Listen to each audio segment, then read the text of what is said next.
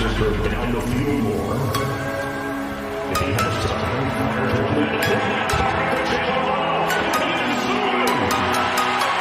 Inside the 15 of the Panthers.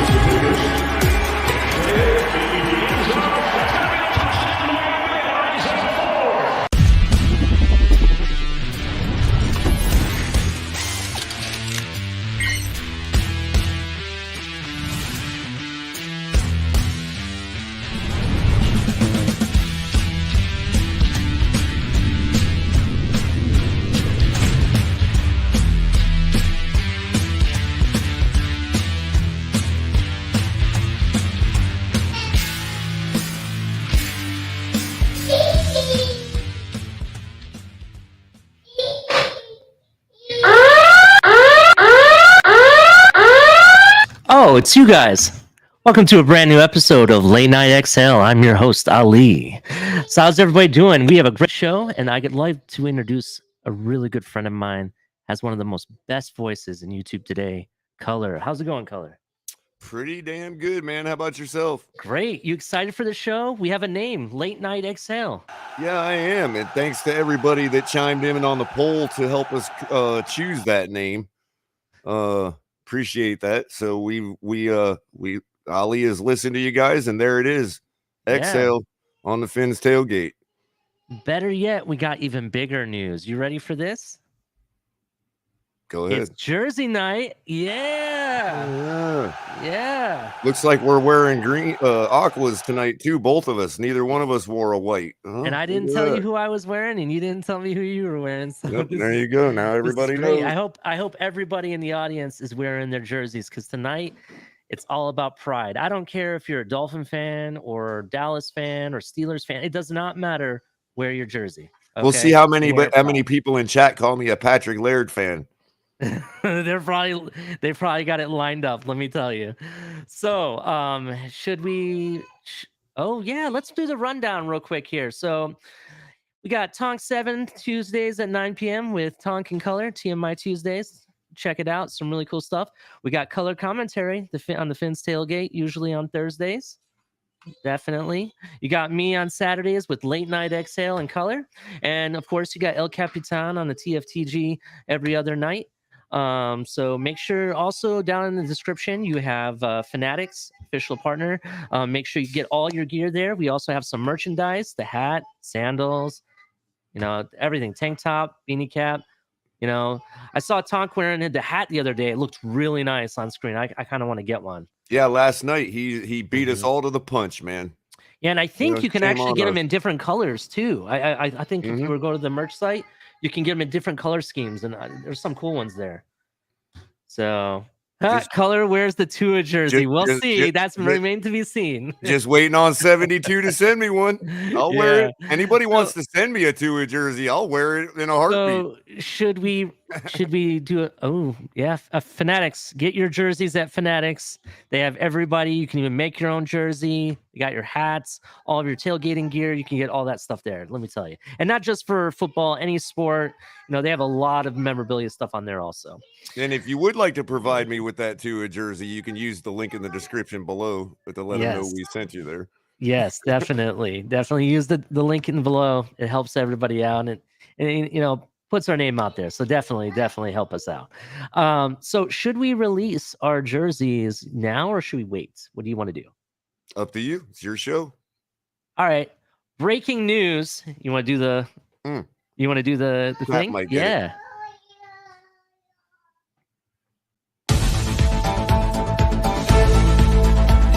Live. Breaking. Breaking news, everybody. I have the Tyreek Hill jersey, number 10. That's right. Our starting wide receiver, Pro Bowler, and the man with the fastest speeds, known in this game. Let me tell you. All right, the man can beat anybody. All right, the cheetah himself. Now, Color. Who do we have? So I'm interested. Is it Patrick Laird? well, so Is as it I Tua? said, it is a friend of the family. But I would like to see what chat thinks because I want to see them I want to see them spam the chat with Patrick Laird. Go ahead. Come on, guys, spam the chat with Patrick Laird. We know Let's that's see who you got. Who does everybody We'll who do see we if think one Color person has?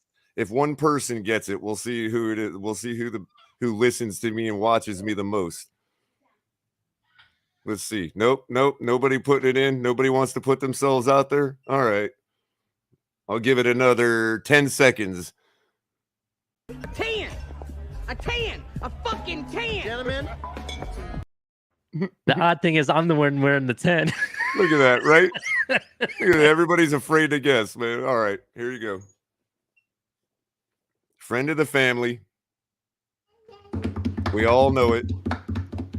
Always helped us. Never hurt us. None other. Oh, Charles Clay. The great baller himself, Charles Clay. Only jersey I've ever purchased. Definitely awesome jersey. Yeah. He was actually one of the first of his kind of that H-back, wide back type of player where he could play the tight end or receiver or even possibly a running back role. He was one of the original OGs to kind of be that type of hyped player, don't you think? My standard is so high as to who I spend my money on to buy a jersey that in 30 some years of being a Dolphin fan, I've never saw fit to purchase another jersey except for Charles Clay. And so, but for me, when I realized that this man made it his mission to make sure that his knee didn't touch the ground, that's a real football player. And that caused me to immediately go and buy a jersey with Charles Clay's name on it. So yeah, I love me some Charles Clay. Yeah, definitely. He has some memorable games, especially that one when he dropped the touchdown pass. So. Yeah, sure. And we could all say, I mean, obviously, we would have loved his career to be longer than it was. So obviously, he's not a super great, but while he's got the ball in his hands, that man knows what the game is about. The game is about the other team is trying to get your knee to touch the ground, and it don't matter if your knee don't touch the ground, the play don't stop.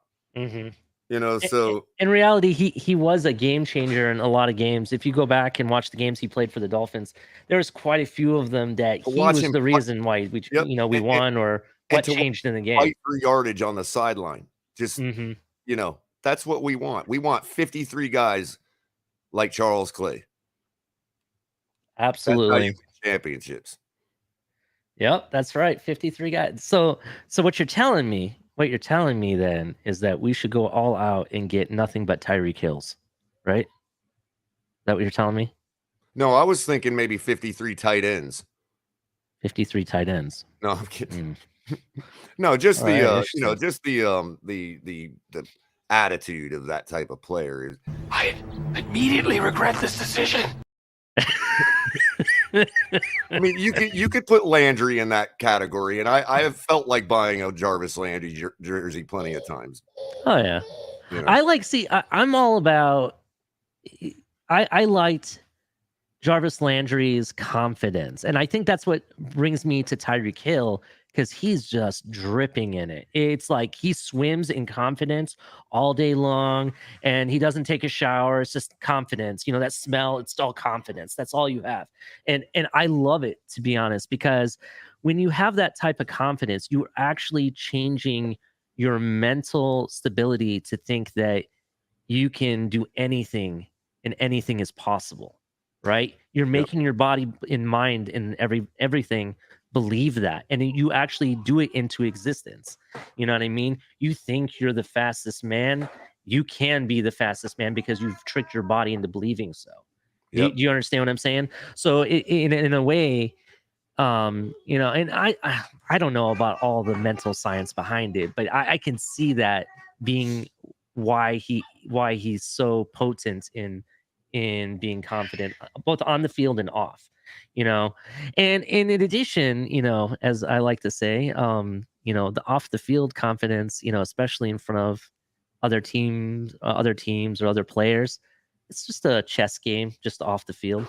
You know what I mean? Yep. That's part of the game. Yep. So anyway, folks, we have an exciting show. This is gonna be a little bit different style than our last show. We're gonna actually be short, pretty short newsreel. I have something we can maybe talk about, debate, but I want to get through all that stuff as quickly as we can because I want to bring you, the viewers, onto the show much quicker. I want to bring on as many people as we can. Eventually, we can even have a debate panel, whatever you guys want to do. I may have some questions. I'm going to let you guys bring up some stuff too, so we can just all talk about it. There's no judgment here. Everyone is invited, Dolphin fan or not. I know for a fact there's some non-Dolphin fan people watching, and then I invite them on the show. We'd like to hear their take on their own teams or what they think about the Dolphins or whatever. But please wear your jersey. This is jersey night. I want everybody to wear jerseys. Even if you're not coming on, put it in the chat what jersey you're wearing. Okay. Tell me what jerseys you're wearing on game 1 against the Patriots. I really want to know about that. Right. So let's get started on our newsreel here to see what happened. This was kind of a slow week.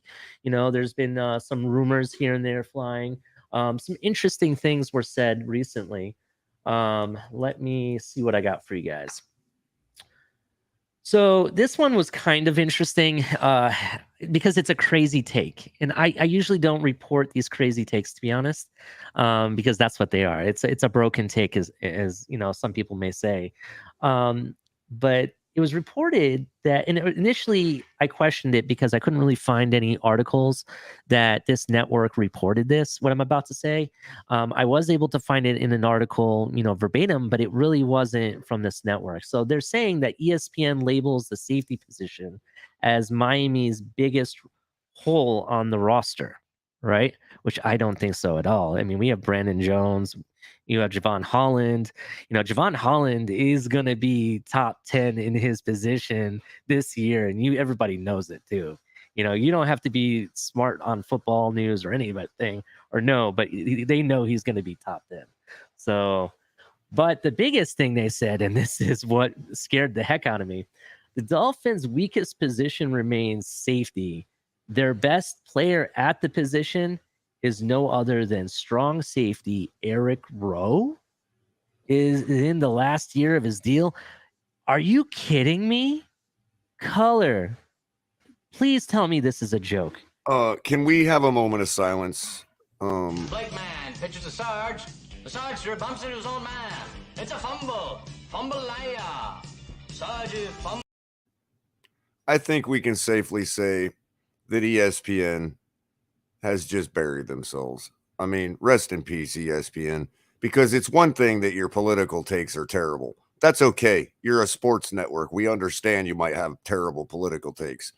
But when that starts leaking into your sports takes, like seriously, like I don't think there's anybody on the planet that even had, okay, maybe our secondary is not like when we say they're championship level or we're really excited. Okay, maybe we're being hyperbolic.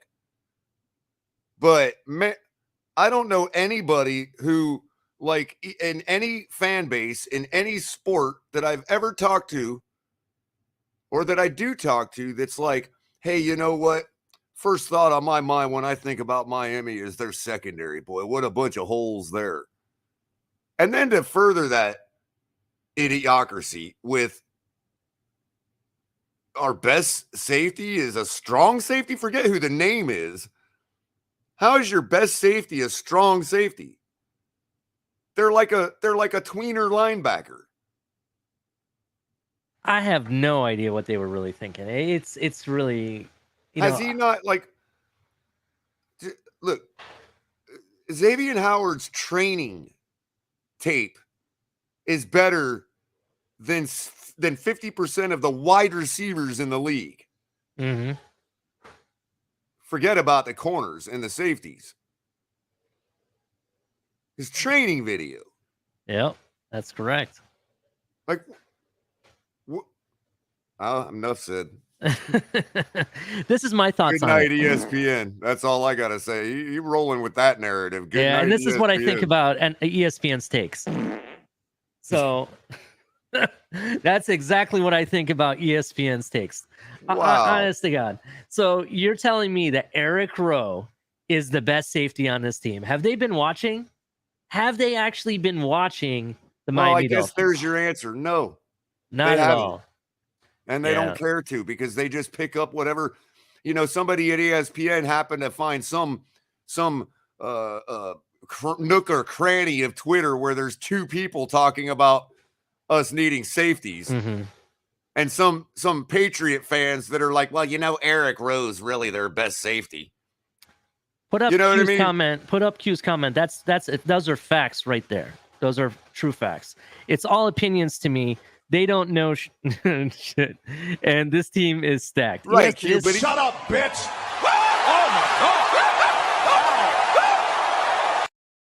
yeah, but Thank even in you. an opinion, you know what I mean?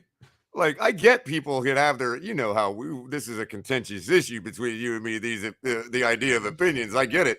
Yeah. But geez, man, we still got the right to make holy fun the hell out of that stupid ass opinion that they Let me got. You tell know you, what I mean? Who do you what position do you think that there's holes on this team?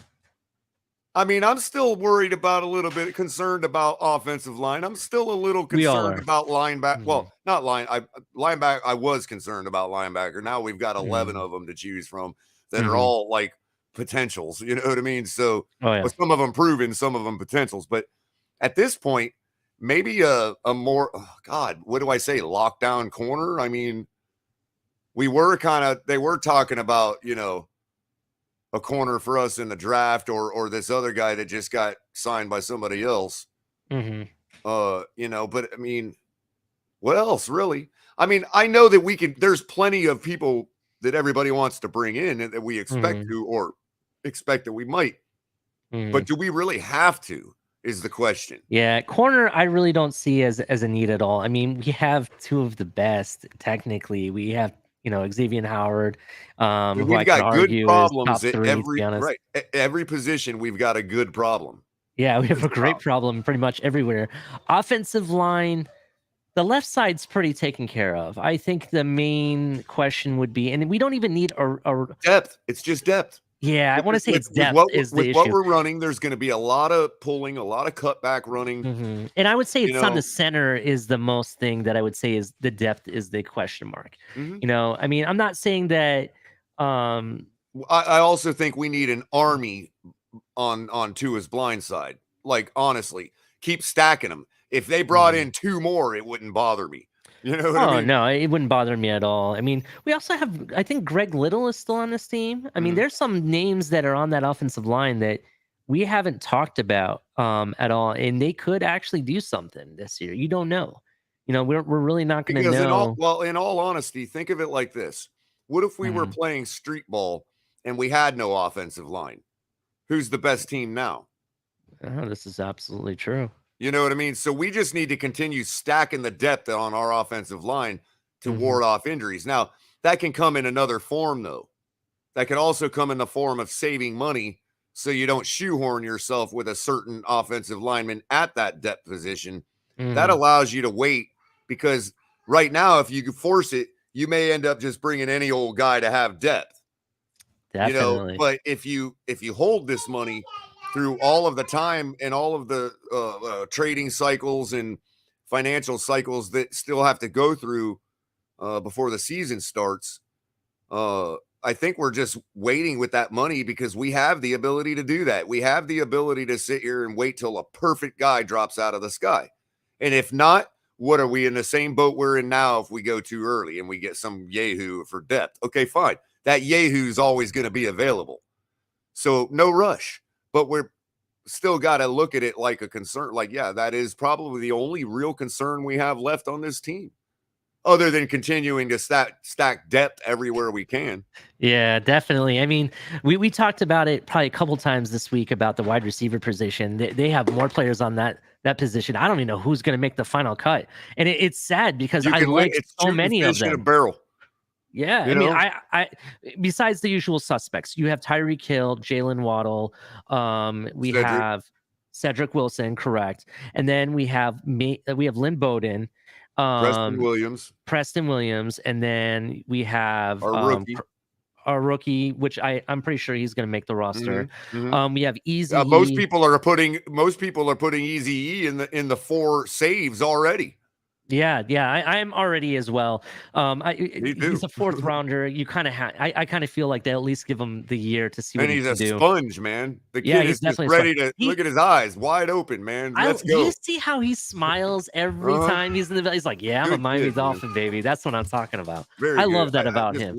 I just got a great impression off the guy right off the bat, man. Yeah, Absolutely. and I love so many of these guys. In fact, Tanner Connor, who I've been pounding the table for because he reminds me of Gesicki so much, and he has similar tangibles that he's done and has run in similar systems.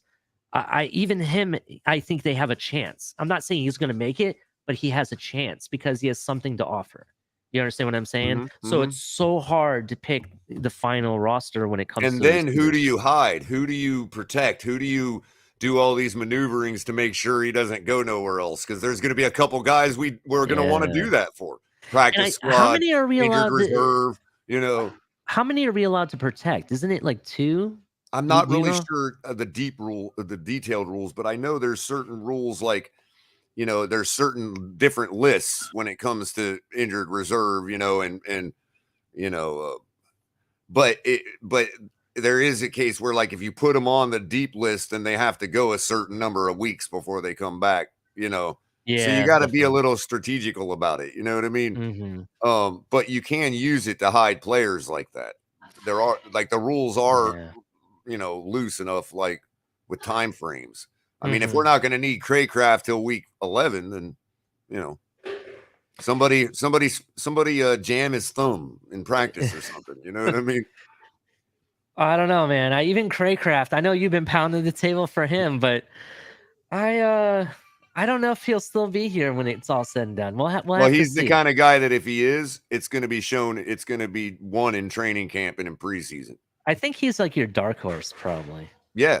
Well, I know I went from dark horse in fantasy to dark horse to make the team. I don't know what happened, man. That is true. Anyway, so that's that's my thought process on it. Eric Rowe being our best safety. I'm sorry, that's very laughable.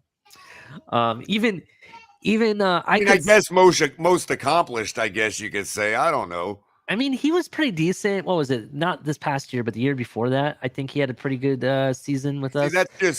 That's just stupidity. Like layperson's thought, thinking, oh well, he's got a Super Bowl ring, so that immediately makes him the best player in the squad. You know what I mean? Captain, if you'd like to post that thought. clip, go ahead and post that clip right now. Go ahead and put that. News!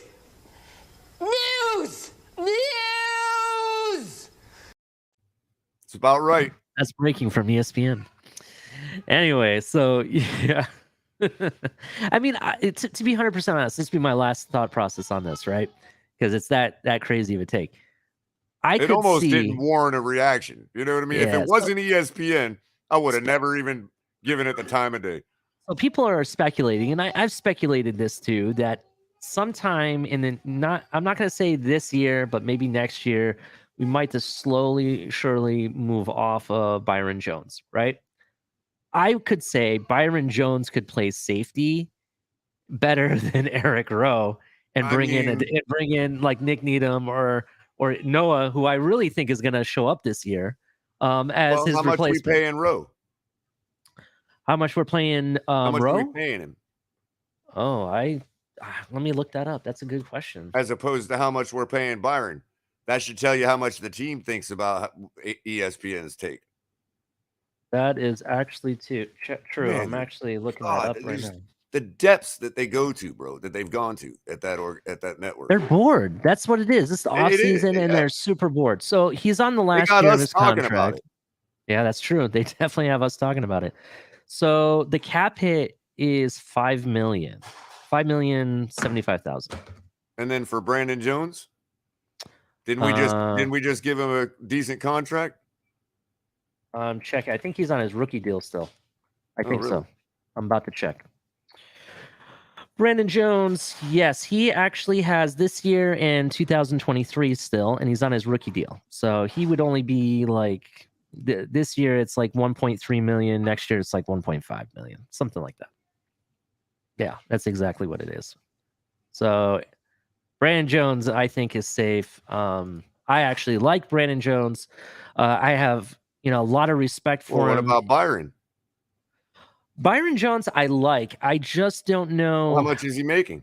Oh, Byron? Let Yeah. me check. That's who I was thinking. Like, did we just give him a contract? I thought you meant Brandon Jones. Yeah, sorry. I said Brandon. I think I meant Byron though. Let's see. Byron Jones. He's making the money. Just bear with me a second. Right, It's pulling so- up. Here it is. Okay. So his deal looks like it's to 2024. This season he has a cap hit of about 5.8 million, which is not bad. Next season, 2023, his cap hit is 18.8 million. And he's a safety, right? Not a corner, right? Yeah, and safeties are a hot commodity right now because this is a passing league, as we all know. And that because of that, they get the bag. I don't want to lower it to those base levels, but I Mhm. think the Dolphins might disagree with ESPN. That is true. To agree with that. I mean, it'd be one thing if he was making a little bit more because of the Mhm. contract timing and whatever else, but we just gave him a new contract. Why didn't we give that contract to Eric Rowe? That is absolutely true. Why didn't we give it to Eric Rowe? I mean, come on, people. Come on, ESPN. Yeah. Hey, I will say thank you, though, because it just raises our professionalism right out the window compared to you. So thank you very much, ESPN. You That's just right. made me look professional. Let me We actually. hear it. YouTube appreciates it too, by the way. Yeah, definitely. And YouTube appreciates me saying that on their behalf too, I bet. So, So let me read the exact piece where this line came from, right? It was actually posted in an article that I was able to find. I don't know if ESPN posted it and then they're like, oh God, I can't believe we said that and took it down. Because I was able to find it from ESPN, but that's what it's being reported from. But I was able to find this from an article that mentions that exact line or take, I should say, about Eric Rowe. So it says the Miami Dolphins' biggest hole is safety. The Dolphins have loaded up their offense under new coach Mike McDaniel. The additions of Tyreek Hill, Teron Armstead, Chase Edmonds, Sonny Michel, and Raheem Mostert supplement an already existing core of Jalen Waddle and Tua Tagovailoa. And the defense is another story. Miami has cornerback locked up with Xavier Howard and Byron Jones, and spent most of its draft capital adding youth to their already young linebacker group. The Dolphins' weakest position remains safety. Their best player at the position, strong safety, is Eric Rowe, is in the last year of his deal. Jones and Javon Holland are still on rookie deals, but the Dolphins could use some additional firepower. Miami ranked 9th in defensive passing against wide receivers 1 and 10th against wide receivers 2. Well, at least they're being fair. Yeah, so it's our hole, but it obviously ain't that big a hole. That is correct. It's not that big of a hole, to be honest. We're already 9th. Yeah, that's correct. By the way, I'll keep repeating to everybody over and over and over again until everybody burns it into their brain that our defense last year in efficiencies was 6th in the league. This is what they're saying. Do you understand the words that are coming out of my mouth?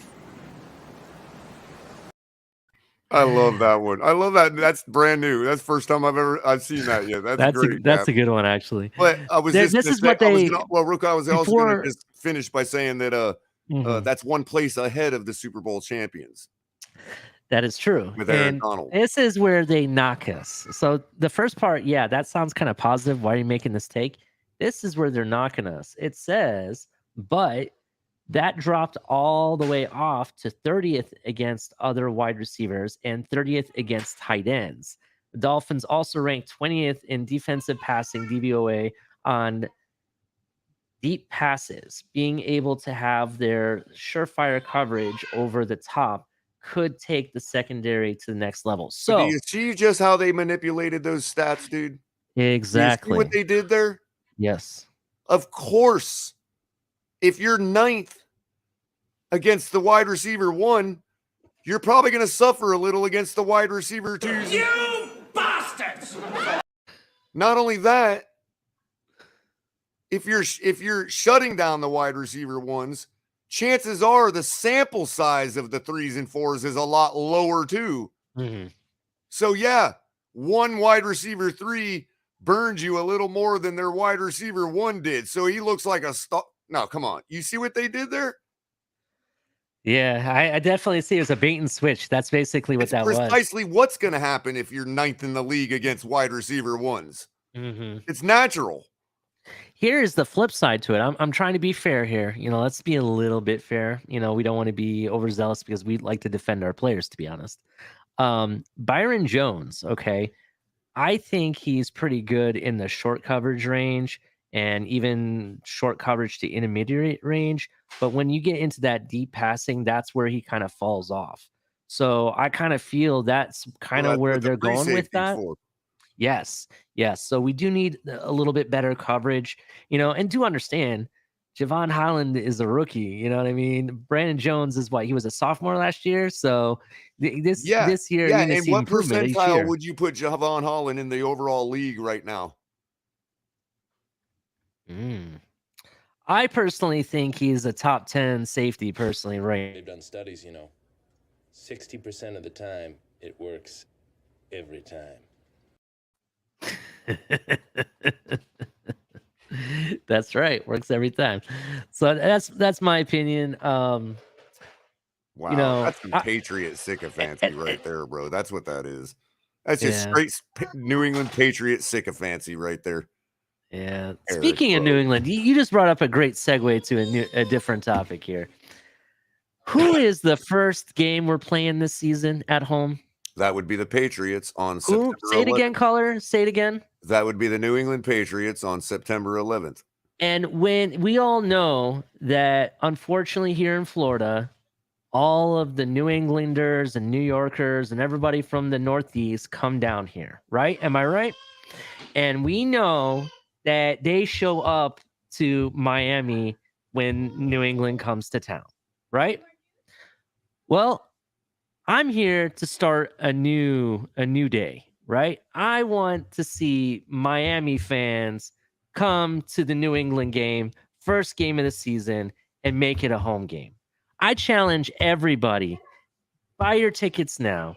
It doesn't matter if you get them from Ticketmaster or whoever you get them from, it's StubHub. It doesn't matter. It doesn't matter where you get them from.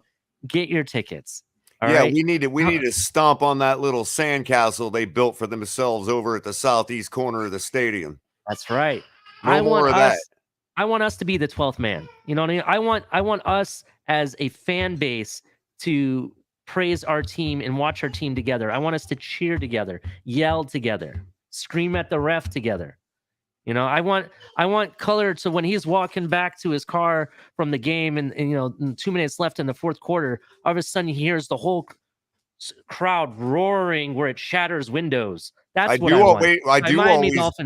Wait a minute, Ollie. I do hear that whenever I go to New England games on the way back to the car. Oh, really? So you hear that from Miami fans? No, except it's all the New England. It's the New England block still left in the stadium. That's right. So this is Boo! Boo! Muck! Boo! Boo! Y'all can tell me you've experienced that kind of embarrassment. You tell me, then I believe you're a fan. Let's not get too dark on it, right? This is a positivity show. You're coming to Ali's show. Do you know why W.S. Gilbert was frequently drunk on his transatlantic crossings? No. Because he was quartered on the port side. Now that I've got you, let's both revisit the birth of the Doyleycott Opera Company. Yeah, so this is let's be positive about this, right? Listen, I'm Back to that. challenging everybody to come to the first game. Not because I think you guys aren't good fans. We're the Miami Dolphins. We have the best fans. Let's be real. We have the most passionate fans in football. So I've You got to know? come up with Victorian insults for our for our opponents. Is what you're saying? I can Yeah. do that. I can do that. Let's see what you got I got there. a book. But the truth behind it is that we can come out of the woodwork, man. We're not going to play into this mediocre teams that we've had for the past 30 years. You know, this is a new day. When was the last time that you could say that the Dolphins on paper have a top 10 player almost at every position? Do you understand that in my lifetime since 1981? Yes, I just aged myself, people. That's breaking news right there. I just aged myself, and I don't think I've seen a team that's as close as this one. Maybe close, but it's been a long time and a long time coming. So I'm telling all of there's my those of us that were born before Mount St. Helens eruption, and there's those of us that were born after. yeah. And So those of us that were born before, man, you know. Mhm. Hate us because they ain't us. That's a good one. But no, let's be real, okay? Passion is not a crime, and that's what you're seeing here. I have passion for this team. I have loved this team, you know, for many different reasons. In fact, tonight I'm going to break news on how and why I have passion and love this team. Okay, I mean, that's going to be some breaking news as well. So, By the way, fan is short for fanatical or fanatic. that is correct. And That fanatic correct. is a synonym for hyperbole. And to make it full circle, go down to your description below and go to Fanatics to get your Miami Dolphins gear. Thank you. And make sure you use our link, you know, for the channel. Shout out to anybody that does so. No. But the truth is that we've put together a team to be proud of. For the first time in a long time, the moves we've made, the people we've brought in, the coaches we've brought in, everybody has a role and it makes sense. You can see it. I can see it. My wife, who barely watches football, can see it. You know what I mean? She goes, wow, those Miami Dolphins are doing something. Yeah, we're finally doing something. Great. You think all this can last? There's a storm coming, Mr. Wayne. You and your friends better batten down the hatches, because when it hits, you're all gonna wonder how you ever thought you could live so large and leave so little for the rest of us. I think I got to go to the bathroom. Oh, shit. All right. Wow. Okay. So, no, but for real, like, I feel. I'll swallow your soul! Ooh, yeah. That one's brutal. That's actually how I felt the last 30 years watching the Dolphins, man. I love this team, and I've cried with this team. I've laughed with this team, and I've gotten angry with this team. I've done it all with this team. That almost looked like Lucy Lawless. Oh, oof. Princess will. Yeah. But no, for real. Everybody can come out of the woodwork, man. All right. And even our new Dolphins fans, you know, I know some of people here, you know, are kind of borderline Dolphins fans, you know, or you like players that are on this team. Come cheer with us, you know. We're just one whole big family, and every game I go to, I want to see my family there. That's basically, you know, why I'm pounding the table right now. But it's not always about me. It's always about everyone else. It's about Culler. It's about you, me, this channel, all of our YouTube family. It's about everybody. We come together and we cheer together and we love this team together. That's what it's about. So enough of that. And we love our QB1. And guess what? We got a role for him too, and he's going to perform it just fine. Yeah. So has there been any interesting things in the news lately? Not just about football, but anything that comes to mind that kind of is like, wow, I didn't see that one coming, or ooh, that's a conspiracy. Well, let's see. I always get some juicy tidbits from my favorite sports site. I don't want to talk about that guy. I don't want to talk about that guy. Can I guess who it is? Can I guess who it is? Is it Billy B? Is it Billy B? Can we talk about Billy B? Billy B? No, Bill it's Belichick? Can we no, talk about him? Can I talk about him? it's somebody we don't want to talk about. Trust me. It Oh, starts with a D and ends with a starts with ew. a D and ends with a double. Oh, okay. All right. Yeah. Is that something that we should talk about or no? Mm, No. Now he let's is talk kind about of a Billy B. scumbag. He is kind of a scumbag. So Oh, let's talk. real quick, I was gonna say, AJ Brown shares a statement on the threats from apparently he was getting threatened by fans after the trade. Oh, go give me some details. Talk about So it. why this from SI?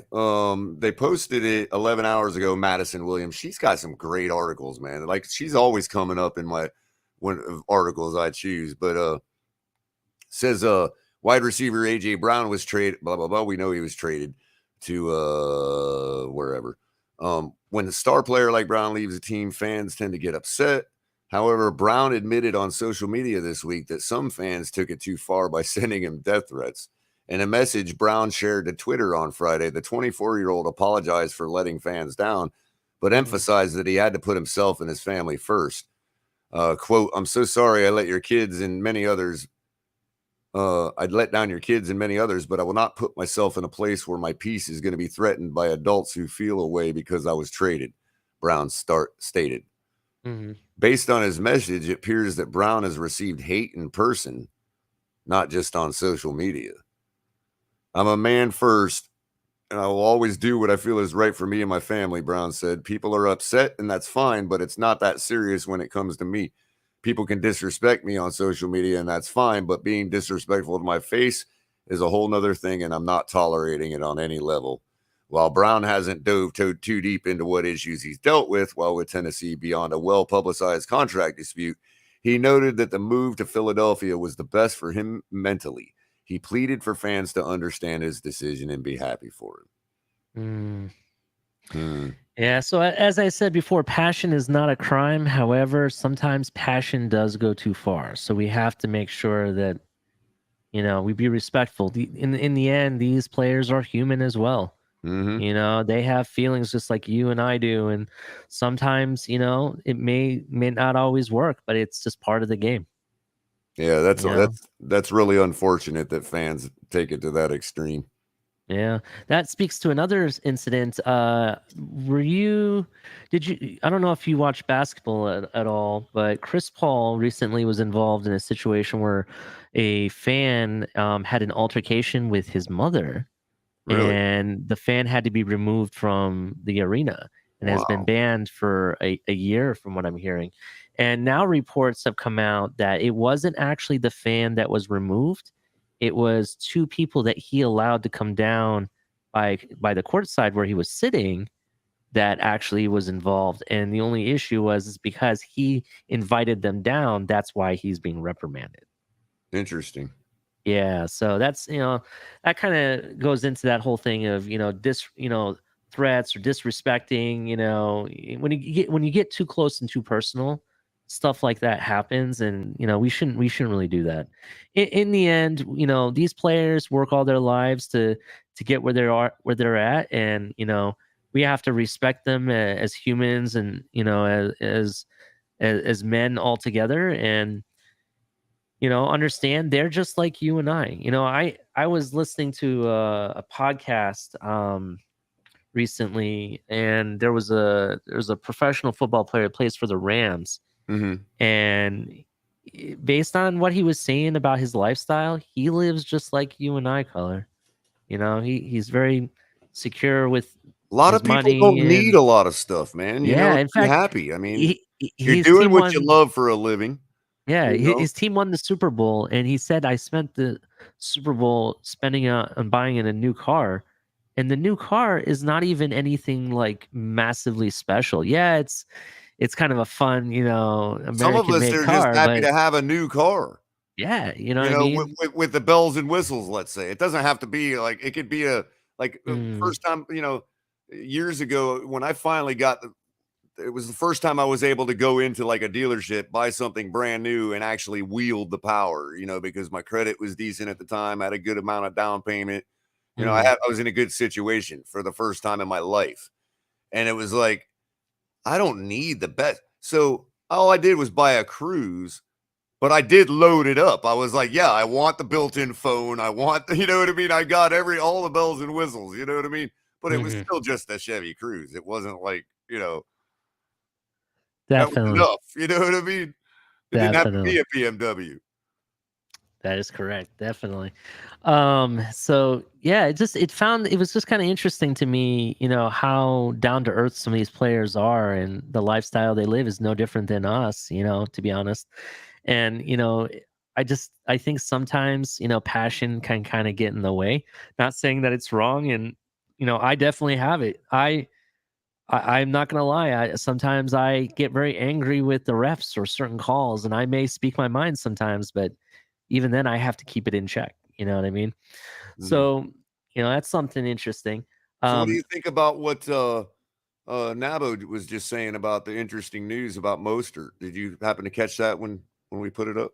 The interesting news this week was Mostert having a delayed for cautious recovery for week 1. Okay, so yeah, let's talk about this.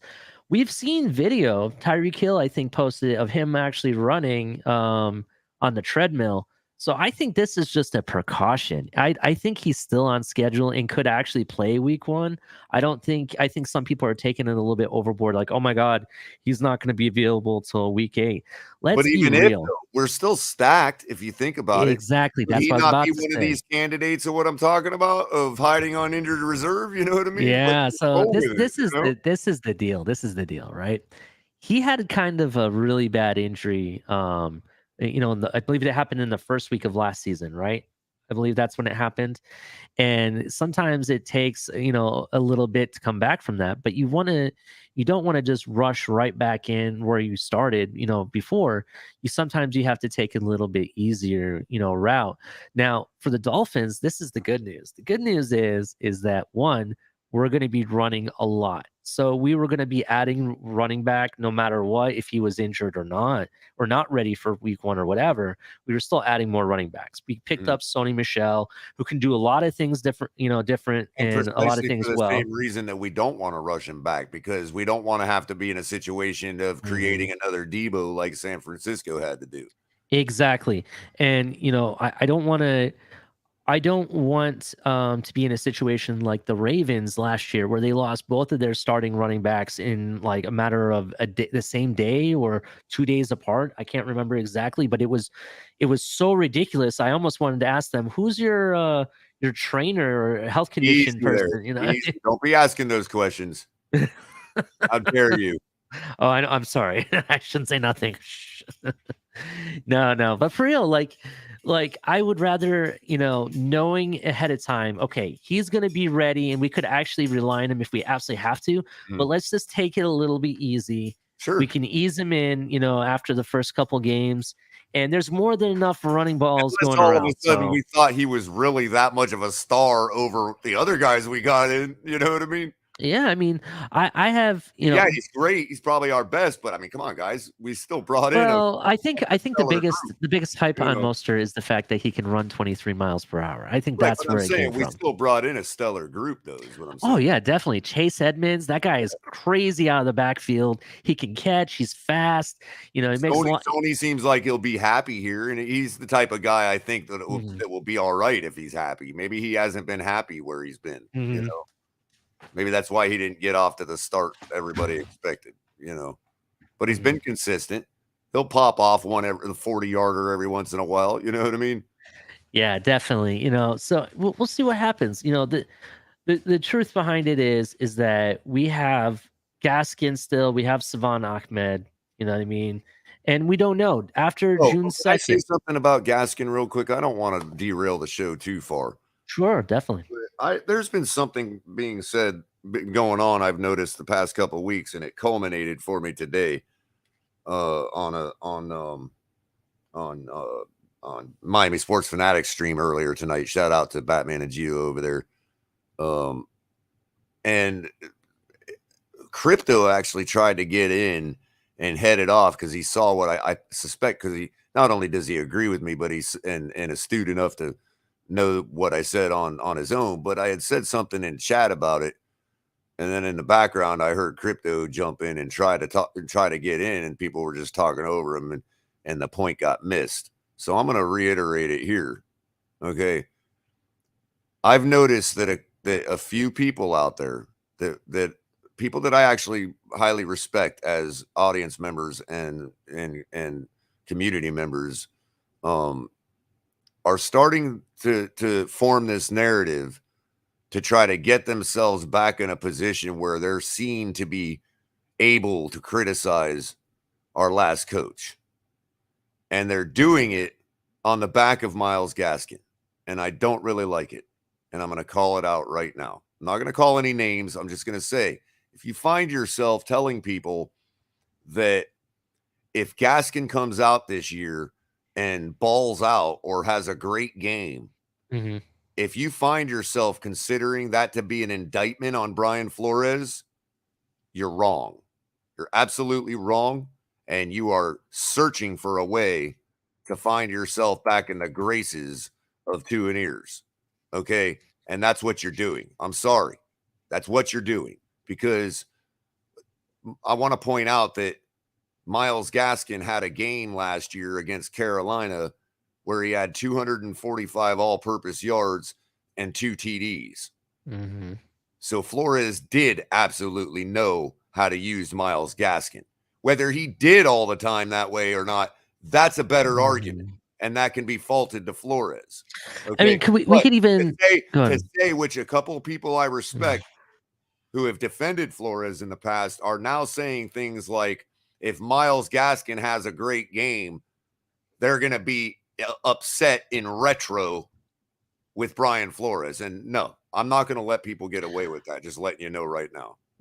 Negativity.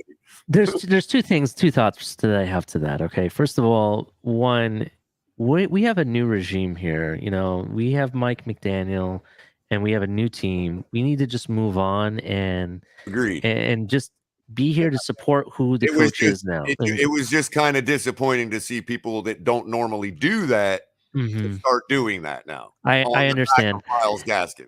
My second thought of this is that I can actually back up kind of what you were saying about Myles Gaskin has performed better. If you think about not this past season, but the season before that, he was balling out. He was one of my. I had him on my fantasy team, and he was putting up points. So the fact that to say that Coach Flo didn't know how to use them, that's not correct at all. I would say that there was a digression of the offensive line, and that's why Myles Gaskin had a little bit decreased in numbers from the previous year. But that's not necessarily as the stats point out, our offensive line actually got better in the last third of the year. And guess what? Duke Johnson. You see what I'm saying? So yeah, Duke Johnson was pretty good. I liked him a lot. Another thing too, I don't say what I'm saying about Myles Gaskin and Flores in a vacuum either. I have already said this about one Durham Smythe as well. Everybody loves them some Smythe. And once I started pointing out the stats to give people the backup to tell others why they like Durham Smythe, all of a sudden now everybody already knew that, and none of them want to credit Flores for coaching him up. I'm going to point out again, in Smythe's first 2 years, he had 50% catch percentage. In 2020 and 2021, those 2 years, he averaged no less than 85. 83 1 year and 89 in 2021, with a large enough sample size for it to matter. So stop this notion that Coach Flores couldn't coach people up on the offensive side of the ball or didn't know how to use them. I'm just going to say that, and that's my final piece on it. I'm not going to continue to argue with people of what his faults were and all that. I've admitted and accepted that the guy had faults, and those faults caused an oil and water situation in our building, and he had to go. I get that. I'm not going to argue against that anymore. I'm just simply pointing out, stop going back to him on the backs of our players. Please stop doing it. Yeah, I definitely. Myles Gaskin is a good running back, and he is just as good as at least 3 others in our locker room right now. He has a very good chance of competing for a position on this team. Okay, so just stop. The guy had a game, 245 all-purpose yards and 2 touchdowns against Carolina. He's the reason that we whooped their ass. Okay, so just give it up. Yeah. Nobody needs you to start. Nobody. Everybody's done with the Flores thing. Okay, so nobody needs to like prove to anybody else that they can criticize Flores. Mm-hmm. Nobody needs to do that anymore. Yeah. Let's just all of us, haters, lovers, in between, just keep the man's name out of our mouths. I said our. I'm not telling people what to do. I'm including myself. You know what I mean? Mm-hmm. It's just God. Shut up, bitch! That leads to a new segue. I will. And with that, I will. That leads to a new segue. Sorry, so let's go back to my hype train of a show. I want to keep positive going. Let's keep going. So I want to say shout out to everybody in the chat. I see everybody there. Cap for Life, CT. I see Mauricio's up in here. How's it going, Mauricio? Hope everything's well. Moss Sports Talk, definitely. Some people from last couple nights. Bo, I see you on there. Scott Jackson. Let's see. Patriots over under is 10 W's and Miami's 8 wins per professional. Handicappers, the 2 effect. Get a QB if you want to be excited fans. Scott Jackson, let me tell you something. Last 2 seasons, we've won over 8 games. I'm going to tell you right now, it's definitely going to be over 8 games. And I hope to God that you place the bet on the over, because that's what is going to happen. All right. They may take our lives, but they'll never take our freedom. Yeah. That they may Bro, did you really get a Braveheart clip? Oh, you guys are so awesome. Yeah. So let me tell you something. Right. Can I just say real quick? I wanted to welcome and thank Nando for coming by. Yeah. He threw a like on the share about the stream, so I'm glad he's here and I'm glad you came by. Yeah, and I'm an old crabapple. I'm not really negative. I'm just an old crabapple that yells and gets excited, man. Passion is not a crime, like I said. But no, the news. I'm excited. I really am. I'm so happy with what we've done this offseason, man. Let's actually talk. Let's actually talk logically about this, Culler. So Scott Jackson is saying that we need a QB if we want to be excited fan base, and that we're just professional handicappers. Let me tell you something, right? We won 10 games in 2020, and we went 9-8 in 2021, right? That was our record. That was without who we've added this season. That's without Tyreek Hill. That's without Mostert, without Chase Edmonds, without Cedric Wilson, without an expected progression of our quarterback. Yeah, that is without everything that we've done this season, without the focus on the offensive line coaching staff and actually having an actual offensive coordinator, unlike easy. I was going to go there too, but you're right. We did all that with a terrible coach. Yeah, but think about it. Now we have all of those players. We have coaches that we run. We have dressed the offensive line. We have top 10 talent almost at every position. How can you say that the same result is going to happen? You can't. I can understand if we didn't make any changes, hint, a team that hasn't made any changes. And that's why not just us, but Colin Howard and other sports experts are saying that they're losing their touch. And I won't. No, they're ignorant. That's ignorant. That's why they keep letting the time pass them by, and why we're moving forward. So the truth behind it is that the Vegas is going by the 8 wins only because that's all that they can go by based on the previous data. Yeah. Now that we've included new variables, next season you're going to see where they're. Oh no, it's not 8-8. It's going to be. Right. They got the 10 over. You know what I mean? They're just not willing to put their money where our mouths are about Mike McDaniel. That's all that's about. They shaved off a game and a half because of a new coaching system, which is to be expected. Vegas is always basing their bets. Go ahead. I'm sorry. Good. No, I was going to say. They've done studies, 60% of the time it works every time. All I was going to say is that Vegas is always putting their money based on past data. and the past data is different than the current data. Keep in mind also the line has already been set. They only set the line. It moves up and down based on how people bet. So you got to remember that there's people, large sample size of people outside of this fan base that will always ding an organization for having a new coach. So that's understandable. And it's actually a fair line for a positive bet on at 8 or 8.5. But these people that are talking 5 wins, they're just stupid. That's just like ridiculous stupid. If you can get somebody to bet you and you can take the over at 5, I mean, come on. I'm not this ain't, dude, I can't give no betting advice. Okay? I really can't. I ain't gonna do that. That we're not allowed to. You know the rules. Everybody knows how it is. Okay? But come on, man. If I had money that I could afford, you know, this is what I would do. That's all I could say. Come on. 5 games? Who the positivity. We're gonna win. Like I would have added a game to what we already did. Yeah, definitely. I'm very positive. I'm already putting my bet on the over. Yeah, I mean, Tyreek there's alone will make the over.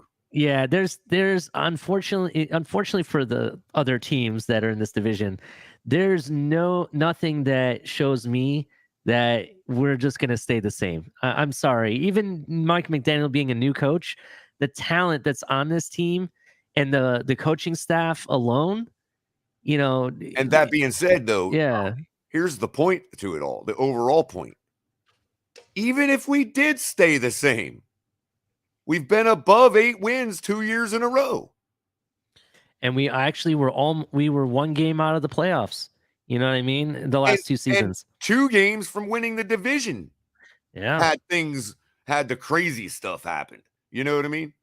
Mm-hmm. Like Buffalo slacking and dropping their last 2, and us going into Tennessee and beating them and winning our last game. We'd have won the division. We were still in position going into Tennessee to win the division. That's right. So, you know, we'll see what happens. Good luck to everybody else in this division. You know, we'll see what actually happens out, you know. Yeah, it's going to be a very interesting season. Speaking of interesting, so I think before we started the show, Miami Heat was up. Sleeping, Ollie. Oh, sorry, I just wanted to finish with that. Let him keep sleeping. Yeah. We like it. Yeah, see, let him go to bed. No problem. So speaking of a bear that won't go to bed.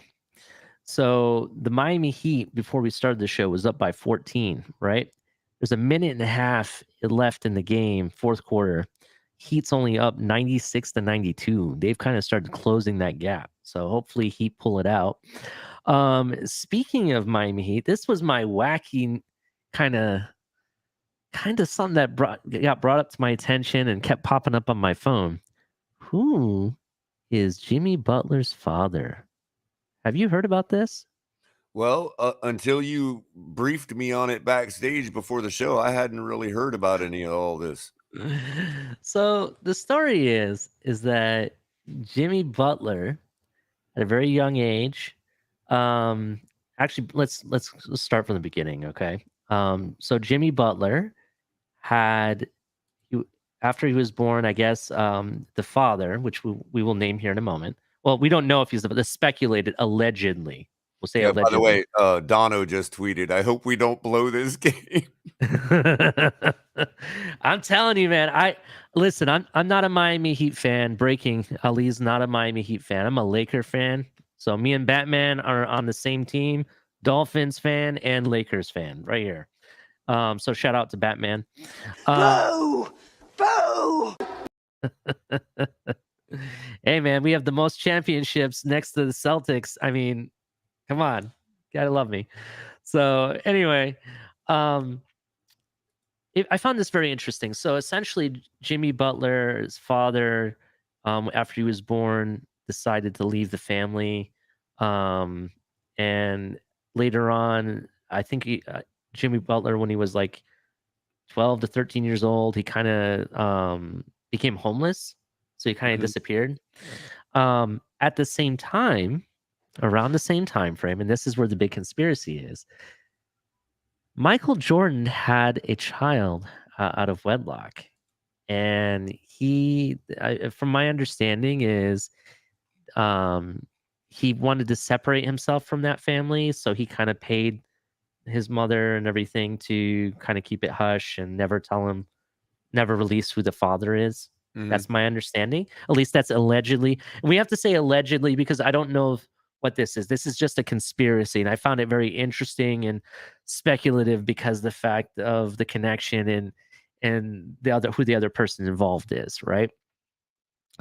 So he has a son out there that he is yet to talk to or seen or anything um since that time frame, and nobody knows who Jimmy Butler's real father is. And if you based it on his age and the time frame he was born, as well as some other information of when he kind of went missing and whatnot, he's almost the same age as what Michael Jordan's you know alleged son is supposed to be at We're this not point. going to get visited by anybody for talking about this, are we? Oh, I hope not.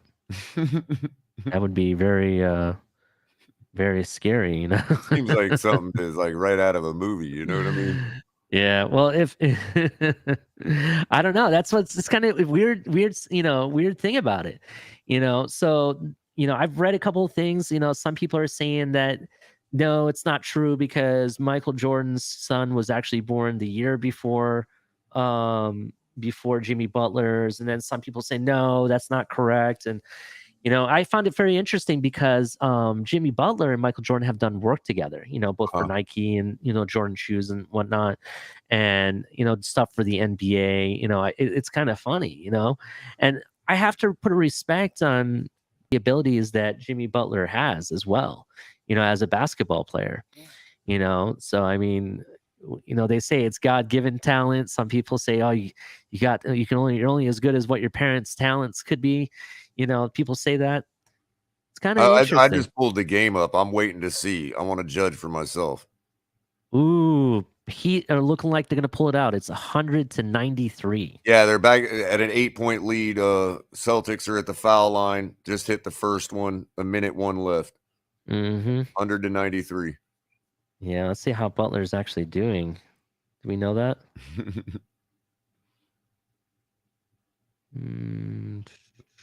There we go. Second foul shot goes in. 6-point lead. Miami ball. Minute one left. Yeah, it looks like he's kind of having a rough game. 8 points, 3 rebounds, 2 assists. Yeah, it's not the best game by Jimmy. Let's see who's. Celtics are going right at him on taking defense. off, man. 29 points. Oof. Yeah. Celtics are chopping at the ball. But Yep, well, what's his good name? rebound I game think it's for. is that Oladipo? No, Oladipo only had 4 points Yeah, this it's game. It looks like. Oladipo's on the line. That's what I'm Oh, saying. he's on the line. Oh, I'm not watching the game. So Odebayo is their leading scorer right now. Missed the 29 first one. points. He's had 6 assists, 4 steals, 10 rebounds. Pretty good, good overall game. This is a good rebound game after that last game in Miami where the Celtics He hit the destroyed the second Heat. one. Back to a 7-point lead. Yeah. 45 seconds left. That's something to think about. I don't know what your guys' Wait, thoughts. real quick, they just hit a layup. They're at 9-point lead with 42 seconds left. I think they got it. Anyway, go ahead.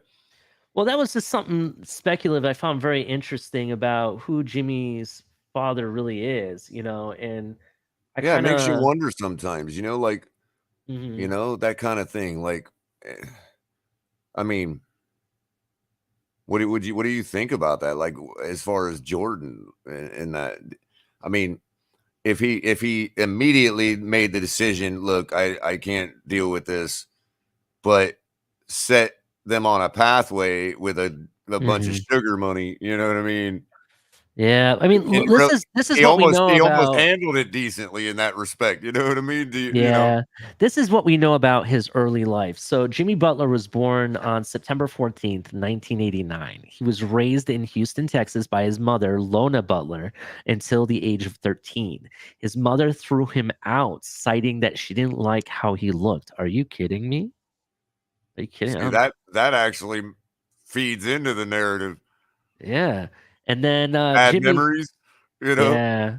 So Jimmy survived by crashing at his friends' homes until, Michelle Lambert, one of his friend's mothers, took him in. And then that's when he started, interest in basketball, and his basketball career took off from there. Right. Um yeah, but from what I understand is, despite, everything he's gone through, Jimmy has said he doesn't hold any grudges. He maintains a cordial relationship with them, and he's grateful for what happened to him because it made him who he is today. That's what he says Right. about his mom and his father. Do you think Now, he knows if it is true? Do you think he knows? well, um,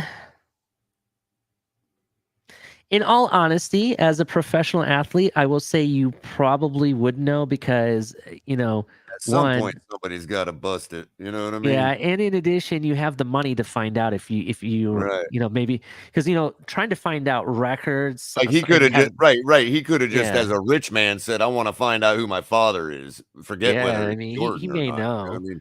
Right, There's been interesting stories on the internet recently that suggest that Michael Jordan is Jimmy Butler's father. That's where this is coming from. right. The speculation arises from claims that Michael Jordan abandoned a child back in 1988, so it's a year prior. See Ooh. how close that is?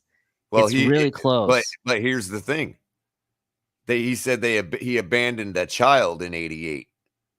He could have abandoned before she gave birth to that child.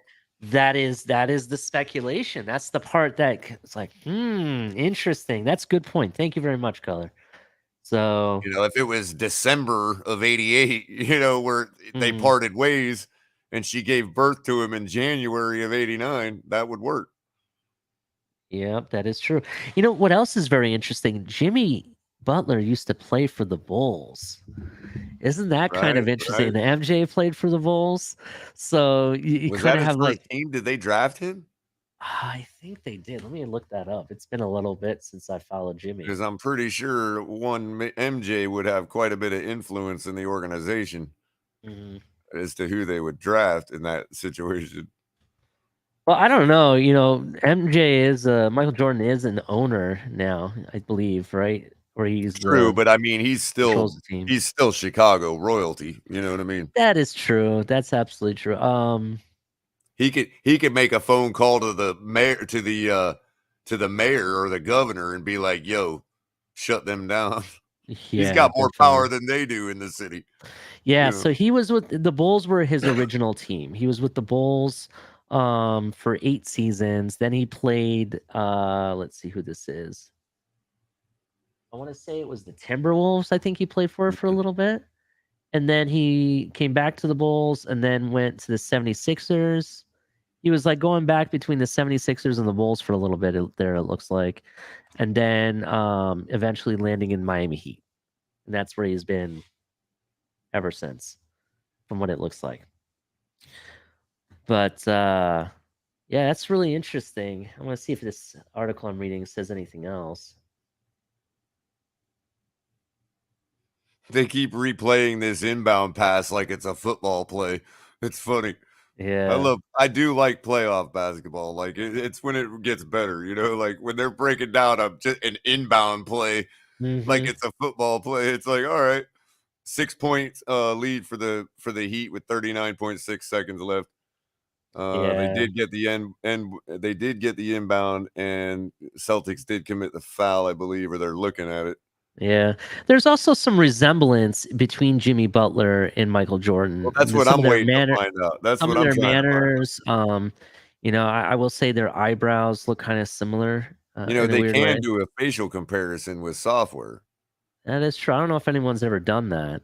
Well, But they did it for this photo of that was supposedly of Jesse James. Mm-hmm. And what they did was, so there's this guy in Tennessee that claims to be a descendant of Jesse James, or an offspring, like throughout, like his great grandfather or whatever. And so we have I guess there's this one famous either picture or painting of Jesse James, and like, so they use that, and they like did a bunch of facial comparisons to the guy. And apparently, like, it's a pretty close match. Like, the software is saying he's related. You know what I mean? I gotcha. But that would mean that Jesse James didn't really die in Missouri, and that he lived out his life in Tennessee in secret. So that's where the conspiracy theory is. You know what I mean? I gotcha. He just got 2 more added. They're up by 9 with 39.6 left. Yeah, I think the Heat got this. I think it's done. Yeah. So we got 43 people watching. Hit the like button, subscribe. We're looking to Never done with Dolphins talk, man. Yeah, I understand. Let's so just so you guys know, we got Talk 7 TMI Tuesdays at 9. Talk and Color, some great debates. Check it out. Color commentary on Thursday nights. Usually it's a great show. Color knows how to bring it. Got my show on Saturdays every other night. You got El Capitan and the TFTG. So make sure we also got Cash App, Venmo. If you'd like to, donate to the channel, anything will help. Also, we got Fanatics in the description below. Use our link, people. It actually helps the channel. We also have merch. Anybody looking for any cool TFTG merch? The sandals. I'm actually thinking about getting the tank top and the hat. The hats do come in different colors, by the way. You can get black and white, or white and black, or even a gray. I think there's even a pink hat. For anybody that's interested in wearing a pink hat to the game, that'd be kind of interesting. And for anybody that can't read lips, yes, Oladipo was just MFing them 2 guys for practically tackling them on the court. Yeah. Yeah, so that's the rundown. Color, let's get some people talking in here. Let's get people up. I want to see their jerseys. So if you have your webcam and you'd like to share, or at least tell us what jersey you're wearing when you come on, we want to know. Who do you represent? What team or what player are you wearing? Maybe tell us how you became a fan. Exactly. Later in this show, I will tell you how I became a fan. It'll be a very interesting and heartfelt story, that's very dear to me, and I'd like to share it with everybody so you know where I came from. And then right after that, I'll come blazing in with some like brutal, like, he's gonna bash me. No, I'm gonna be like, man, I was sleeping on a rock, and the Dolphins. That's how I became a Dolphin fan. No, see this? This is my boomstick. See, Color, if you told me a story that you were in the red desert of Arizona on a tribe land with some tribal folk, and they were sharing some hashish with you and some weird Native American alcohol of some kind, I would actually believe that. And that's how you became a Dolphins fan. Well, you might not be far off. It could be that I was hiking in the Grand Canyon, and I came across a fossil of a dolphin in the middle of the desert. Yeah.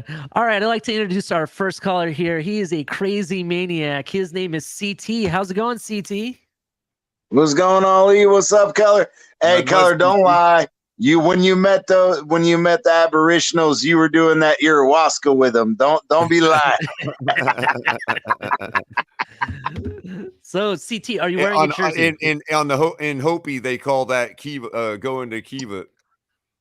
That's true. And I am wearing a jersey. I'm actually wearing my Wade jersey from back in the day. So, ooh, that's a good jersey. Which one was it though? Which is it? The retro style? No, it's a remake. It's the cheap version. It's from, I don't know, 5-10 years ago. My wife and the kids bought it for me. Oh, we don't believe it. It's not an old school. It's not an old school. We don't. But I've been out here watching the Heat game. I know Trey's in the chat. So Trey, you've been giving us shit. So we pulled it out. Jimmy Butler did get injured. By the I way, know Tatum got Oh, that injured too. explains why. real quick, CD, that's a final 109-103 Miami over the Celtics. Yep. You said Tatum got injured. How bad does it look? Just curious. I didn't. I was half paying attention when he got injured. I just saw him rolling around on the floor, grabbing his knee. Not sure exactly what happened. He never came back from it, though. He never came back into the game at all. He did not. Did not. So Okay. Jimmy Butler also had a knee injury and did not come back either. I will give Lowry credit. Ali, you were there, you know, when Alex T and I were talking Heat the other night. Lowry, I will give him credit. He was out of the game. He went into the locker room early in the second. He missed pretty much the entire second quarter, but he came back in the second half. And he didn't do all that well scoring wise, but he did play a huge role defensively. He had 7 steals tonight, so he played a great game. And defensively for Miami, as I said, you know, we got back to playing Heat basketball. So definitely. You know, it's really interesting. You know, this series. I mean, I don't know if anybody ever really has known the history behind the Heat and the Celtics and some of the other teams, and you know what they've done in the playoffs and the remarkable things that has happened. I hope the best of luck to both players. I hope Jimmy Butler and Tatum is okay. You know, I'd like to see them both finish this series out. You know, but I agreed. I don't want to be the team and then everybody be like, oh, well, Tatum was out. That's the only reason why you want, I would like everyone to just be healthy and just battle it out. I kind of feel, based on how this series has gone so far, I really feel that this team really, this series, I'm sorry, is going to go to Game 7. I think that's what's going to happen. I do too. But given that we have home court advantage and the Heat, we always fuck up one game. JP, I'll shout him out. He brought it out on the channel, and it's true. Every playoff series this year, we played one just terrible game. So you're thinking it's that second game was the terrible game? Yeah, I do, because we got back to D tonight, and I admitted earlier, I was scared, and Alex and I talked, and I was like, look, if we don't bring the D tonight. Or the next game, but tonight, we're not going to win. We're going to lose. Well, they brought it, CT. 19 steals. That's a franchise playoff record. Yep. And that's where I think that Spo rid their ass and was like, I don't know what the fuck y'all were doing this second game. But that's not basketball. I didn't even, I knew, but since I don't follow, it had slipped my mind that you guys got Oladipo, man. You guys are fine, bro. You guys got a guy like Oladipo. Is he like second line? You know what I mean? Like, well, he is. Since he came back from injury, we've been playing him off the bench. That dude's great. Our huge thing was, and I brought this up. I brought this up before the game started, and I didn't even know Lowry was going to come back in and play. But if everybody noticed, and I said it, when Lowry plays, it allows Jimmy Butler to be much more aggressive. And Jimmy Butler, before he got injured, was much more aggressive in the paint, getting fouls. Well, okay, we only shot, 10, 12 free throws, something like that. And 4 of them were in the bonus at the end of the fourth. So it was a little skewed. It looks like he brings that to the table for everybody because Adebayo balled out because So yeah. Well, the thing is game 2, Adebayo did not. Right. Adebayo, and I said this, and he'll attest to it.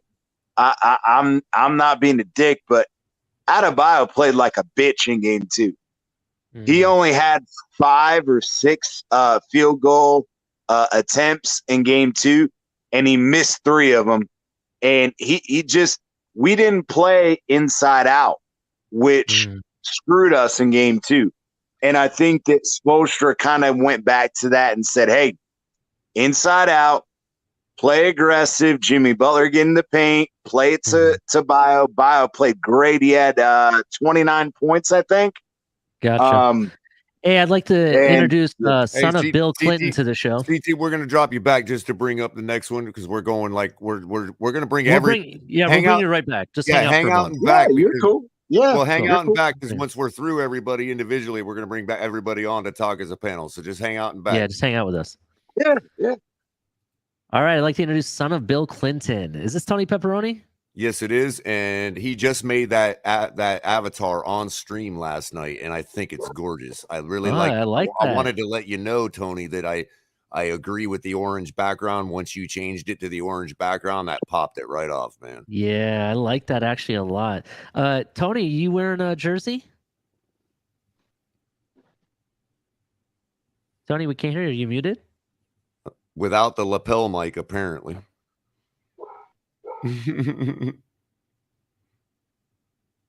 Well, we'll get back to you, bro. We'll get back to you. We might just have mic issues right at the moment. We have someone else in the back? Yeah, we have got Thomas Jensen. How you doing tonight, Thomas? How you doing, Culler? Hey, Ollie. How's it going?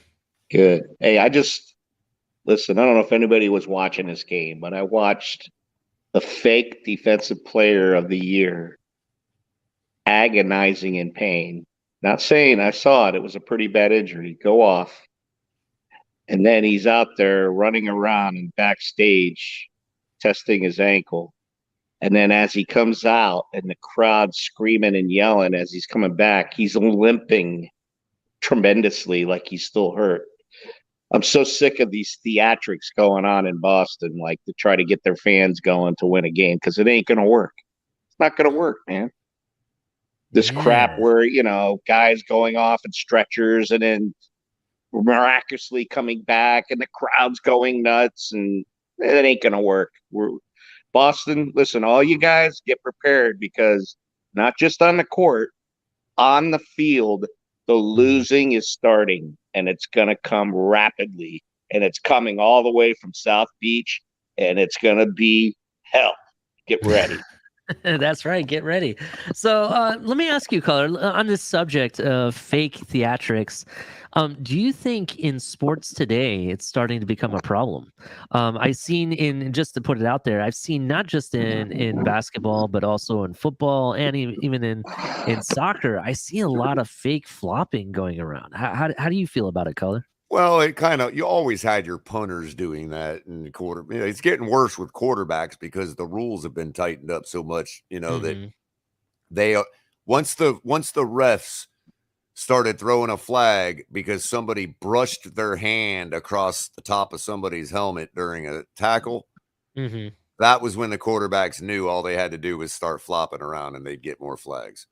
And it's unfortunate, but once you cross that threshold, you can't go back. Let me ask you this, and maybe Thomas, you can correct me if I'm wrong, but are there any rules in the NFL?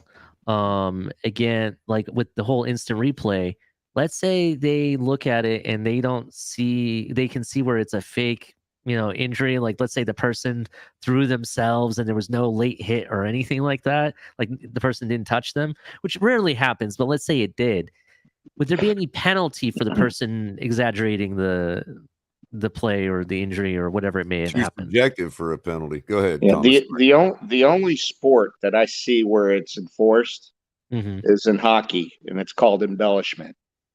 That's the only one. But I mean, I think it does. It happens and it's supposed to happen in the NBA. I think during the season sometimes they call it, but during the playoffs they're never going to call it. And I will add, though, there is to that point, there is actually a mechanism for that in the NFL. Delay a game.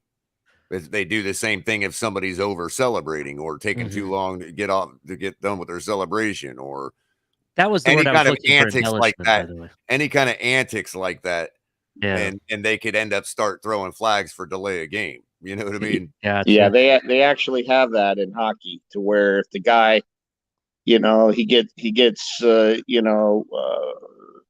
pulled down and then it's the guy's pulling him down a little bit, and he flops. It's called embellishment. So they have the guy that pulls him down for interference, and the guy with embellishment. But that happened actually against the Panthers a couple games ago.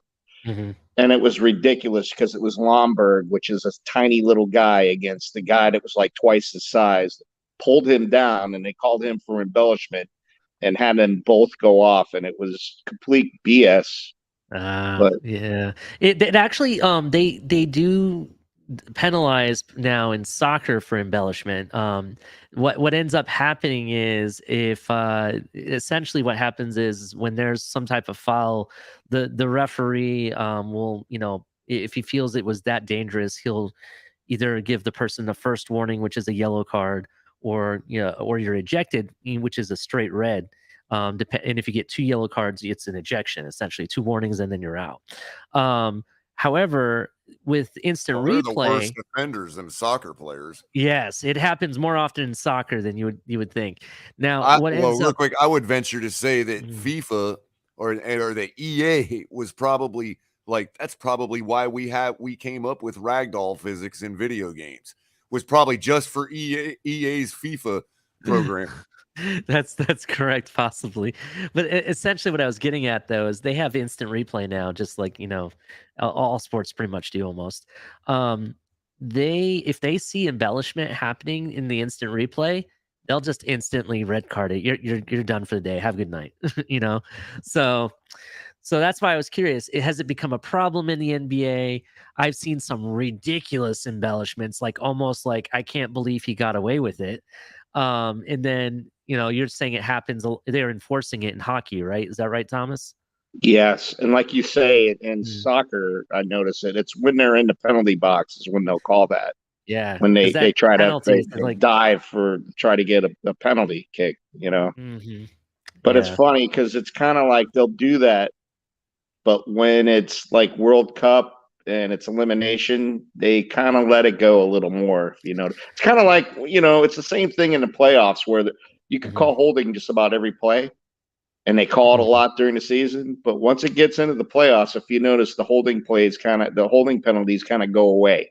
They let them play.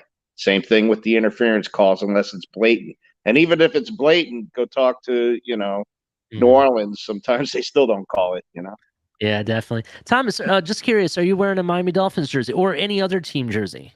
No, I'm not. I've been a Dolphin fan since the mid-'70s. Oh, okay. And I used to have season tickets. How'd you become a fan? Party pooper tonight. I'm sorry, what's that, Color? I said, well, ain't you just the party pooper tonight? Yeah, right. So Thomas, just give me, you don't have to tell us the whole story, but like in short, like how did you become a fan? Like, was it just from childhood or was there something significant? I think it was from my brother, because my whole family was from Ohio, and my dad was a big Buckeye fan. Whereabouts in Ohio? Sandusky. Oh, okay, not too far from. I'm from Toledo, which is only about 45 minutes away from Sandusky. Yeah. And my whole family grew up in Sandusky. I was born and raised here in Florida. And my father was a big Buckeye fan. He really wasn't into NFL at the time. So I kind of grew up as a Buckeye fan until I started watching the U. And then we kind of switched. Because both my brothers were U fans. And then they switched him over, and he became a University of Miami fan. But he used to root for Cleveland and laugh at the Dolphins all the time. And I would get mad at him and stuff. And like the best thing that ever happened for him, that he was laughing his ass off, was that snowplow game. And he was laughing, and I was having a fit. And I'm like, that's cheating. You got to realize, Patriots go way, way back when it comes to cheating. Okay. Yeah. Because they did it way back then, before Belichick ever came along. It's in their blood. But anyways, and we switched him over. He became a Dolphin fan.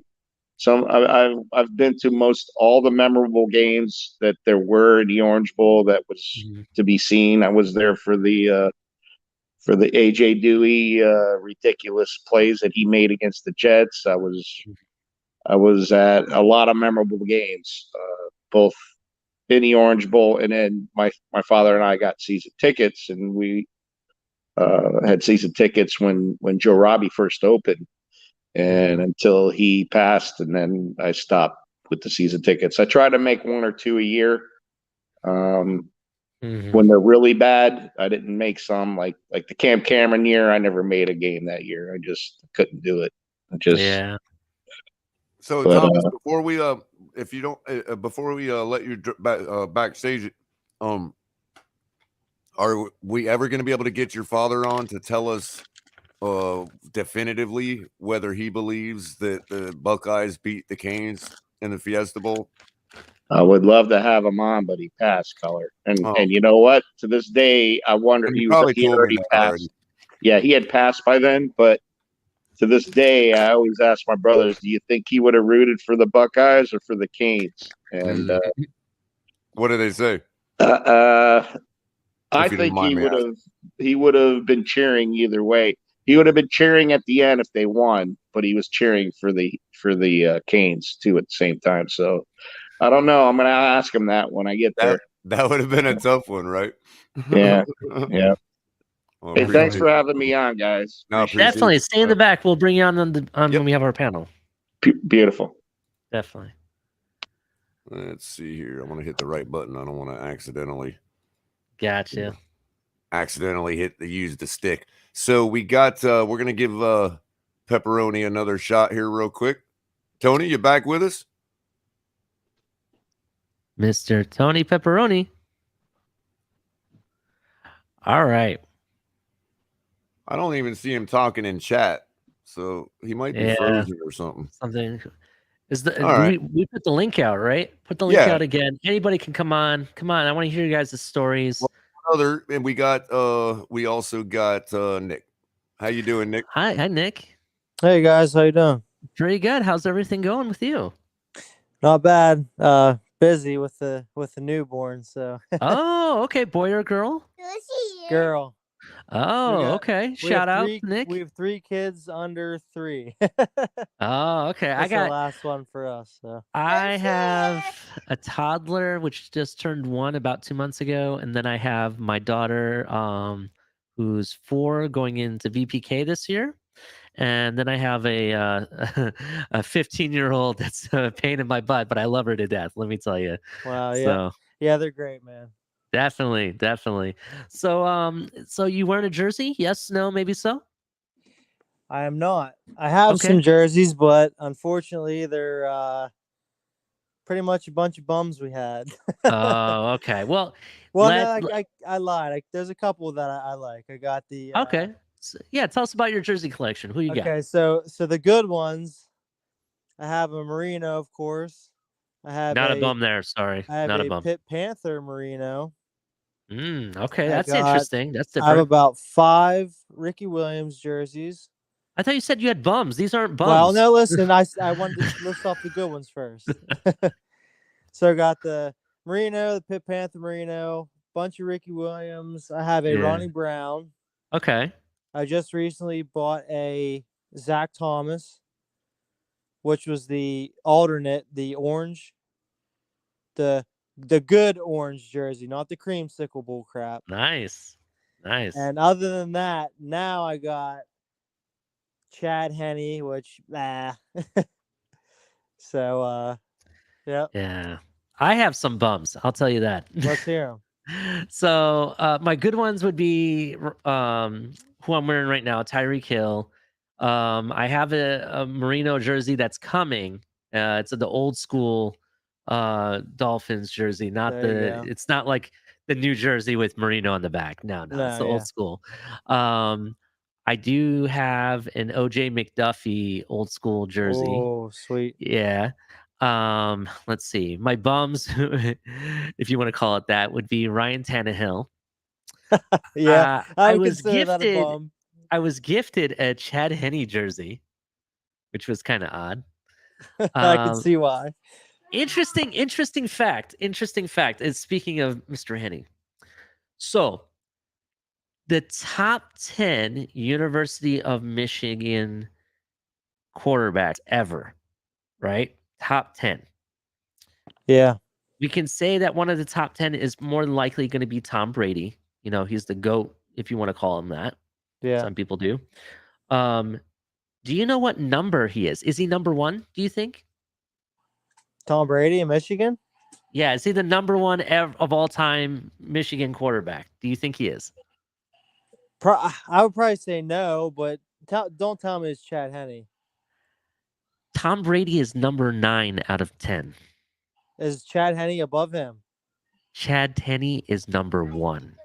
Yep, and that just shows He had you. over 9,000 yards as a QB for 4 seasons with the University of Michigan. And That is amazing, to be It honest. is. It just didn't translate, I guess. Yeah, it's crazy. And he's been in the league. It's my quarterback. Kansas City, I think. I think he still is backing up Kansas City. That's what I was wondering if he was or not. I remember when he made that crazy fourth quarter run for the fourth down run in the fourth quarter, I believe, for the Chiefs in the playoffs. You remember that? Mm-hmm. I was like, oh my God, look at this guy. And he Yeah. did it. it's crazy. Jersey that was gifted to me. I have a Porter jersey, former linebacker. That was kind of interesting. And former Buckeye, we talked about Buckeyes earlier. Former Buckeye Ted Ginn Jr., number 19. Yeah, I have his jersey. Man, yeah. I was a huge fan of him, but he was just selected too high. That's all. Yeah, he kind of was coming back from an ankle injury at the same time, so I felt like we drafted him way too soon. Yeah. You know what I mean? I thought there was a couple different things we could have done there. No, they're ignorant. That's ignorant. Yeah, well, the team was very ignorant, I will say, at that time. But we'll see. We'll see what happens. But no, I also have I don't know if I mentioned Ryan Tannehill. I have his jersey. Yeah. Who else I got? Ricky Williams. I have Ronnie Brown. I love Ronnie. It's my quarterback. Trying to think who else I have. Ronnie Brown's the best quarterback we've had since 2008. Yeah, you could say that. Yeah, I think that's pretty much my NFL jersey collection. I will say I do have a lot of jerseys I want. I'm going to get a Waddle jersey. There's a couple jerseys I want. In fact, speaking of types of jerseys, you mentioned the I think it was you that mentioned the orange one, the good orange, not the icicle one. Yeah. I want the salute to service jersey. Every year they look so cool to me. You know what I mean? I think I want to get one of those. I don't have one. A 10! A fucking 10! Gentlemen. Yeah, 10. That's right, number 10. Yeah, that's crazy. You have a Waddle jersey already. Well, I don't have a Waddle. This is a Tyreek Hill jersey. I don't have a Waddle jersey. Right. Hill. Yeah, sorry. Yeah, Waddle is. I want to get one. I'm gonna probably order that probably within the next 2 weeks. Yeah, I have a Tyreek Hill jersey. I ordered it even before they announced his number. You just had to wait until he officially had number 10, and then they shipped them. I think Batman and Gio's show, they reported that at the draft party that the Miami Dolphins had, they were selling them there. They already had them before anybody else. Damn! That's right. Anyway, so tell us, Nick, how did you become a Miami Dolphins fan? Was there anything that happened or something that triggered you to the Dolphins? Tell us what that is, if you don't mind. Yeah, sure. Basically just from my father.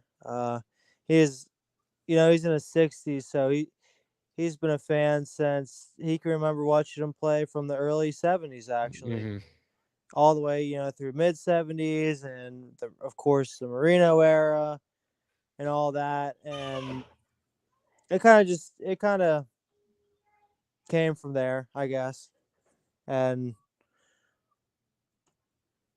that's pretty much how it happened, and I've just been diehard ever since. I remember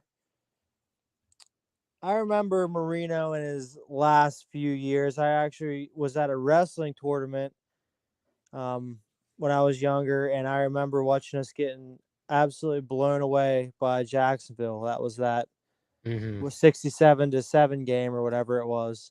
I'll never forget that game. Yep, that was the last. I just remember the 62. You didn't need to add 5 more. Sorry. Yep, and I just It was so remember that horrifying. I game. don't want to ever remember what the points were, to be Yeah, honest.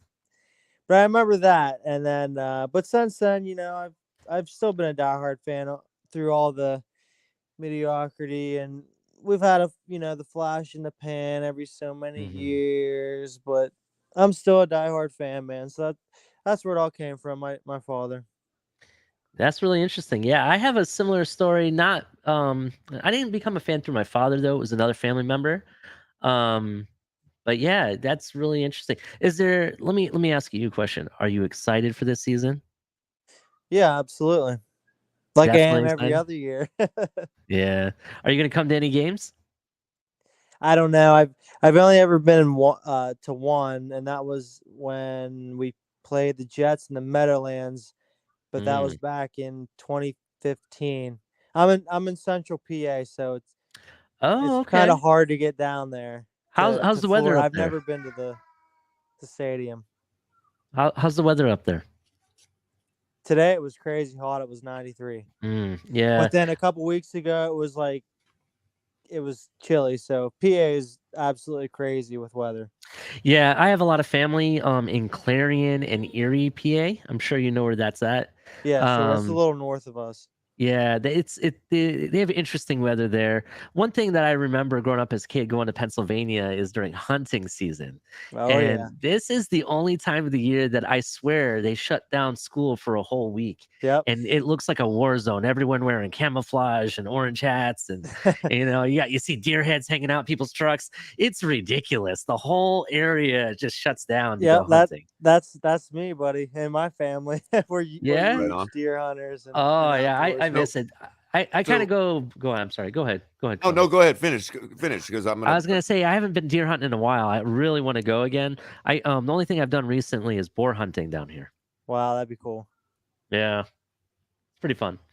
Go ahead, Culler. You said boar hunting? Yeah, you ever been boar hunting? I just want to make sure that is what you said. I'm sorry. Yeah, boar hunting. They're big hogs. You know what I'm talking about, right? The B just wasn't really well pronounced. Boar hunting. That would fit too, Culler, right? Yeah, for a minute there, I thought you were talking about hunting down in South Beach. No. We're not talking about Deshaun Watson here. Yeah, the west coast of Florida is pretty good for boar hunting. There's actually some islands off of Florida on the west coast, along the Gulf that they get boars that are little as big boar as colonies, Volkswagens. Little boar colonies. Yeah, they got boar as big as Volkswagens. That's not a joke. Wow. My uncle has some trophy kills that I'm like, oh my god, that's bigger than my car kind of style. Yeah. So Nick, I was just gonna segue to our next guest, who's a very, very special guest. Although, oh wait, I thought that was somebody else, but yeah, we've already had him on, but somebody went and got. I'm gonna throw you backstage real quick, Nick. Yeah, Nick, stay around. We're gonna have a panel. Hang okay? hang out because there's not many people left. So the overall panel is gonna come here in just a second. So hang out All right, guys, backstage thank you. with us. No problem, Nick. Definitely. Thanks for coming out. So Thomas has decided to rush and partake in Jersey night. Probably feels bad for being such a party pooper when he came in, but anyway. So here we go. We got Thomas about to sport a really special jersey. What's up, Thomas? You're on mute, bro. You're muted. There you go. Look at that. HOF. Oh. What? Wait, is that a 3? It's a 13. Is that? I can't get it one? right here. Is that a 1 and a 3? Wow. Dan the Man Marino. There you Wait. go. Here we go. Wait. This camera's hard. Look, he's laying it across his chest because he doesn't want to put it on. He doesn't want to damage it at all. Well, I want to show you the Hall of Fame emblem in the corner there. There you go. Yeah, I see that. Wow, I love that. There you go. Thanks a lot, Thomas. Hall of Fame, baby. That's right. That's right. I love it. Thanks, Thomas. My kids all wear the Jarvis Landrys and the Cameron Wakes, and I wear my Merino Hall of Fame all the time. Nice. Yeah, I love it. Definitely Appreciate love it. that, man. So Thomas wins, I think, Jersey night. What do y'all think? I kind of think so. So far, we'll see what Tony Pepperoni has if he ever can come on. So that's I love that jersey though. Well, Tony's not backstage. I guess he's having bigger technical difficulties than we first thought. He's not even backstage right now. So, Tom, you win, all, are man. you ready to pull? Are you ready to segue? Or are you? What do you? Before we do, Tell you what, the panel, I would like to segue to how I became a fan. Okay, real quick before you do that, I'm gonna drop you backstage, Thomas. Just hang out back for us, buddy. No problem, man. Before you do that, we're gonna just remind everybody, like and share. Yeah, make sure you smack the like button, elbow drop, whatever you want to do, that like button. We got TMI Tuesdays at 9 with Tonk and Culler. Great stuff. I know Cause for Cleats is always interesting. I love hearing all that kind of stuff. We have Color Commentary normally on Thursdays. Culler is the best voice in YouTube, honestly. So definitely good stuff to listen to. And guess what else we have? Well, we have Late Night XL with Ali and Culler. Ooh, I like that. Thank you. Fresh off the press, right breaking. There. That's some breaking. Fresh off the press.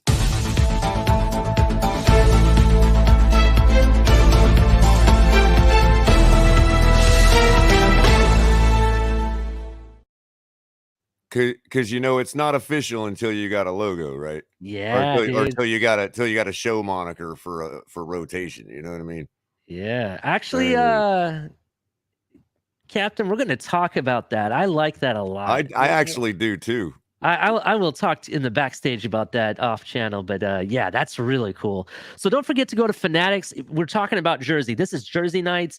Let me tell you, they have everything you need to show support for your teams, no matter the sport. They got it at Fanatics. Go check out their jerseys. You can make custom jerseys. I actually may get a jersey that says Late Night Exhale on the back after this. I mean, honest to God, I love the stuff that they have there. They don't just have jerseys. They have clothing. They have tailgate stuff. They have memorabilia. Those mini helmets that everybody likes, you can get it on Fanatics. And it's all officially licensed.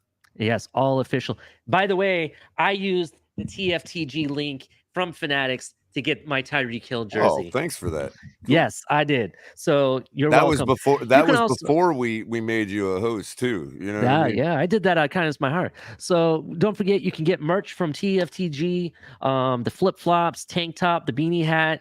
Unfortunately, the beautiful girl does not come with the hat. I will just warn you on that. It does come in different colors. You can get black and white and black, gray. I believe there's a pink one also in support of breast cancer, right? I think that's what that's for.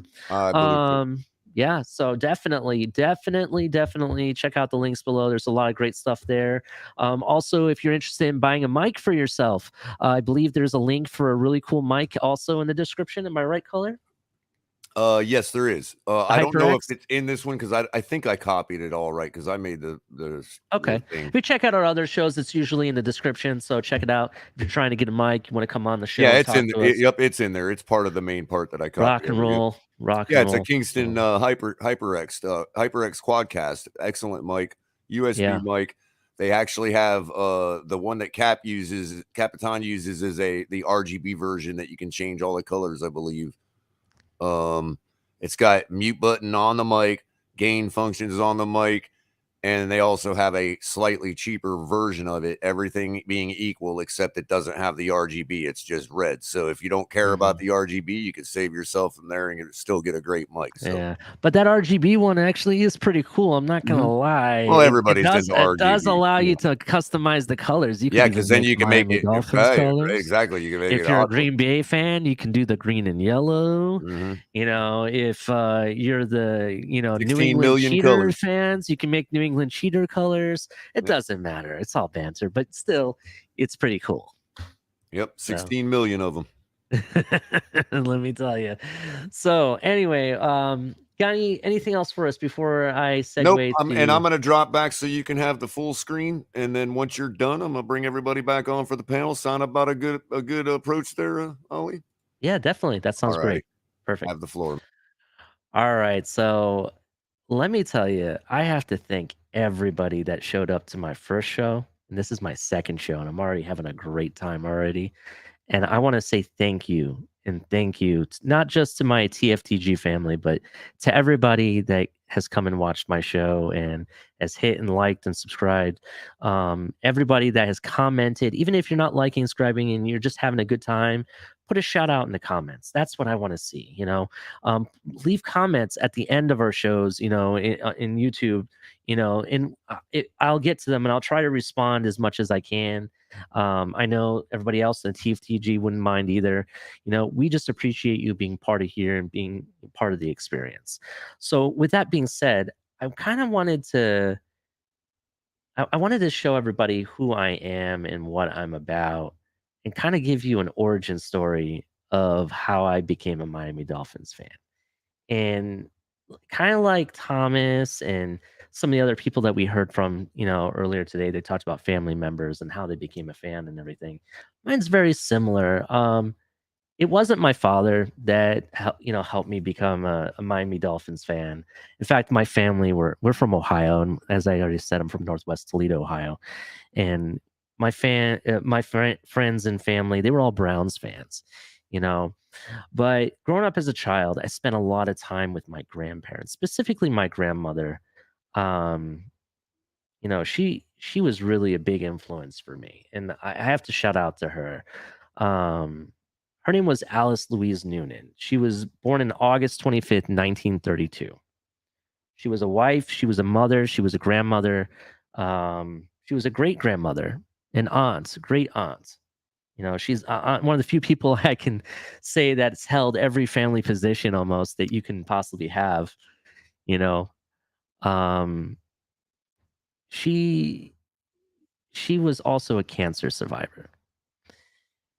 She survived for 27 years fighting stomach cancer specifically, as well as other cancer that she had developed along the way.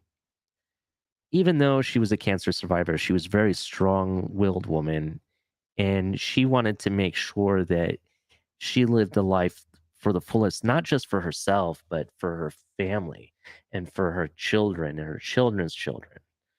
Um, she was a community leader. She spent most of her time, not just with her family, but also raising money for programs and interests that her kids like to be a part of and helping other people, take part in those interests. Let it be scholastic programs, let it be sports, or, she was a Boy Scouts den mother.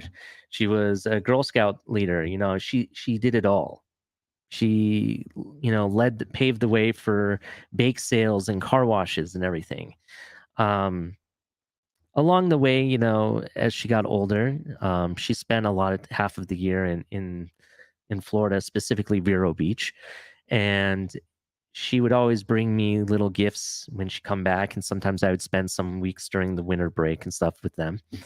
And I remember she brought me one of my first gifts from Florida was a Miami Dolphins hat. It had that classic, like not the aqua green, but it was more of closer to like the University of Miami green at some point, in the orange, and with our classic logo, and it was like a snap hat. And I thought it was the coolest thing, and I was like, oh, and they explained to me who the team was, and I always wore it every time my dad was watching, the Browns play, or, some of my uncles, they were Raider fans, surprisingly. And, I was always wearing my Dolphins hat. Every time she'd come back after that, she'd bring me more and more fan gear from the Miami Dolphins, to the point where she took me to my first Miami Dolphins game when they came up to play the Browns in the fall. That game was a heck of a game. And ever since then, I was hooked. I was a Dolphins fan. And regardless of, the rest of my family picking on me because I was the only Dolphins fan in the family and I had to be a black sheep, she was always there to support me and fist up, and everything. And everything she got for me, as growing up as a kid, was like little memorabilia, like everything from Topps football cards back when Topps was the main company making them. And anything that had to do with the Dolphins, she provided me some little gift, let it be a Christmas tree ornament or something. And like I said, I spent most of my growing up as my childhood, adoring her and being there with her. And she, even though she fought cancer like hell, she still found the power to somehow be there and spend that time with me. And she did that for all of her kids, not just me, not just for me as one of her grandchildren. She did for all grandchildren and her grandchildren's children, everybody, her whole entire family, until she was gone on February 17th, 2014. She passed away. But I can tell you one thing is for sure: she passed away a strong woman. And to this day, I owe it to her to being a Dolphins fan for the rest of my life. And regardless if we win or lose, or what battles we win, or how good we do, or who our quarterback is, or who our coach is, it doesn't matter to me. I'm indebted to this team for the rest of my life, and I'll be a Miami Dolphins fan so that from this world to the next. And that's how I became a Miami Dolphins fan. So with that, I want to bring back to the positivity and not so much so close to who I am as I put my heart out there for everybody. Man, that was great, man. You know what it just made me think though was we had this woman down here molding herself a little fan in another state remotely. Yeah. That's just great, man. Dude, she was my own an little Miami woman. Dolphins fan I'm molding in Ohio. Nobody knows about. You know what I mean? Yeah. Oh, what a great woman, man. Dude, great story. She was a fighter. And I could only hope to God that every player that the Miami Dolphins sign here in and out fight like she did in every game. And it's to the very end. I think a lot of them get that. That's who they play for. You know what I mean? If they're a real player, This is real passion to me. That's what drives me. And I have to like do it for her. She fought to the very end for her, and as a fan, I'm gonna fight for her, and I'm gonna raise my kids the same exact way, dude. You know what I mean? Mm-hmm. If they don't want to be Dolphins fans, I'm okay with that. I have an oldest right now that her stepdad thinks that the Jets are the next best thing. I'm sorry, but I told her, I was like, listen, you pick who you want to be a fan of, and I'll support that. You know what I mean? And that's basically what my grandmother did for me. All right. So how'd you guys like that, Nick Thomas, man? How'd you like that, man? I just became one because I was a young kid and I liked their colors and everybody dogged them. So I was like, well, they must be doing something right if everybody's dogging them, I just followed all my life because I'm a South Floridian. You know what I mean? Thomas, I just saw your comment, and I'm sorry, about your grandmother and how she lost her battle and everything. And I appreciate everything she went through, and I'm sorry that, everything. I'm sorry. Yeah, I can relate. I was very young, but I used to spend every summer when I finished school over there at her house, and I would be over there for the whole summer. And I was very, very close to my grandmother. So exact same thing for me. That's exactly how it was for me. So when I say I'm Finns for life, that's not a joke, man. I really look at it that way, and I have to thank my grandmother for every minute of it. So yes, yeah, special women in our lives. That's for sure. Definitely. Yeah. The only thing I have is that I've saw fit to show everybody in my family how to be a Miami Dolphins fan, because nobody else, I'm like the only one in all of my extended family that like would even like buy a jersey or put all this stuff up, you know what I mean? Like I'm the only one. Like, yeah, a couple of them like the Dolphins. My dad used to pick on me for liking them, and but nobody's really like, being up here in Palm Beach County, nobody's like, you get a few diehard fans, but in my family, at least, there was nobody's like me. Nobody's a face painter, I guess, if you want to, summarize it. You know what I mean? And so I've just always held that close, like as a moniker, like, you know what I mean? And that's my thing, my mission, Yeah, I completely and I love hear the you. sport so much. I'm like the only one in my short family that's played it, you know what I mean? Mm-hmm. At a, at least competition football, But so the closest thing I got don't have to anything true like that. That's great stuff. Man. yeah, the closest thing I ever got to true passion experience from my immediate family outside of my grandmother was when the ownership of the Browns decided to move the team to Baltimore. That was the only time I saw everybody and their mother come out in the woodworks, face paint and all, and come together in alignment to fight to keep the Browns in Cleveland. That was something else, But yeah, that was the only time beyond that. That's another reason why I moved down here. Surprisingly enough, so I kind of without knowing where Vero Beach was in coordinates with Port St. Lucie, I didn't really look for it or anything. I just knew it was in Florida. My parents ended up getting jobs down here in Port St. Lucie, only for me to find out later that it's right next door to where Grandma and Grandpa stayed during the summer. So I got to spend a few more years living down here, with her and everything. So yeah, that's some good times. Up in Vero too. I mean, that's when I talk about like less fans up in Palm Beach County, Vero is even like, you're starting to get into the Jacksonville fans up there, man. Yeah, you know what the only thing Vero used to be known for? And I don't think it's there anymore, even though the facilities are still there. But that used to be the spring training home for the Los Angeles Dodgers. Yeah. Yep. Yeah, I don't think they practice there anymore. I think they went to Arizona. And I do believe their minor league team in that league was the Vero Beach Dodgers. Yeah, Port St. Lucie has the St. Lucie Mets. Yes, and no longer West Palm Beach no longer has the Expos. Oh, but Jupiter, where the Cardinals, St. Louis Cardinals, have their spring training facility, is also the home of what is now in that league, the Palm Beach Cardinals. Mm-hmm. So yeah, that's where that stadium is where the Palm Beach Cardinals play in the Grapefruit League. Mm-hmm. Hey, Culler, they call it.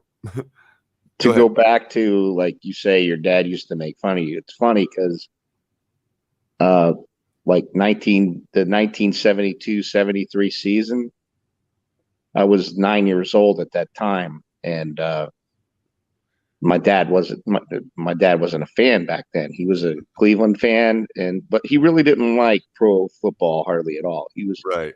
I was a huge Buckeye fan with him back then. And my brothers weren't really into the Dolphins yet.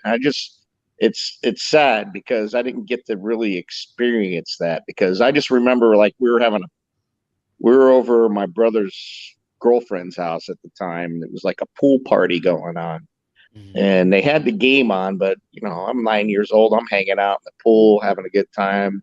I kind of knew it was the Super Bowl, but not really paying attention because nobody was really a diehard Dolphin fan back then.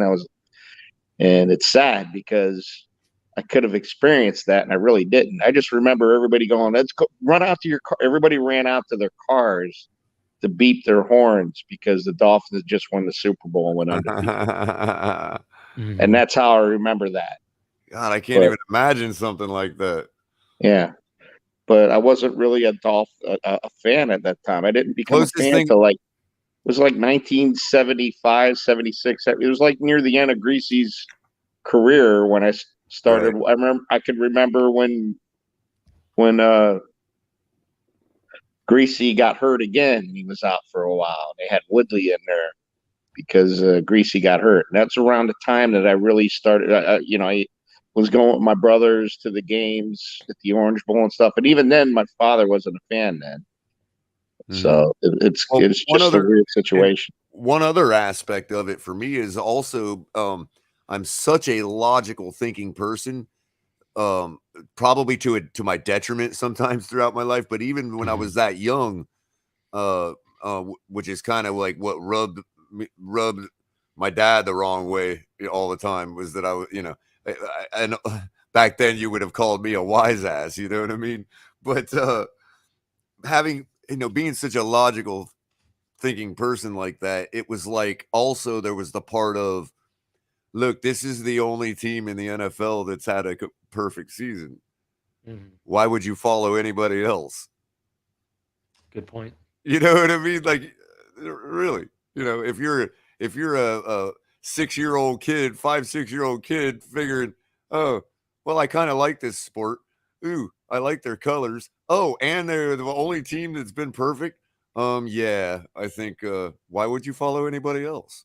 Everything when I was that age was Woody Hayes and the Buckeyes, and I want to be like my dad, so I followed that. Yeah. Plus, it's also what I meant earlier about showing people how to be a fan. It's more like I'm that guy. I'm like support your local football team type of guy. You know what I mean? That's just, And then the weirdest crap was he was like he was really raised with his aunt and uncle, and they used to go to Detroit and go to Detroit Tigers games and stuff. So he was a big Detroit Tiger fan back then, which made no sense living in Ohio.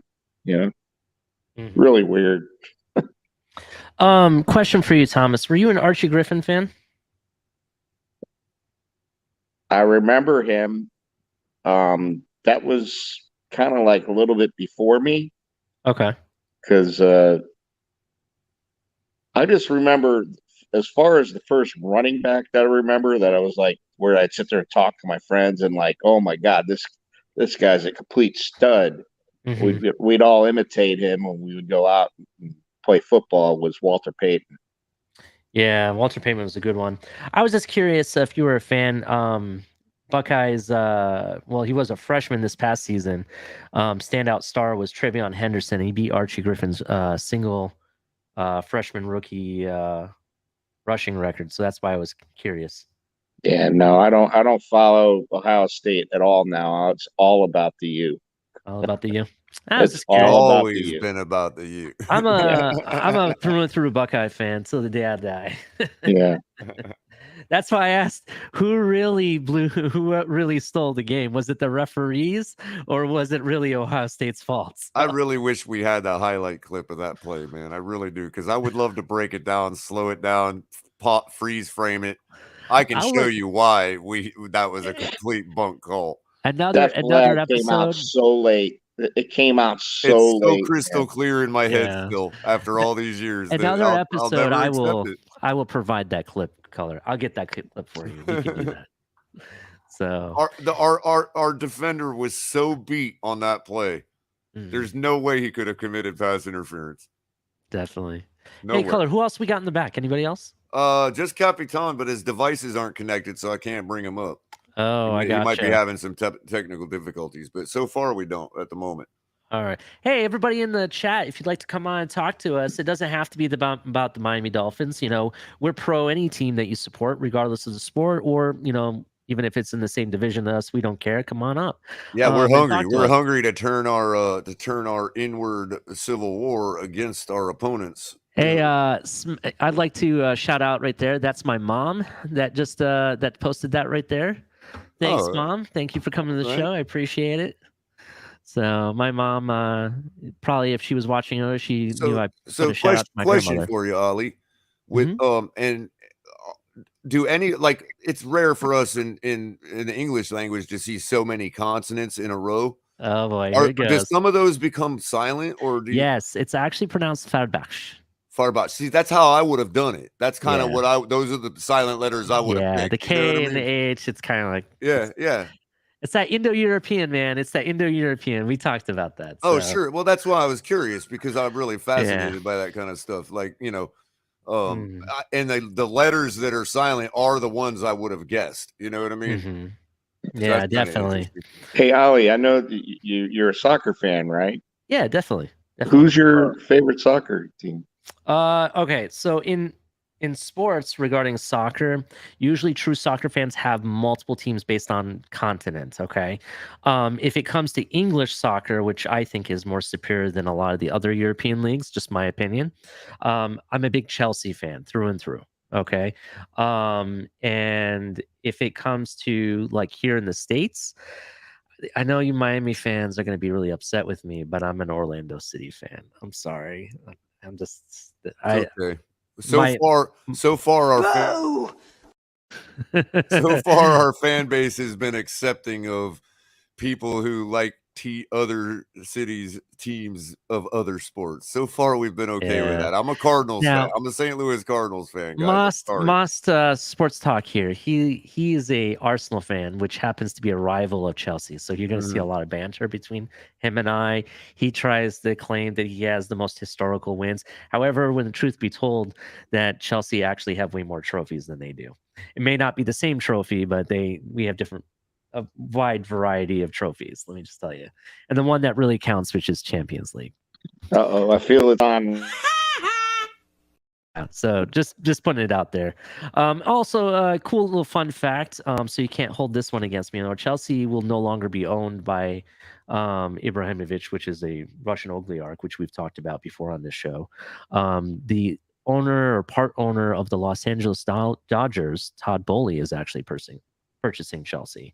So another U.S. owner is taking ownership of a big-time European team, which is actually last year's world champion. Yes, we won the Club World Cup, which is world champion. So that's could I big just answer that comment real quick? Right on, Miami, everything. I'm right with you. I don't really watch basketball, so it's easy for me to say go Heat. No problem there. Miami team. Same with the Panthers. Sure, go Panthers. When it comes to the Marlins and the Cardinals, I'm trying. I really want to be a Marlins fan. I don't want to keep ties to St. Louis, but I will say that my love for St. Louis is, first of all, because they're a championship organization, historically. And secondly, it's through a couple Miami Hurricanes that I became a fan of the Cardinals and watched them win World Series. So, that if at least that might help a little bit. So I am trying to become a Marlins fan. They just got hate us because they ain't us.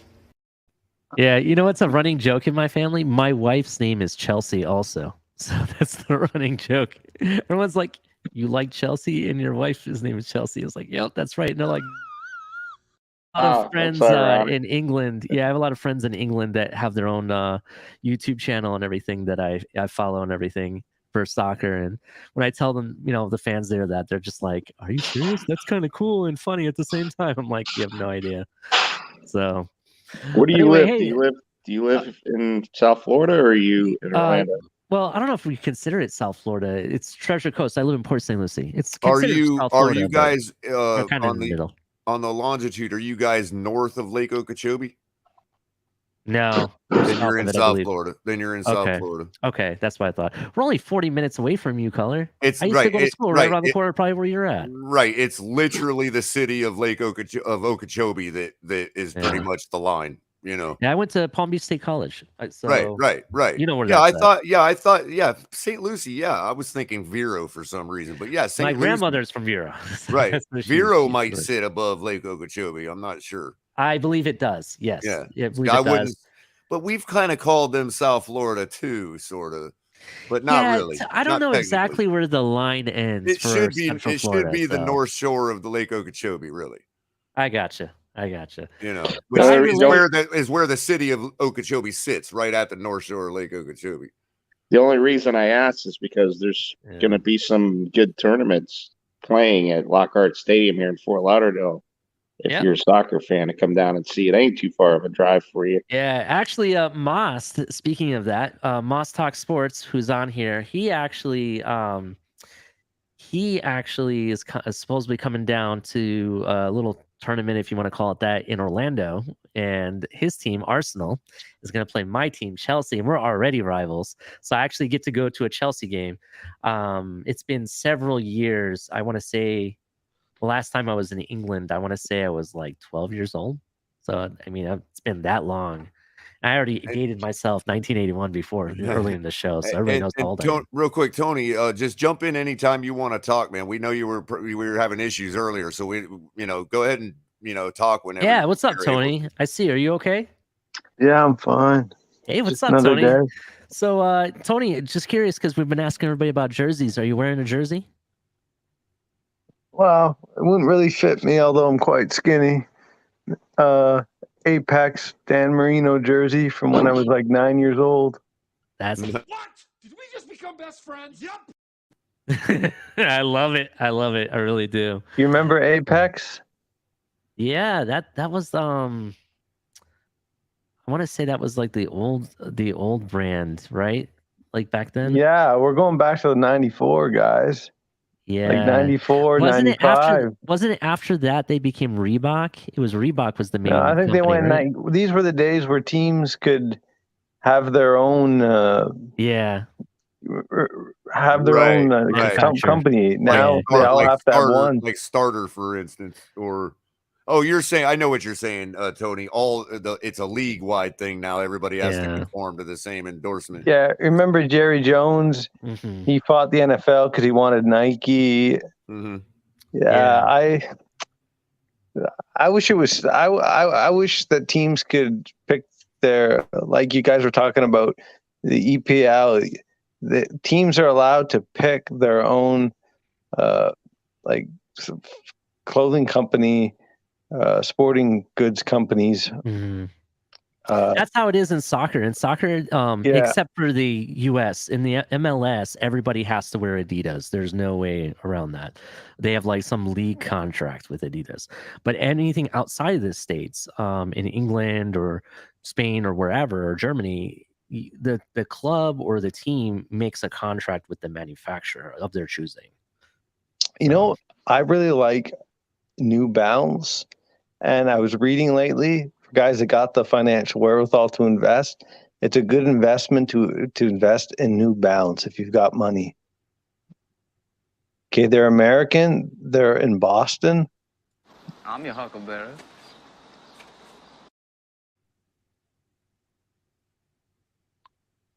You were saying you don't like New Balance? All right. I've never worn a pair, but so they don't just make shoes; they make other stuff. Yeah, let me explain something about New Balance. So I have their Liverpool. shoes. They sponsored Liverpool and the Glasgow Celtic for like 3-4 years. Yes, they do. My thing with New Balance is, and from my understanding, with New Balance, they have like, you have to basically be fitted for your shoes, essentially. There's a certain way that they figure out which number you are in the sizing of their shoes for more comfort. That's basically from what I've been told. So they're like Bose car audio. Yeah, like you can't just buy a pair of 11.5 size New Balance shoes and expect them to feel right. You know what I mean?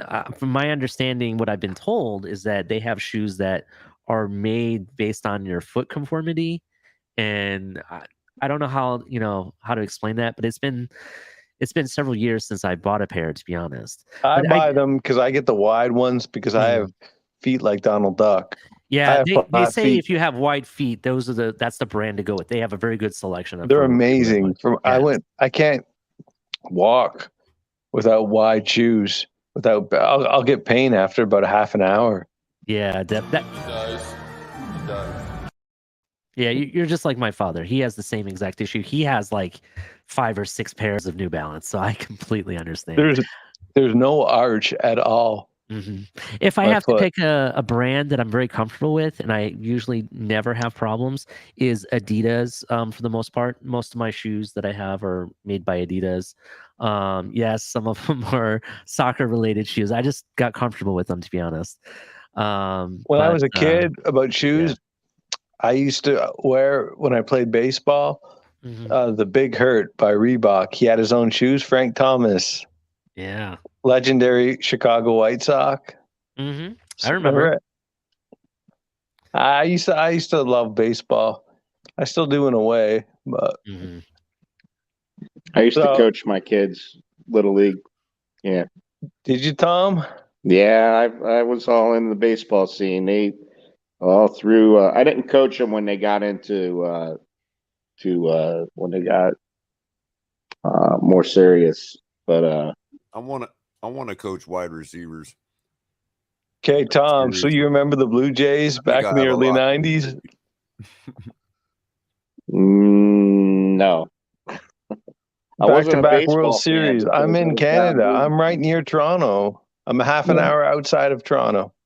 Yeah. No, I wasn't a big baseball fan in the '90s. Mostly was going to the Dolphin games. I had season tickets, and it was all about Moreno and Duper and Clayton. That Oh, just Marino, reminded me, you like the Tony. Marlins. That just reminded me, Tony, my little league team. I played for the Blue Jays, man, in my little league team. Forgot about that. And my kids, when they got into travel, that was the end of my coaching them. That was it. My baseball hype, I would say, was in the mid '90s when Cleveland was in contention for everything. The Indians were Albert like Bell, on the verge of good slugger. Yeah, Albert Bell, Jim David Thome. Justice, Jim Thome. Jim Thome was beast back when I was a little kid, dude. Everybody dreamed to be him, to be honest. Manny Ramirez is another one who eventually played for Boston. Roberto Almar's brother Sandy was the catcher. Yeah, he was good, dude. He was really good. Yeah, I know my ball. Mm-hmm. Those were the years that I followed baseball, and then after the 2000 series started, year started. I think the last time that Cleveland really did anything was about 10 years ago, and they haven't done anything since, really. And now we're the Guardians. Yeah, it's getting to be about 10 years. It was actually a little less. They were in the hunt. Actually, it wasn't too long ago, but it feels like it's been about 10 years already. In between the last hype they got, you know what I mean? It's like every 10 years we're gonna show up and that's it. You know? Right. You know what really bothers me about baseball? I think a lot of people would agree with me. There's no salary cap. Yeah, and that does bother me. It's just not fair for a lot of teams. Mm-hmm. I remember Baltimore. I guess they used to scout better because there was no cap. Everybody hates the Cardinals, Tony, because the Cardinals prove that you can, and they have as a little long bit as of they money, do, though. as long as they do, then nobody wants to, entertain the salary cap issue. The best team with a small market that produces the Oakland Athletics.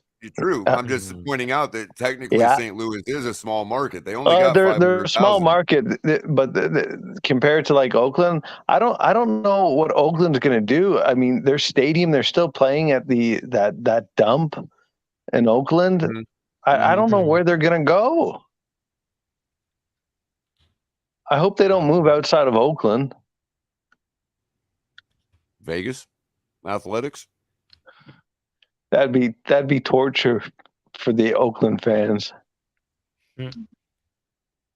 But okay, so June 1st, is it the cuts on June 1st or 2nd? I'm not sure if that's when the cuts are, but that is a point at which everybody's amount they lose for trading people changes. I don't know what significant happens there. Can I ask a question about baseball? I'm sorry. I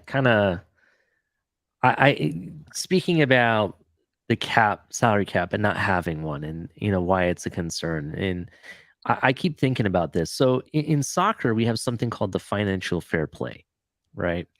And how it works is that teams are technically not allowed to spend more than the income that they generate from their team.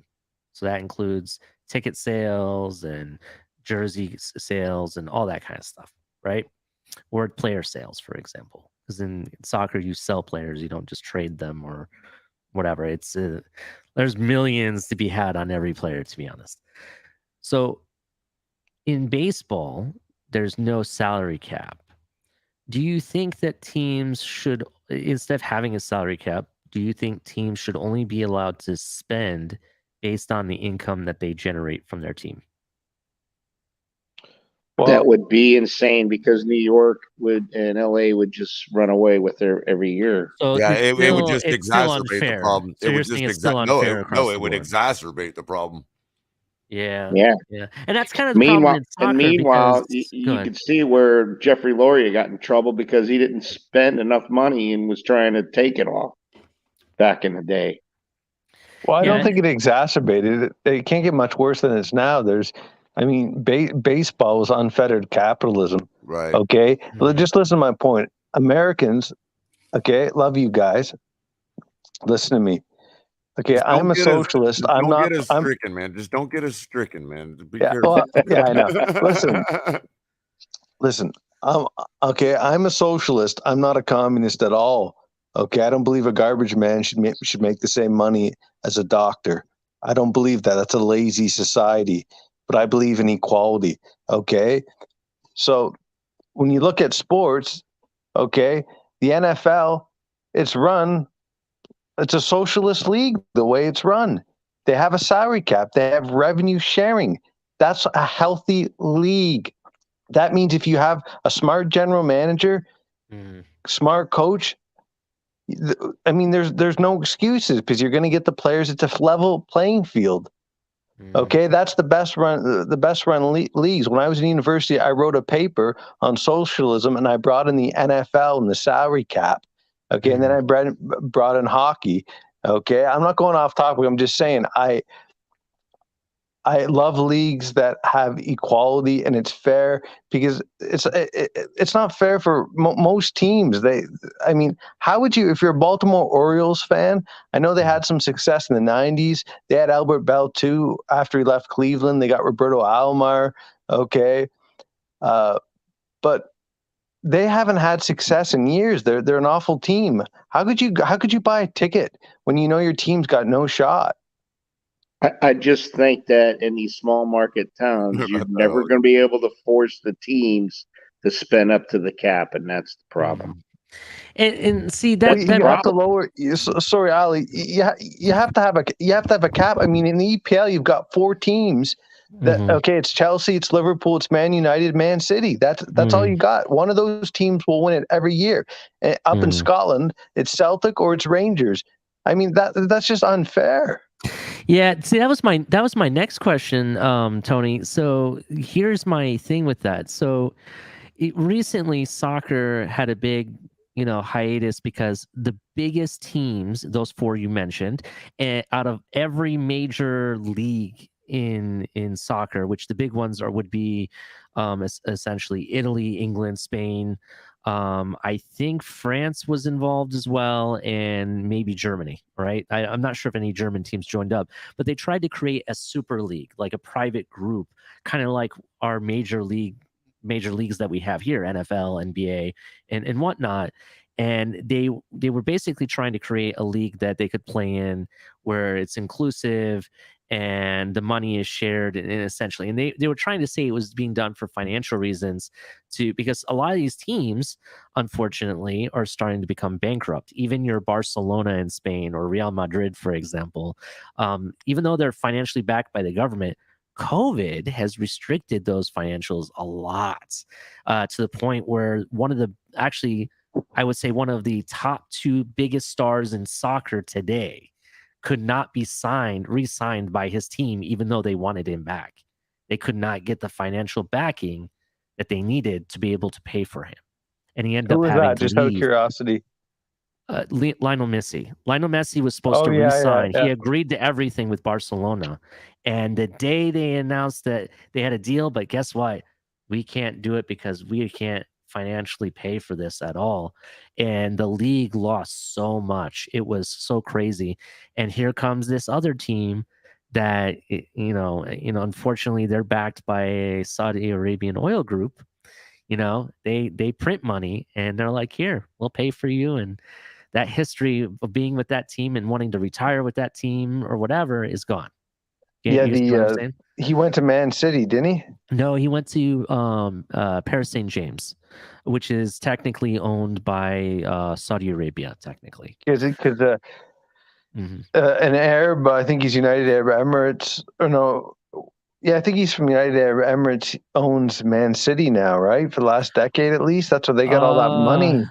I think there's Saudi Arabian also. There's also another Saudi Arabian in ownership that owns Newcastle now, which that one is a whole nother story on top of it.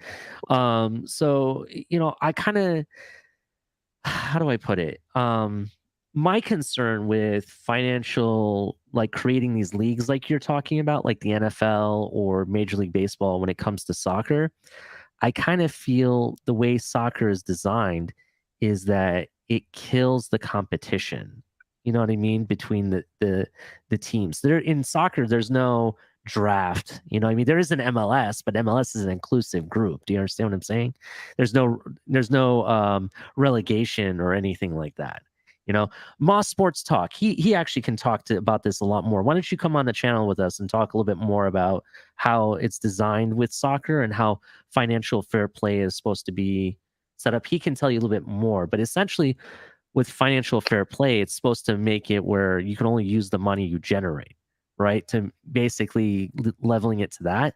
But unfortunately, you get other countries and other groups that are funneling money, you know, kind of almost illegally in a sense, like, you know, has been mentioned in the chat, you know, funnel their teams. You know what I mean? So I don't know. I'm just not really sure if it's always perfect. You know what I mean? We say the NFL is perfect, but what makes the NFL perfect is we have the NFL draft. You know what I mean? We have the free agent signing periods, where in soccer, there's not really a free agent period signing. It's more of a window that you're allowed to sell and buy players. And when I say that, that's how it's done. So Four teams, they can't buy players. They'll only get them when they're washed up. yeah, That's like Roman, man, like cattle, bro, like yeah, gladiators. like to give you an example, they're I love Ajax because they're a small market team in Holland, and they're very competitive. Yeah, how that league itself is very competitive, and they generate a lot of good talent, not just from buying players. It's more from the school level, because there they have academies. Of course, and and you got to sell them and make money. That's exactly what they do. That's what the Glasgow Celtic, they've had success too. They sell. Okay, what's Van Dijk? Sold him to Southampton. He's now with Liverpool. Okay, and other players. Yeah, you must know Van Dijk. He's one of the better defenders in the world. Yes, I know exactly who you're talking about. A team that I would really compare, which is the prime example of financial fair play team, and they actually run their club to a T. And I can't really put them on one of these groups that Moss Sports was talking about how it's kind of corrupted. Is Dortmund? Dortmund's a German team, and they only buy and sell within their means, right? Excuse me, it's Dortmund. Okay, sorry, I don't have the German accent. I'm sorry. So yeah, I don't speak German. I'm sorry. No, EM. That guy is not really from Arkansas. He's from Toronto area. Yeah, so that's Tony Pepperoni. I just try to have a laugh on here, guys. That's all. So anyway, that team actually buys and sells players based on their means. They never overspend their means, and all the money that they spend and make is based off of ticket sales. So they actually follow the rules to a T. Don't mean to change subject, but is this MCJB? Yeah, it's MCJB. How's it going, MC? MCJB, are you there? Hello? I guess MCJB is not there. Hopefully we can get that fixed. Real quick to go back to that though. Yeah, go ahead. Even the NFL isn't, perfect either. Because if you really think about it, Cincinnati just happened to tank better than us to get Burrow, because that owner was notoriously known to not spend money. Okay. You got a salary cap, but it's who's going to spend and really make their team competitive. And that guy was known not to spend money. Now he's starting to open up his checkbook a little bit because he tanked better than us and got Burrow. But we'll see how that goes, because if I could guarantee you, if that was a one-hit wonder team and they don't get back to the Super Bowl, you watch how fast this guy just sucks back into his spot and not spend money again. So just because there's a salary cap doesn't mean that these teams are all competitive and spend money. Yeah. I completely understand what you're saying. And that's actually the flaw, I think, with how the NFL is run, that you can actually tank and rechange your team after a year or two and, be already back in contention. But that's neither here nor there. In addition to it, I respect people that think that Burrow is the real deal. I'm not one of those folks. I'm going to say on a good limb that if Jamar Chase was not there, they would not be looking at the Super Bowl. I'm just saying right now. I can almost guarantee that. So that's just my own opinion. I respect everybody else's about that. They want to say he's elite. I'm not there yet. I need elite people don't need a Jamar Chase. That's how I look at it. So if Mahomes really is elite, and that's what people put him on that pedestal for, he's going to do it without having Tyreek Hill on the team, for example. Yeah, we're gonna find out real quick. We're going to find out real quick. And Yeah. if he doesn't do it, that's going to be shocking. That's going to be the question is, who's taking Tom Ain't Brady's gonna shock place? me. Ain't gonna shock me. I've been calling it. You've been calling it? Has anybody? I don't know. I haven't been on these shows lately. Yeah. I just wanted to bring something up because a longtime Dolphin fan, like I said, since the mid '70s. Mm-hmm. I gotta say that I've never seen this team so deep at the running back position and at the edge rusher position since I've been watching this team. Never have I seen it this deep. Yeah. I just want to get the panel's opinion on this because I'm telling you guys, we're really building something here. Mm-hmm. And to be able, especially in the heat, okay, these first 4 games, it's crucial because we're going to be able to rotate guys in and out and keep them fresh. I could see these opposing teams over on the sidelines throwing up, okay? Mm-hmm. Just like Pittsburgh did that one year. We had Jay Ajayi just running down their throat, okay? We're going to get these guys running sideline to sideline in this heat, and it's not going to be pretty. I'm telling you, we got a big advantage. That's why Shula used to always, if you notice at the beginning of the year, all these games were 1 o'clock games. There's a reason for it because he would always, well, back then, now it'd be he would end up in jail for it, but he'd have 3 days, 4 days to get these guys in shape to handle this heat. Mm-hmm. And I'm telling you, it's a big advantage for this team. Yeah, and it's just if our offensive lineman can handle it, that's the one spot that we're not deep at. That's the one area that concerns me. But as far as the running backs to rotate in and out, and these edge rushers that can get after the quarterback, and we got the back end to cover, I'm telling you, we could win a lot of these games at the beginning of this year. I really see it. Tony, you're a special character, bro. I love you, man. There we go. Get everybody to right off the bat outside Toronto. Just don't even ask. Tony, what's your thoughts on what Thomas just said? What do you think about the depth on this team and the team that we've built? What is your final thoughts on that?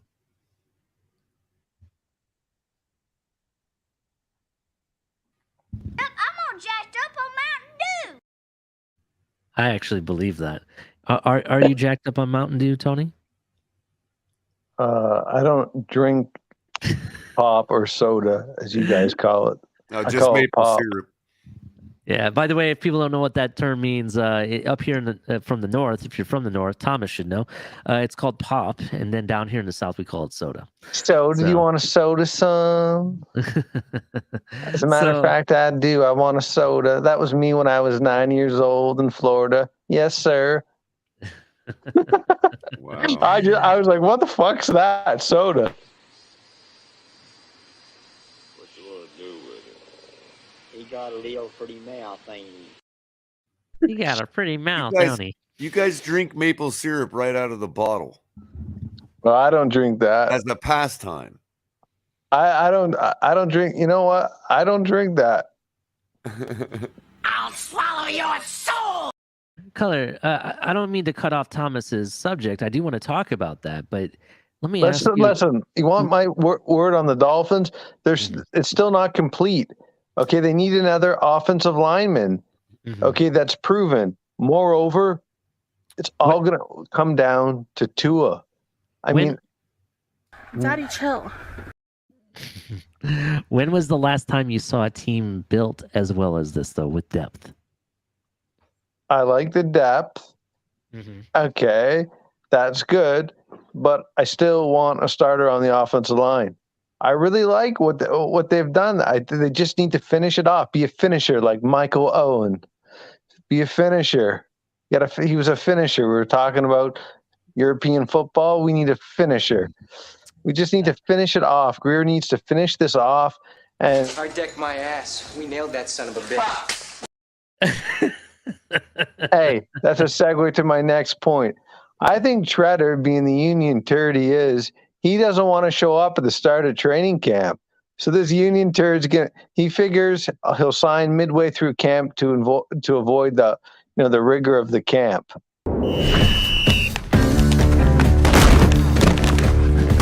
You call that a hit? Keep your head down. The top of your head is the hardest part of your body. Thanks, Coach. Dude, that's gonna break your neck. No, I'm gonna break your neck. Damn. Yeah, he wants to avoid that. I don't think he'd have to go through that, but he's like, damn it, my leg.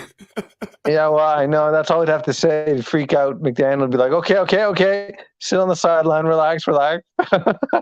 Yeah, I mean, I still want Treader. I mean, he's probably a little bit of a high maintenance guy. I know my rights. Mm-hmm.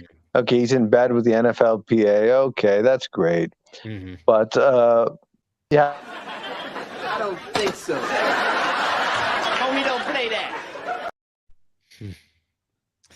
So, Culler, what's your thoughts on the team? When was the last time you seen a team built like we've built this one? And do you have any concerns, or are you all positive? I'm not sure I ever have, to be honest with you. Okay, can I just make one more statement to a response to someone that said, "Good God, be happy with what you got." Yeah. Okay.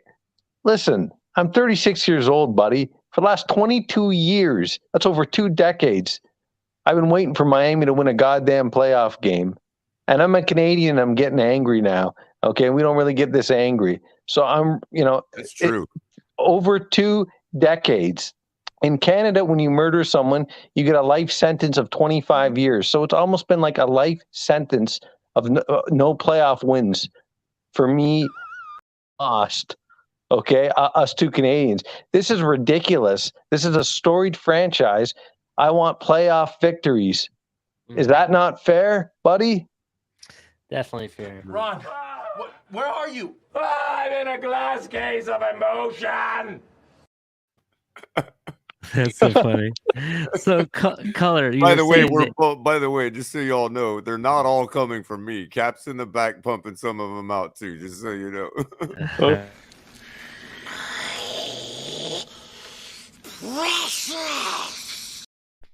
That's right. That's how I feel about this team. It is my precious. So Culler, you were saying that you've never seen a team built this well or with this amount of depth, you should say. Yeah, I mean, obviously, we have to wait till the snaps of the ball. You know what I mean? But when you're talking about, and I can't say, ironically, I won't say it's the most excited I've ever been. Although I'm excited, it's not, I'm doing that with obviously with to further what Tony just said, it's hard to get excited anymore. It's like fool me once, issue, more like this. If one person tells you you're a horse, don't think nothing of it. If 2 people tell you a horse, probably, you can still ignore it. 3 people tell you you're a horse, buy a fucking saddle. You know what I mean? And at some point you got to be like, okay, yeah, whatever. But paper is paper, and these names we have brought in have produced. They look like the types to me that want to continue to produce. I mean, in other words, I don't see any indication by people's attitudes that they're just coming to retire in Miami, which is traditionally another problem we've dealt with, But yeah, I mean, I wasn't alive in 72. Although I mean, obviously, if you're talking about watching it in retro, sure, I can count them, but let's put that aside. No, I have not seen a roster top to bottom that's ever been so good that, other than 08, I guess, but we didn't really know that for sure. And we still were like one and done in the playoffs, I think, that year. So it really don't matter. That's 08. We did win the division. But I think our roster is, for the first time, we've built this first time I've ever seen it built so deep that we literally don't need a quarterback.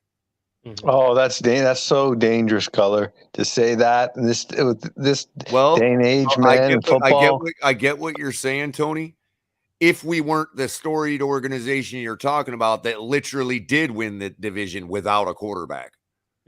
But Chad Pennington was incredibly smart, and he was accurate. And he didn't throw interceptions. He was a quarterback. How many games did we win because we surprised everybody with the Wildcat that year? I'd probably certainly the New England game. We'd go whole series without a quarterback sometimes that year.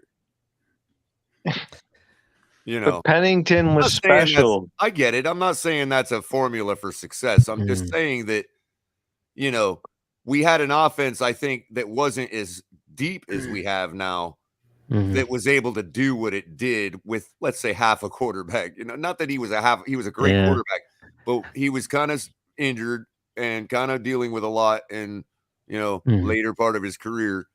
When he was in the game, yes, he was absolutely spectacular. You know what I mean? I love Chad. Yeah.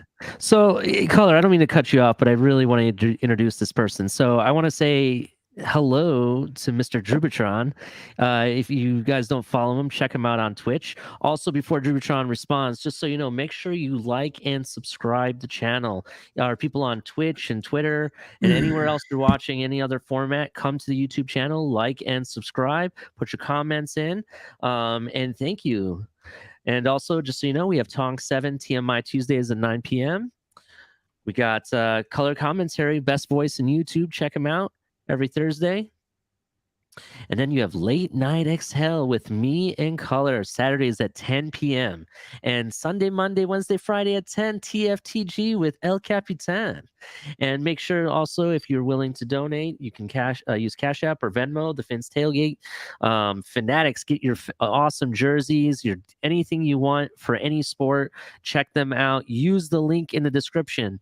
You know, it helps the show out.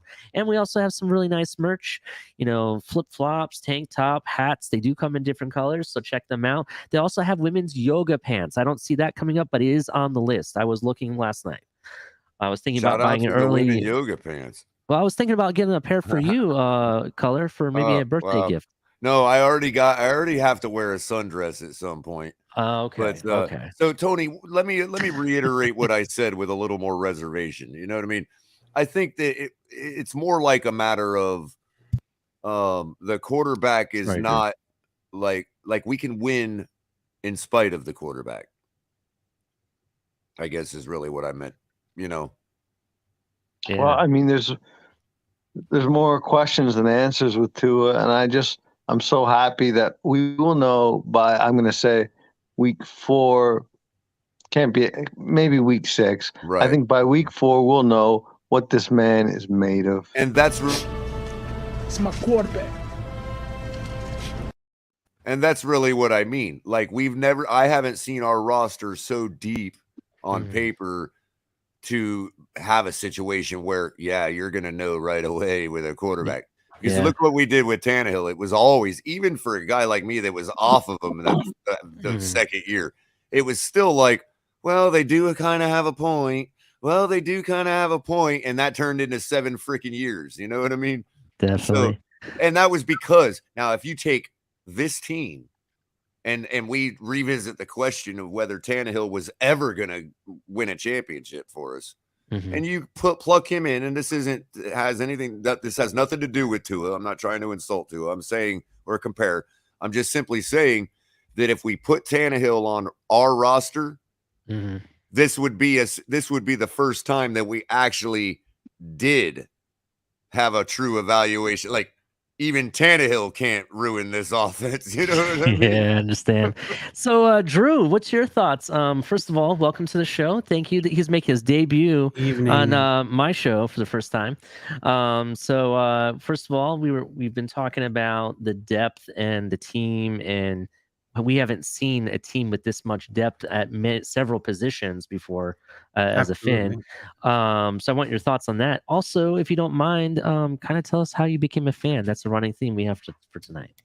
Cool. Well, yeah, I just got home a little while ago. I was at my buddy's watching the Heat. Yeah, go Heat. Big win tonight. But As for the team, the depth that this team has, it's going to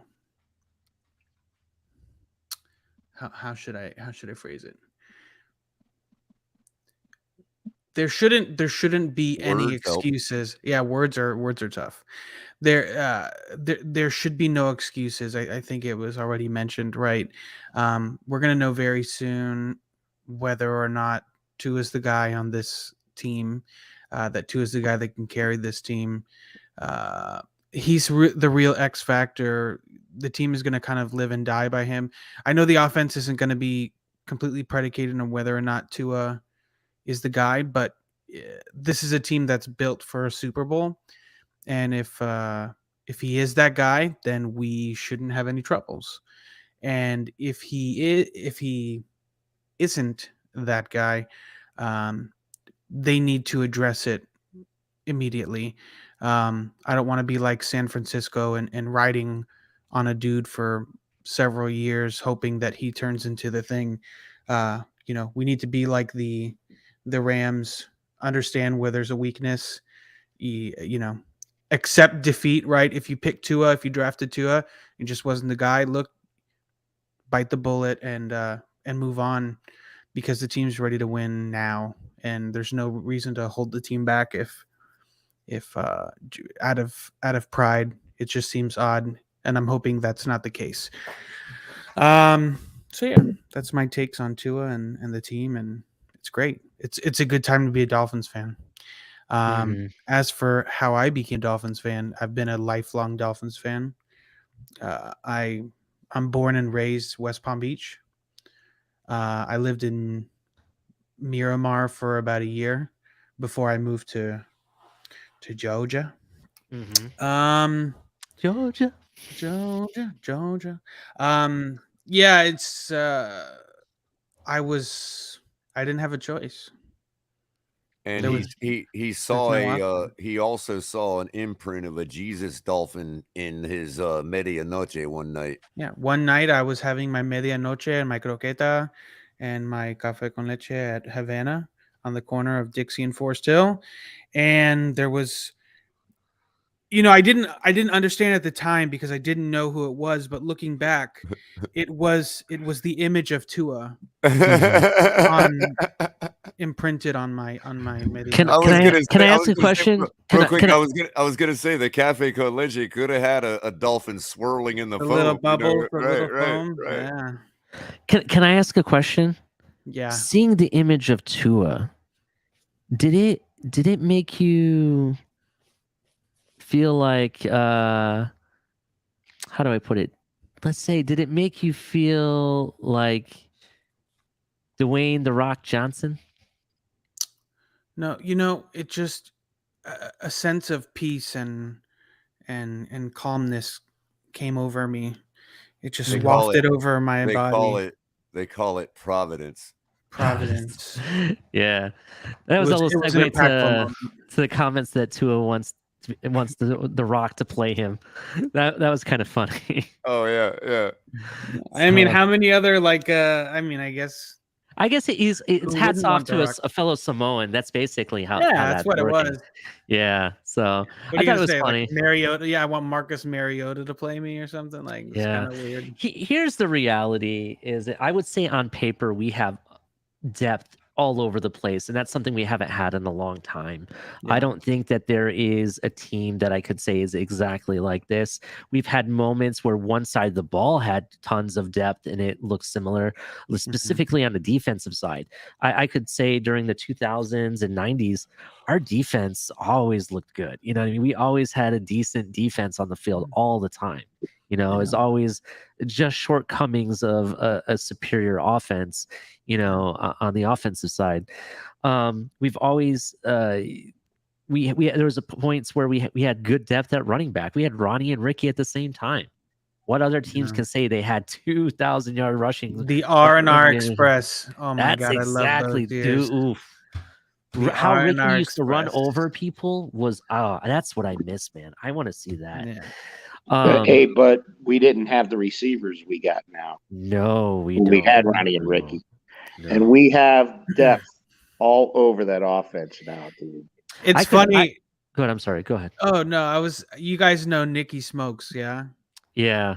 Yeah, we were chatting the other day, and he's a young guy. He's in his 20s. Yeah. You know, and in his lifetime, the greatest receivers he's ever seen Miami is like Brian Hartline and Devon Bess were like cream of the crop for him. It's crazy to think like, wow, holy shit! Like you could maybe make the case for Brandon Marshall, but could you really?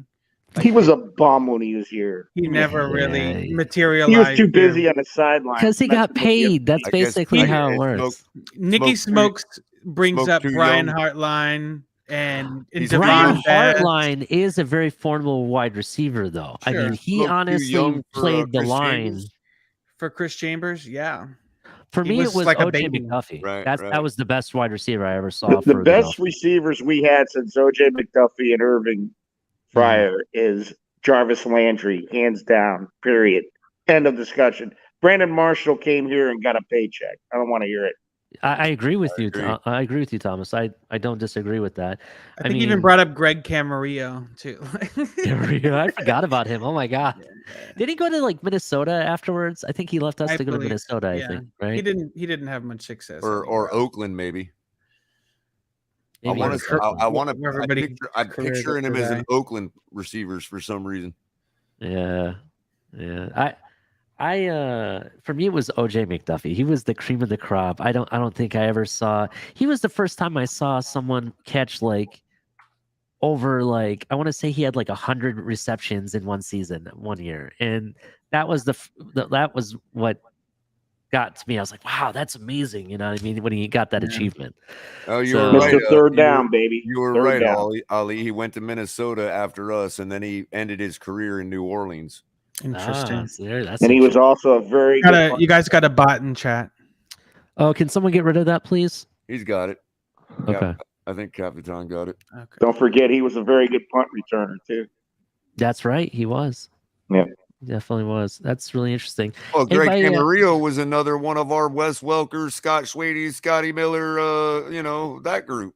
Yeah. Yeah. So of underused wide receivers. Yeah. So my opinion, you're right. I have never seen a complete depth-oriented team on both sides of the ball ever. I want to say because it's always one side or the other. You know what I mean? No, so it's always that's really the defensive point side. of it, Ali. Never That's really really been the point. And I think Tony could agree. We've seen a lot of depth. We've seen a lot of star line rosters at certain groups in the building. I just can't remember a time when we ever saw every single position have at least one other good, like a 1B player at that position. Technically, the only time I remember it being loaded like this was when Marino was coming in and breaking all those records. We still had the killer bees, but they were starting to age at the time. And when Marino really got going, the killer bees kind of fell off, and then we never replaced them. And I'm gonna stop something. Hold on. Wrong one. Sorry. I don't care. I'm pushing. My mind is telling me that we're still going to go 14-3, but after all this talk, my heart's telling me 20-0 is on the table, man. I'm telling you. I'm going batshit crazy. It's late at night. Let's go. You could at least go with the 17-3. You know, like think about it though, Ali. Like think about it, Ali. It actually makes sense. And here's how it would happen. Yeah, we would start off 0-3.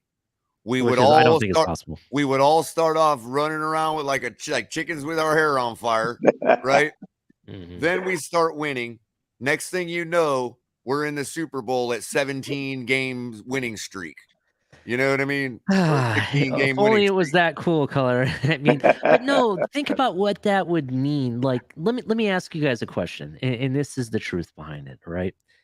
We've had an undefeated season. We're known for that. We have honor and respect for those men that did that, right? But if we were to do it now, knowing that the season is longer and we have a 20-0 season, does it mean more? Nope. Is there more pride on it, or is it just the same? It's the same because Just be the they're fan. two different paradigms. First of all, secondly, because there's a reason we added games, and there's a reason because obviously, those reasons can be stated, but mainly also that it's the same reason that we don't give credit to the Patriots for doing exactly what the 72 Dolphins did. Other than win one game that's called the Super Bowl. Yeah. They accomplished the same feat that the 72 Dolphins did. They won 17 games straight. And that's why the Giants are always going to be one of the teams on my Mount Rushmore. Right. There, Now, buddy. Men to the family, as I like to say. But because of the paradigm difference, we can say that it's not a perfect season. Just like you can say that a pitcher who throws a no-hitter didn't throw a perfect game if he's got to walk. You see what I'm saying? Yeah. Still just as hard to do. Like, it's still like a no-hitter, but it's like not a perfect game. So being that in Brady's paradigm, with good reason, the season is 16 games long, and you had to win 18 in a row to complete a perfect season. That is what the criteria was to complete, quote unquote, a perfect season that year. Finn's up to the touchdown with Doug Smith, by the way. Finn's up to him too.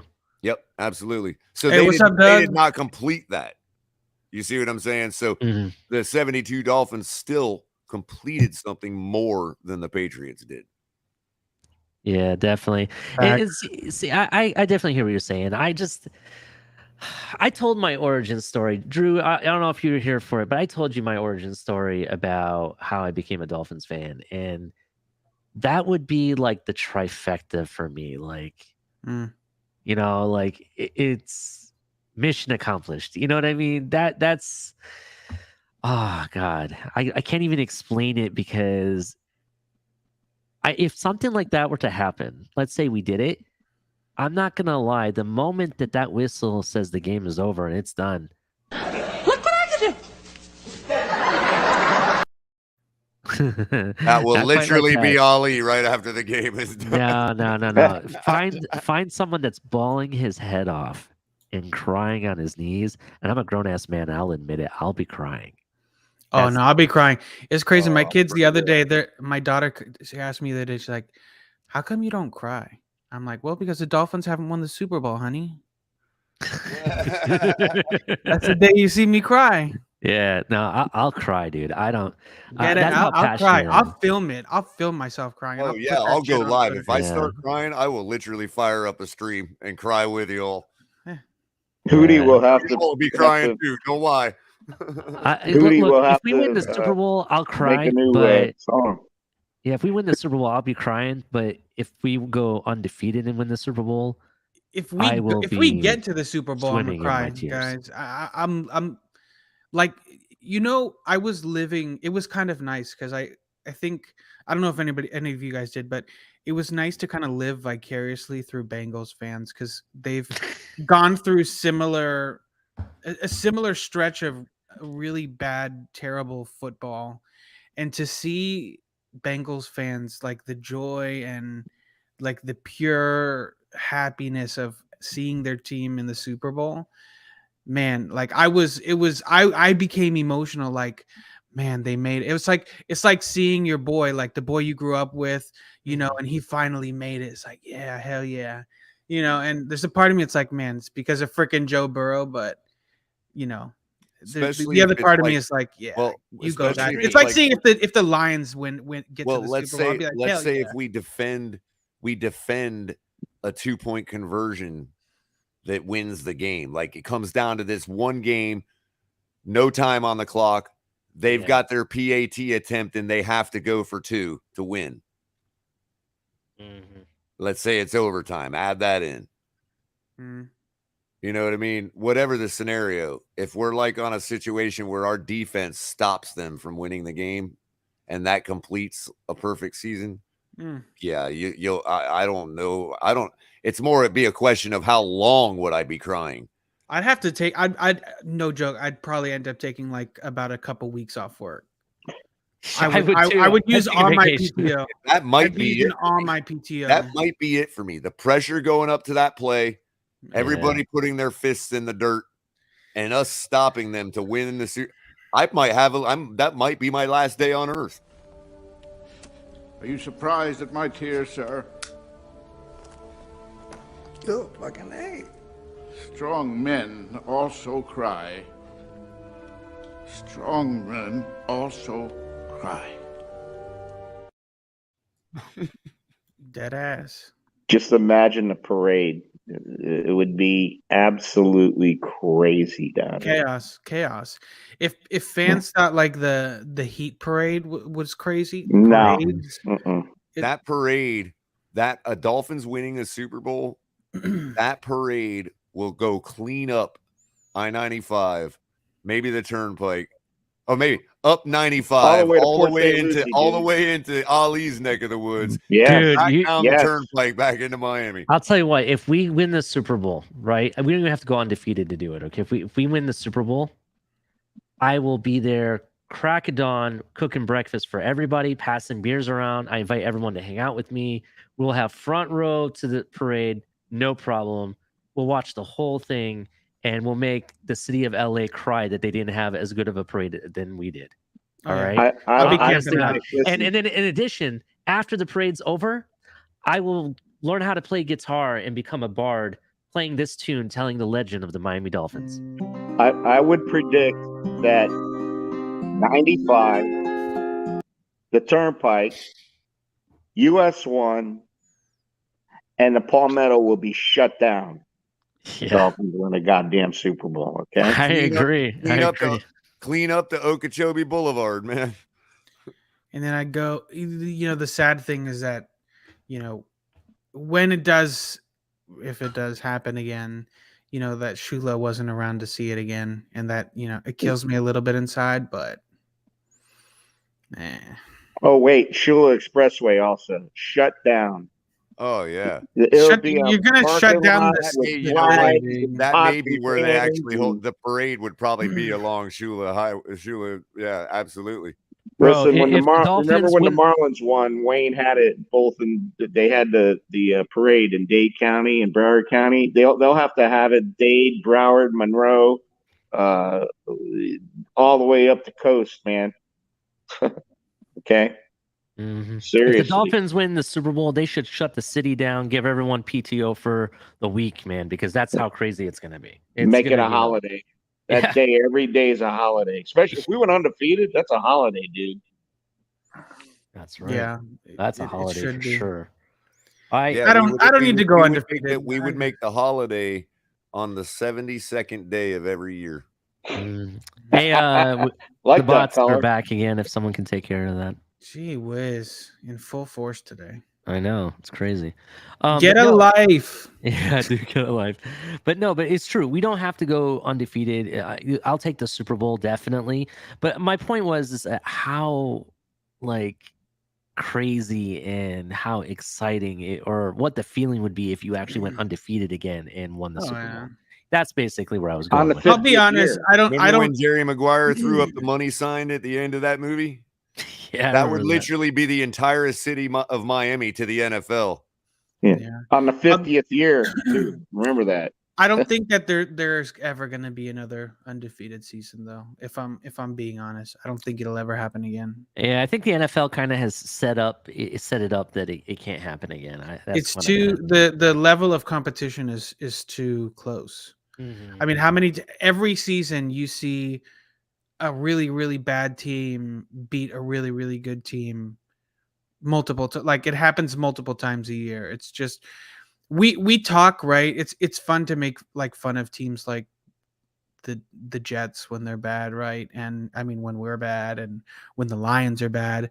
But the reality is the talent gap between the worst team in the NFL and the best team in the NFL is not that wide.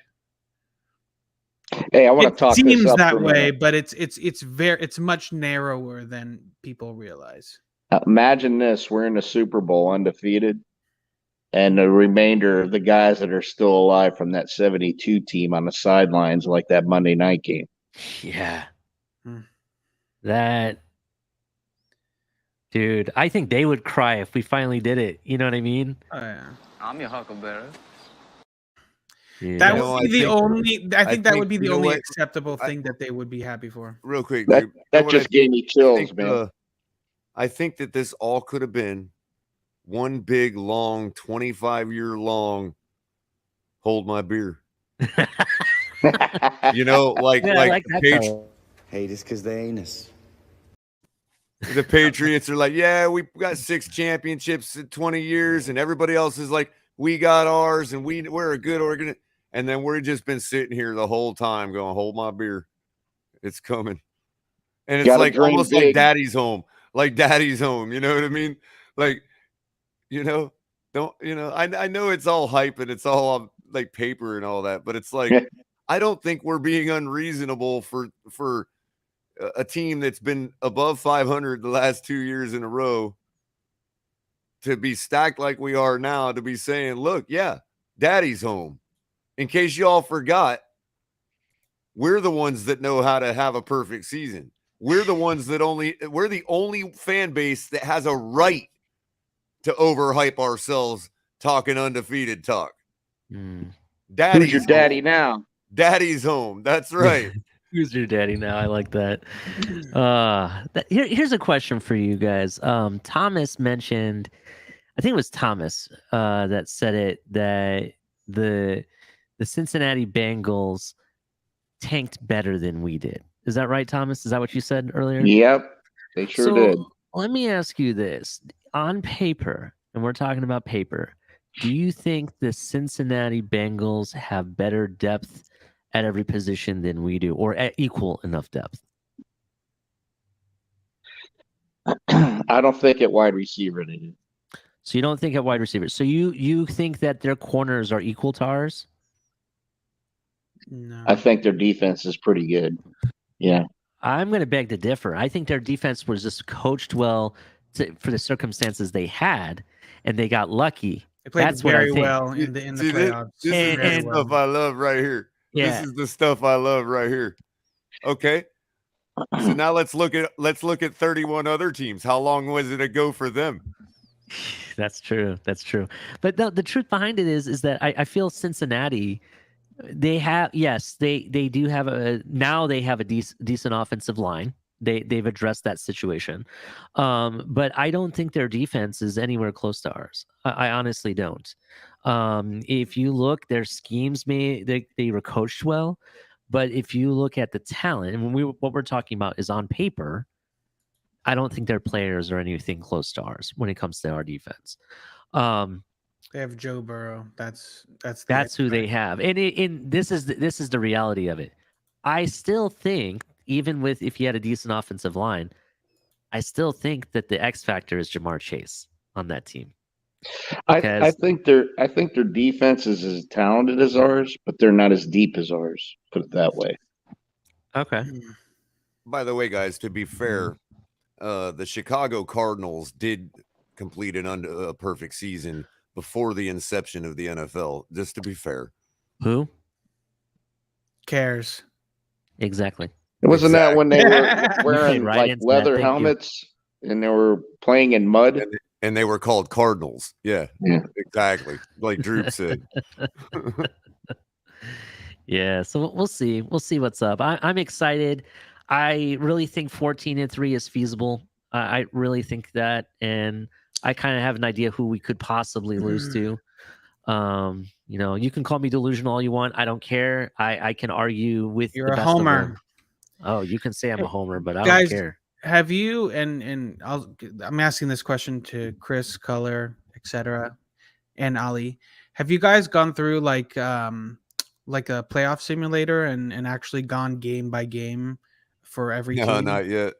Okay, I'm gonna hit you guys up with a link. I did it on my stream, and I had a couple. Drew, do they use a certain engine for that? Are they using like the Madden engine for that or something? No. It's not a simulation. It's you entering in your predictions for wins and losses.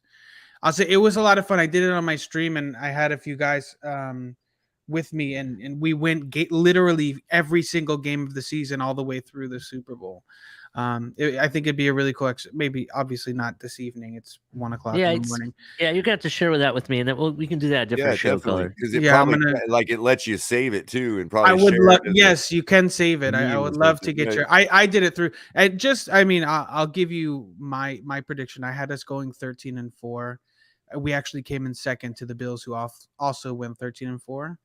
Unfortunately, I had the Bills winning the Super Bowl. Oh God, dude. I did a coin flip. I had Bills Rams was my Super Bowl, and I did a coin flip to decide who won, and it was the Bills. Am I the only? I just must be the only one that thinks that.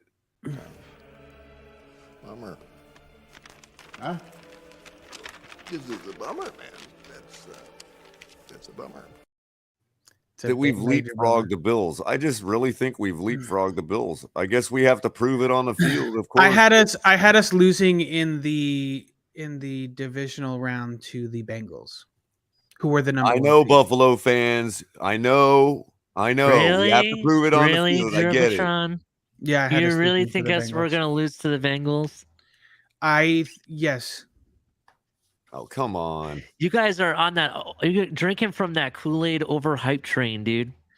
I'm telling you, look, the circumstances that allowed them to get to the Super Bowl were based off of injuries that happened. If those other teams didn't have those injuries and in certain calls were not made in their favor, I guarantee you they wouldn't have standed a chance. There is no other team that's affected more by post Super Bowl lag than the loser of the Super Bowl. Listen, the Bengals somebody needs to take control. Atlanta. Somebody needs to take the control away from Chris. He's out of control tonight. Hey, here, before you see this? This is my boomstick. Here, this is how much of a proud fan I am, okay? On this show, if the Bengals get to the Super Bowl this year, okay? Let's just say in the next 2 years, so we might have to wait 2 years for this to happen. If the Bengals get to the Super Bowl again, I, along with Culler, who has to meet his debt from another bet that he has at some point, will wear a dress with Culler. In fact, I'll even let my 4-year-old daughter do makeup on me at the same time. Cute. That's how much confidence I have. The Bengals are not getting to another Super Bowl in the next 5, maybe 6 years. That's wild. You can call me crazy, but I don't think you're crazy. Right, I think it's why. Look, I'm gonna tell you this. The Bengals made it to the Super Bowl, and Joe Burrow was trash in the playoffs, and they made it to the Super Bowl. With the pieces that they added, the Bengals are going to be a very dangerous team. Unless it again, like the only thing that you could say that they wouldn't be that is if like they're just complete pretenders. Like Joe Burrow's actually trash, which my God, he's not trash. This Joe Burrow's like Joe Burrow. I don't know how crazy we want to get, but like I see Joe Burrow as maybe at the end of his career being the GOAT when it's all said and done. I'm sorry. I'm not on that hype train at all. I immediately regret this decision.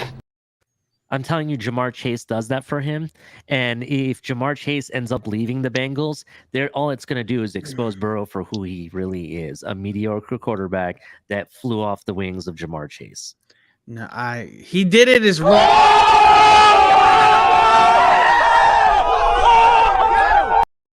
You're killing my ears tonight, Chris. Chris is doing his job. My ears are being abused. Hey, just point out, like at the very end of the meme, when that guy falls over, rolling his eyes back, that is so hilarious, man. That's like the best part of the meme, man. But Joe Burrow did that his rookie year without Jamar Chase before he got hurt. He was putting up ridiculous numbers and doing ridiculous things his rookie Damn year. straight. Like he was doing it before Jamar Chase. I'd venture to say that he probably would have won Rookie of the Year had he not been injured. Joe Burrow is that guy. You're saying he was doing ridiculous stuff with Jamar Chase. He really Without didn't Jamar even. Chase. They almost didn't even make the playoffs. What are you talking about, dude? What are you talking about? They almost didn't even make the playoffs. They made the playoffs off of luck of certain teams losing. Are you talking about this year? This season, yeah. And then because in their addition, team is ass. They're not ass anymore. They got way better this offseason. I don't Shut up, bitch. the offensive line. That defense is the same defense who can still get steamrolled. All right. That defense still loses to the Los Angeles Rams. They had arguably almost as bad an offensive line as we did. And one of the worst run games. They had Joe Mixon. By the grace of God, they had Joe Mixon who just like made things happen, but Joe Mixon couldn't be on the field the entire time. Joe Mixon is, he's a decent running back. I give him that. Adam, we lost to the Jaguars. No. I'm sorry. I just don't see it, bro. I'm telling you right now, they're not making another Super Bowl.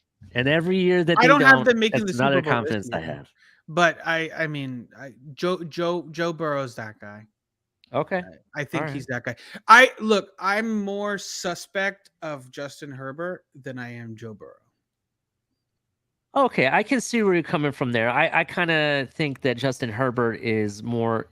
I think he gets rattled easy. That's kind of what I think. And Maybe, yeah, a little bit. And I see where you're coming from about Burrow. I just don't know until he does. That's kind of like my thing, especially with Mahomes. We all think Mahomes, and we have this pedestal of Mahomes that he's elite, right? I need to see it without Tyreek Hill. I need to see Joe Burrow do this without Jamar Chase. I need to see Josh Allen just do it. Somebody's poisoned the water hole. Them do it. But okay, I'm gonna actually say here's that my pushback. Here's my pushback. Okay, I respect your opinion, Drew. I respect it completely. I respect yours too. I love you, dude. Definitely. You're wrong. No, no. Here's the thing. Come on, my shit. What? Did we just become best friends? Yep. That's right. That's right. That's right. Here's the thing. Like, so you say, can he do it without Tyreek Hill? Right. Yeah, let's see it. So my pushback is, but that's like these are the excuses we've been making for Tua, right? Mm-hmm. I don't think any quarterback can do it on their own. Like Tom Brady doesn't do it on his own. How much you want to make a bet I can throw a football over the mountains? I need you to go back to the Miami Dolphins in the 80s and early 90s. Dan Marino has been doing it for a long time by himself. He never won a Super Bowl. Yes, he did not. You're absolutely right.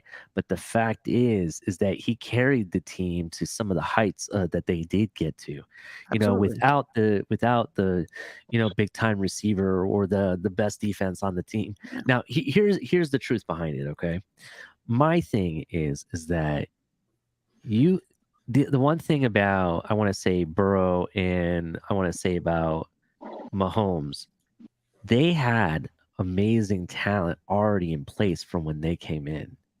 So the argument that they're elite is flawed in a Burrow sense. had a better Burrow had good talent. You look at the receivers that they have on that team. Do you understand the words that are coming out of my mouth?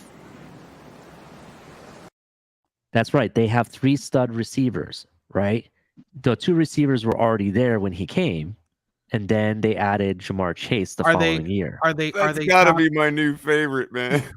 Are they top 20 wide receivers? They're Pardon not me? top 20. Jamar Chase is, but the other 2 aren't. Who are the receivers from? Do you understand the words that are coming out of my mouth? Cliff, I understand you're saying that Burrow had crap. I don't agree with that. Joe It's Mixon T. is a very Higgins- formidable. It's T. Higgins and Tyler Boyd. Yes, T. and Higgins they're and both Tyler Boyd really are good wide receivers. T. Higgins and Tyler Boyd are serviceable wide receivers. They're not really good wide receivers. I still think they're decent receivers. I think we have at least 3 to 4 wide receivers on the team that maybe could be He better. still than Higgins and needs Tyler to Boyd. prove to me, from my thought, until you make me a believer, okay?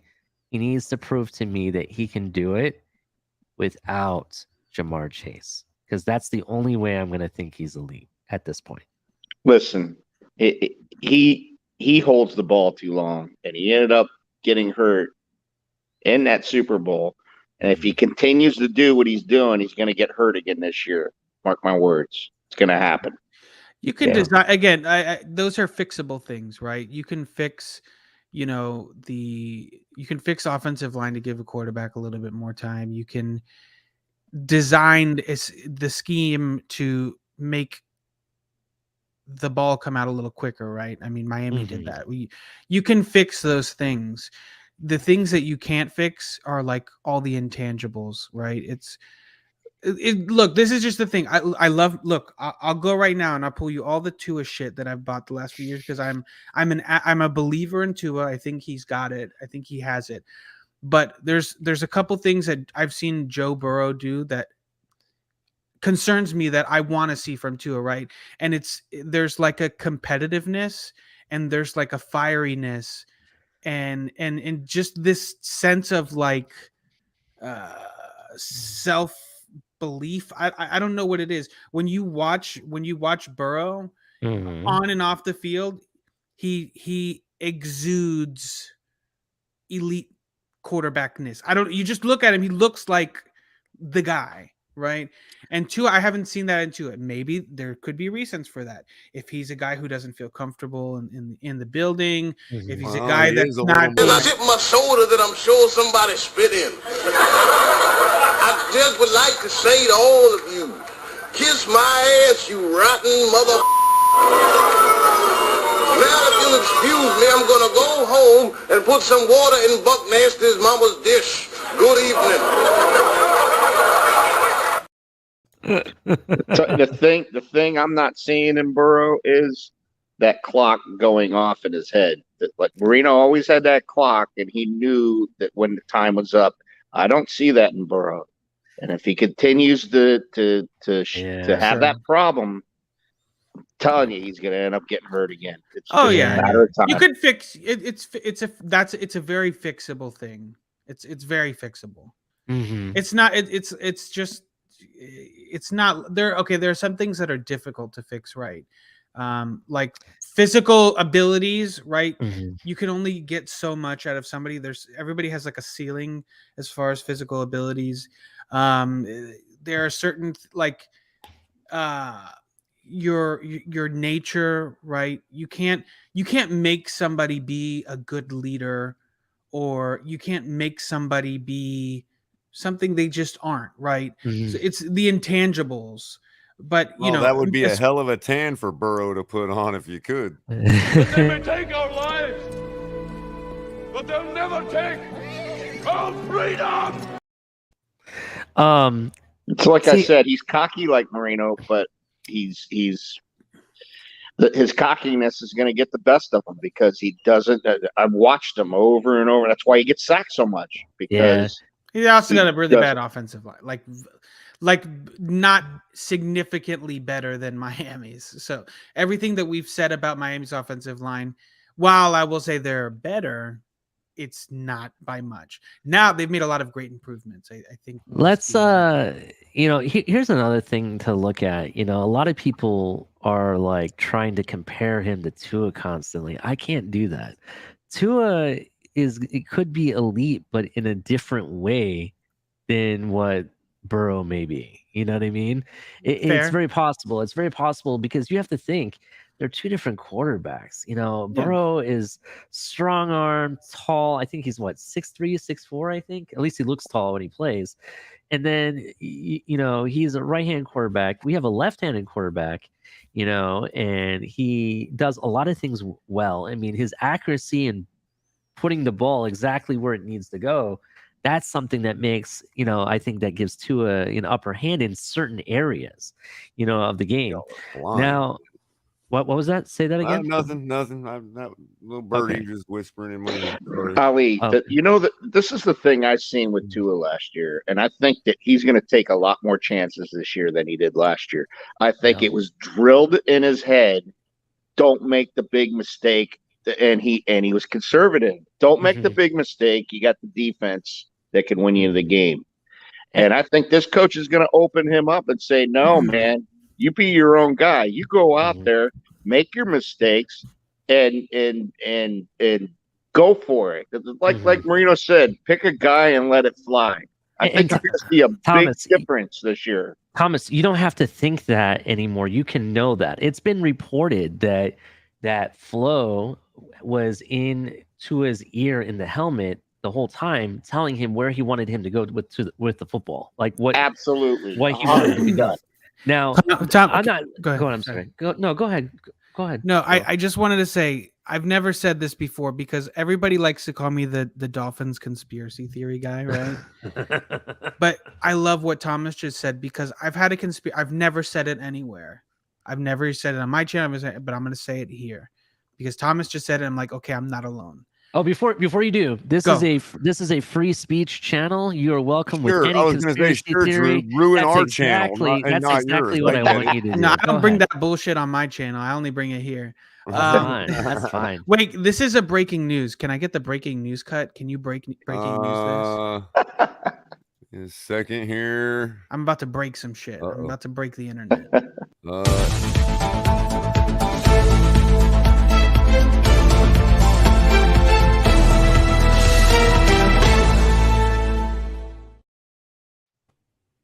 All right. Are you ready for this? Do you guys recall?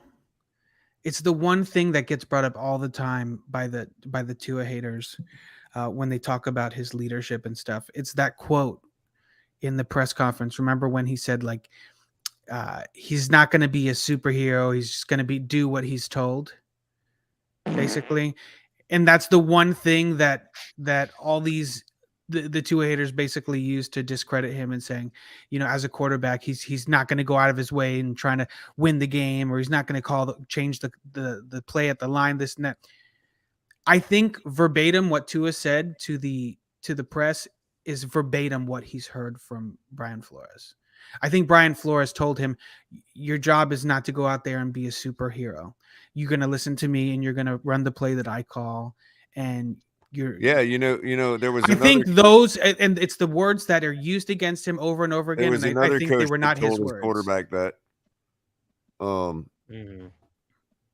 Brett Favre's coach told him the same thing. And that phrase gets beaten to death. Oh, as soon as you talk about Tua to anybody who just really, not anybody here, right? Because Culler can be very critical of Tua, but he's not a Tua hater, right? No, we support Tua. We just reserve the right to be critiquing his exactly. Play. That's all. The same thing like with TD. TD's not a Tua hater. He's critical of Tua, which he's allowed to be. No, but I'm saying the people that bring that up. Drew Bitron is the haters. Even the haters have a point there. And the point reason I brought up Brett Favre is because Brett Favre was told the same thing. Every young rookie quarterback is told the same thing. That's literally football coaching 101. Yeah. So the difference is Culler. Great quarterbacks say, F the coach. They draw a play in the dirt. They score a touchdown. And they say to the coach, fire me. Culler. Mr. Treehorn treats objects like women, man. Culler, to argue that point, look at the talent that was around Brett Favre back then. The wide receivers he had, the tight end he had. Okay, it's not saying that Gesicki ain't bad, but Brett Favre had way more talent when he took those chances too, dude. Well, we don't know because those chances weren't taken. Those opportunities for our playmakers weren't given. So how do we know? I'm just saying, if Tua would have said, F the coach, I'm going to do what I want. Yeah, he might have made a star out of one of these receivers, right? He might have made a star out of one of these receivers we're talking about, right? Maybe. But this is a different Culler. Remember, too, this is a different generation of players. These are millennials. I'm just not. Culler, these are millennials. Listen, we follow the rules. Okay. When Daddy Flores says, give me your chalky milk. Well, I made a promise to the audience, so I'm not even going to talk about it. Look what I can do. I'll give Flo his chalky milk. I'm not going to talk about people that are not our coaches anymore at all. No, I mean, look, I just brought up the thing that was said. Well, that's fine. You did. It's a thing that is continued to be brought up. Okay, about Tua is that that's he can't fine. be he's not going to be a superhero. I'm just withdrawing from the conversation. That's all. Well, withdraw, Culler. No big Go to the deal. back room. I'm not upset. Nobody has to be upset. I'm just withdrawing from the conversation. Get the back of the crowd. Wow. Did you Mic just drop. kill my... Damn. See This that is now? our show, Wait a Colin. minute. I What the just heck want you to do? point out something right there. What happened? There you go. I'm the new color. Look at me. I'm This the captain network now. has kicked I'm the its captain now. Has kicked one of its co-hosts more times than it's ever kicked any of its audience. capable of that emotion. For the record. I've never been kicked until just Just now. saying. I just wanted to get that on a clippable. There you go. I'm That's one funny. of I'm one of the guys now. It's official. Yeah. Where the hell's big? No, I definitely Hey, respect. like I said no. earlier, Daddy's home. Yeah, I mean, I respect your thoughts about Burrow, Drew. I really do, and I'm not. He does have talent. Don't get me wrong. When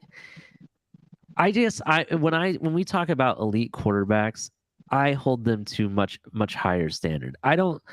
At this point, I can't say that Tua is elite. What I can say is he has a lot of talents that could eventually get there. Will he get there? That's up to him to do. And when I see that, then I will start saying that. I support him 100%, and I think he has talents to get us to a Super Bowl. Somebody put in there Tua getting us to a Super Bowl, not something about Tyreek Hill. Yeah, I'm sorry. It's going to happen. Tua's going to get us to a Super Bowl. All right. I do believe that can and will happen. So. Yeah. But I'm not going to call him, even if he wins the Super Bowl, which we already know, you don't have to be elite to win a Super Bowl. Joe Flacco won a Super Bowl. Eli Manning He was won 2 elite Super that Bowls. year. He was elite that year. Yeah, but does that really You gotta make have you an elite elite? defense, though. I don't so, think like, that makes him an elite quarterback. He had Yeah, an- you he- can be he elite had for an 1 year, but that doesn't mean What you're is elite. it about these few quarterbacks that won the Super Bowl that makes us say they're not elite? Is it your eye test? What do you mean? Like seriously, they took their team to the Super Bowl. That doesn't mean they're elite. You can. I'm not saying Trent it Dilfer does. won a Super I'm Bowl. not You're gonna saying I was gonna it say, does. if you think Trent I'm Dilfer's asking elite, what you better about check your them- eyes. What I'm asking is, given that they accomplished getting to the Super Bowl and won it, and you're saying that doesn't necessarily make them elite, we need an answer as to what it is that makes them not elite.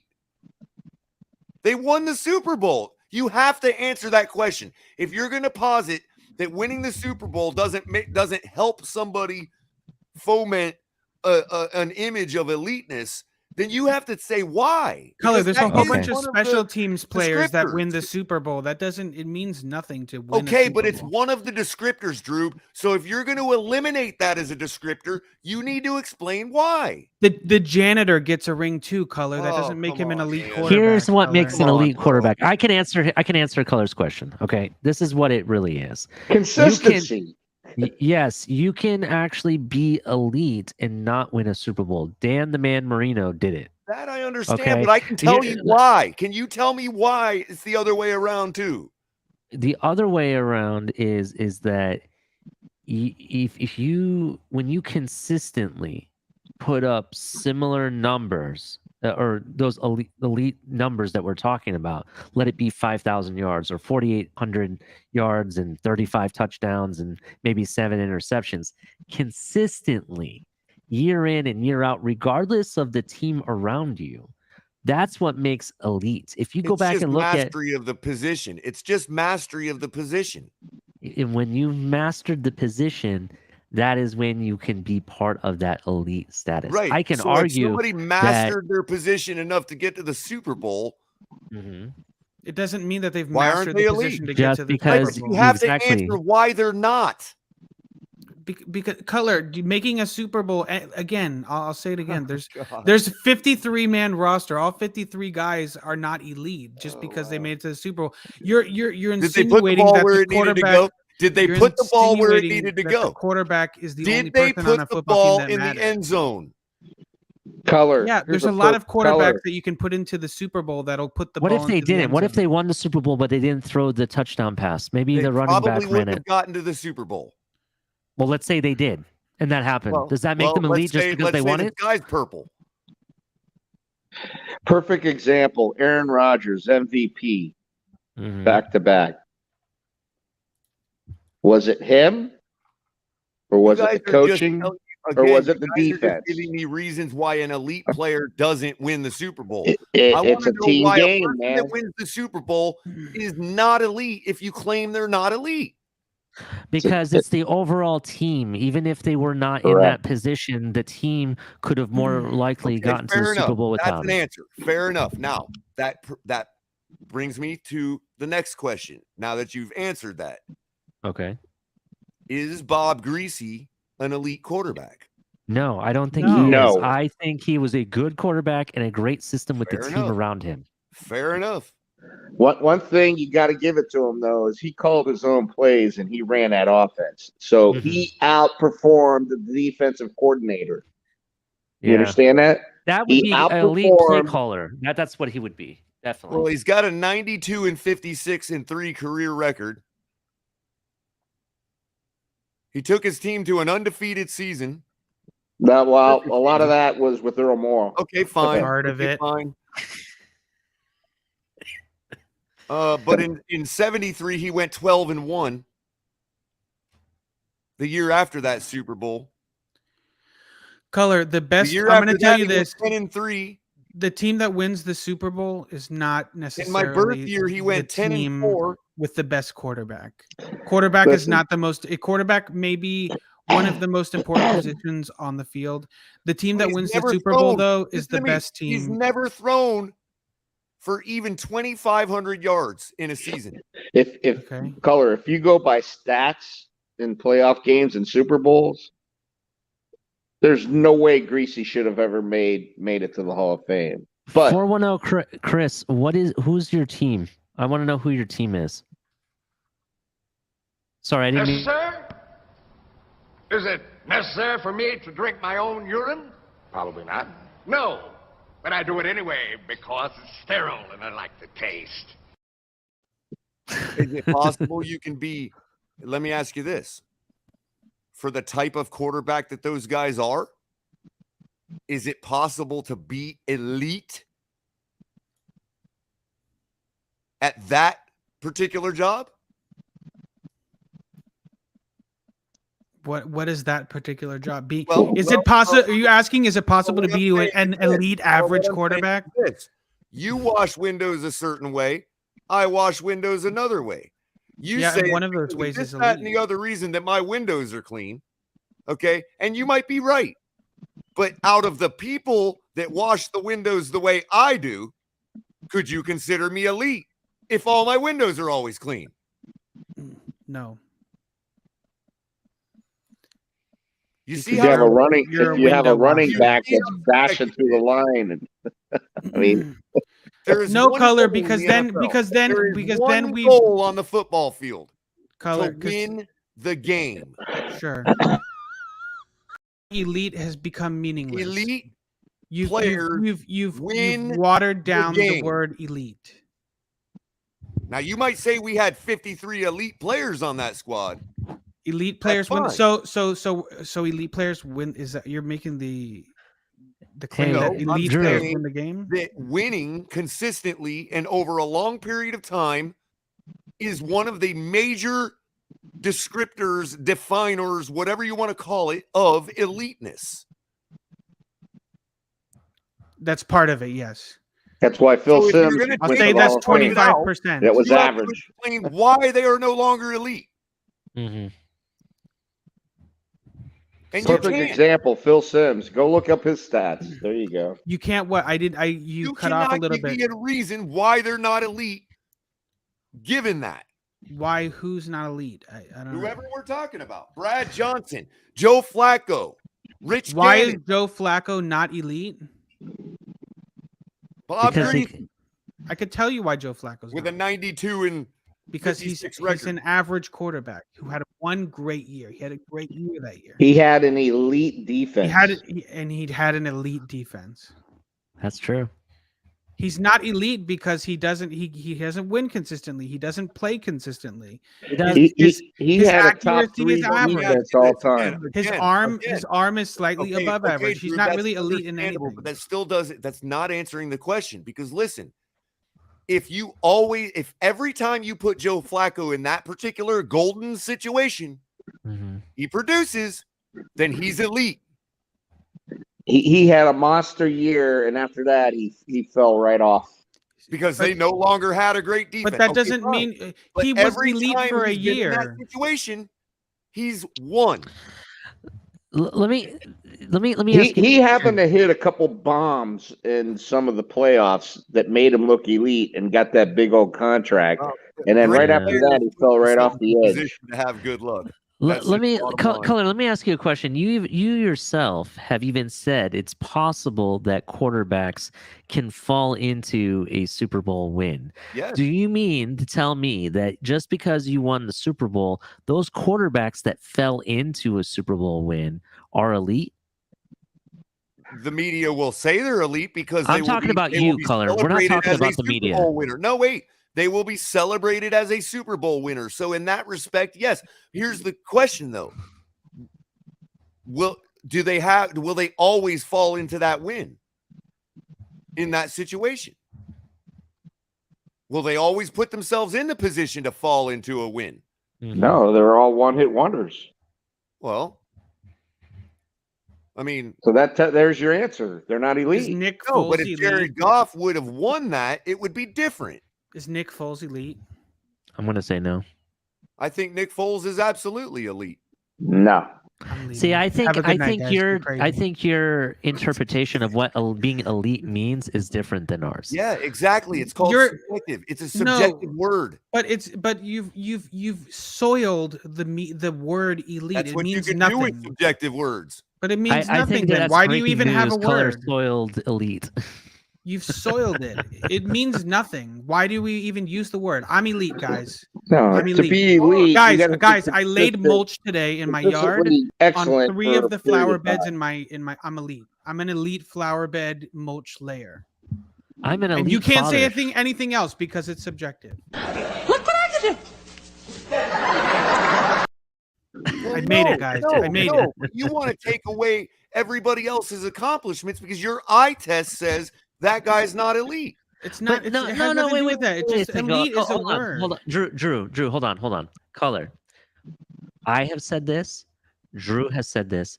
Thomas has said this.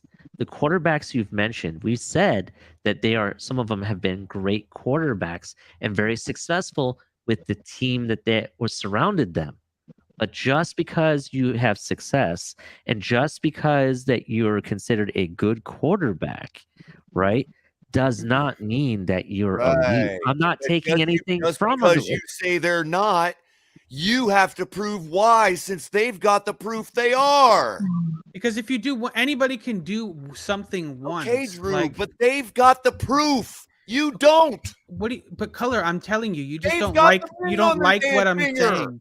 So Tebow got won a playoff game. Is he elite now? Now we're going to playoff wins? I don't know. I don't know, Culler. I don't know what you want. Clip. Someone should play playoffs. Playoffs. Guys, if Cap's in back, it's coming. Playoffs. Culler, I don't know what you're getting at. I feel like you're overanalyzing. I'm getting at the proof of burden is on you. And I just told you. Explain why they're not elite. Culler you can have one good game you can have 3 good games in the playoffs just and not be elite. You don't think they are is not proof. Culler, so everybody's elite. Everybody that wins a Super Bowl is elite. I'm gonna pull up everybody that's ever won. Culler is trying to prove the point. Why so serious? Culler is trying to prove the point that elite, the term elite and the belief that a quarterback is elite is only as good as eye of the beholder of the person saying that.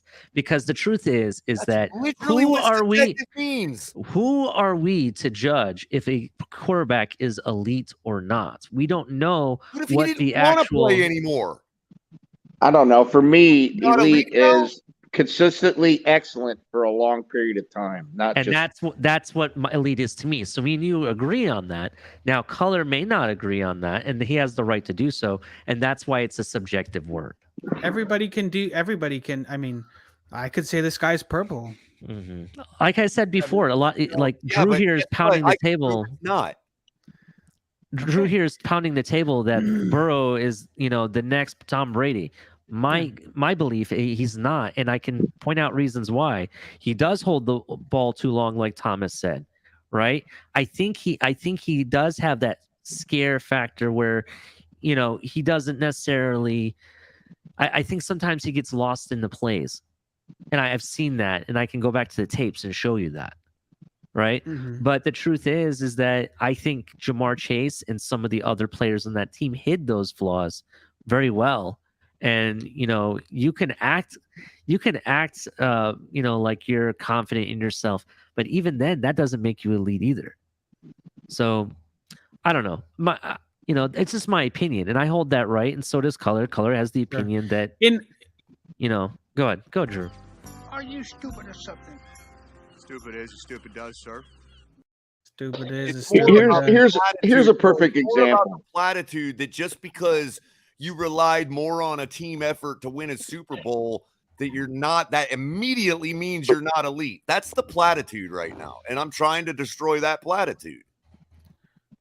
Here's a perfect example. You have quarterbacks that come along, and they have just a ridiculously outstanding year, right? Mm-hmm. And the following year, these defensive coordinators start to see their flaws, start to see their weaknesses, and then they fall back real quick in the middle of the pack.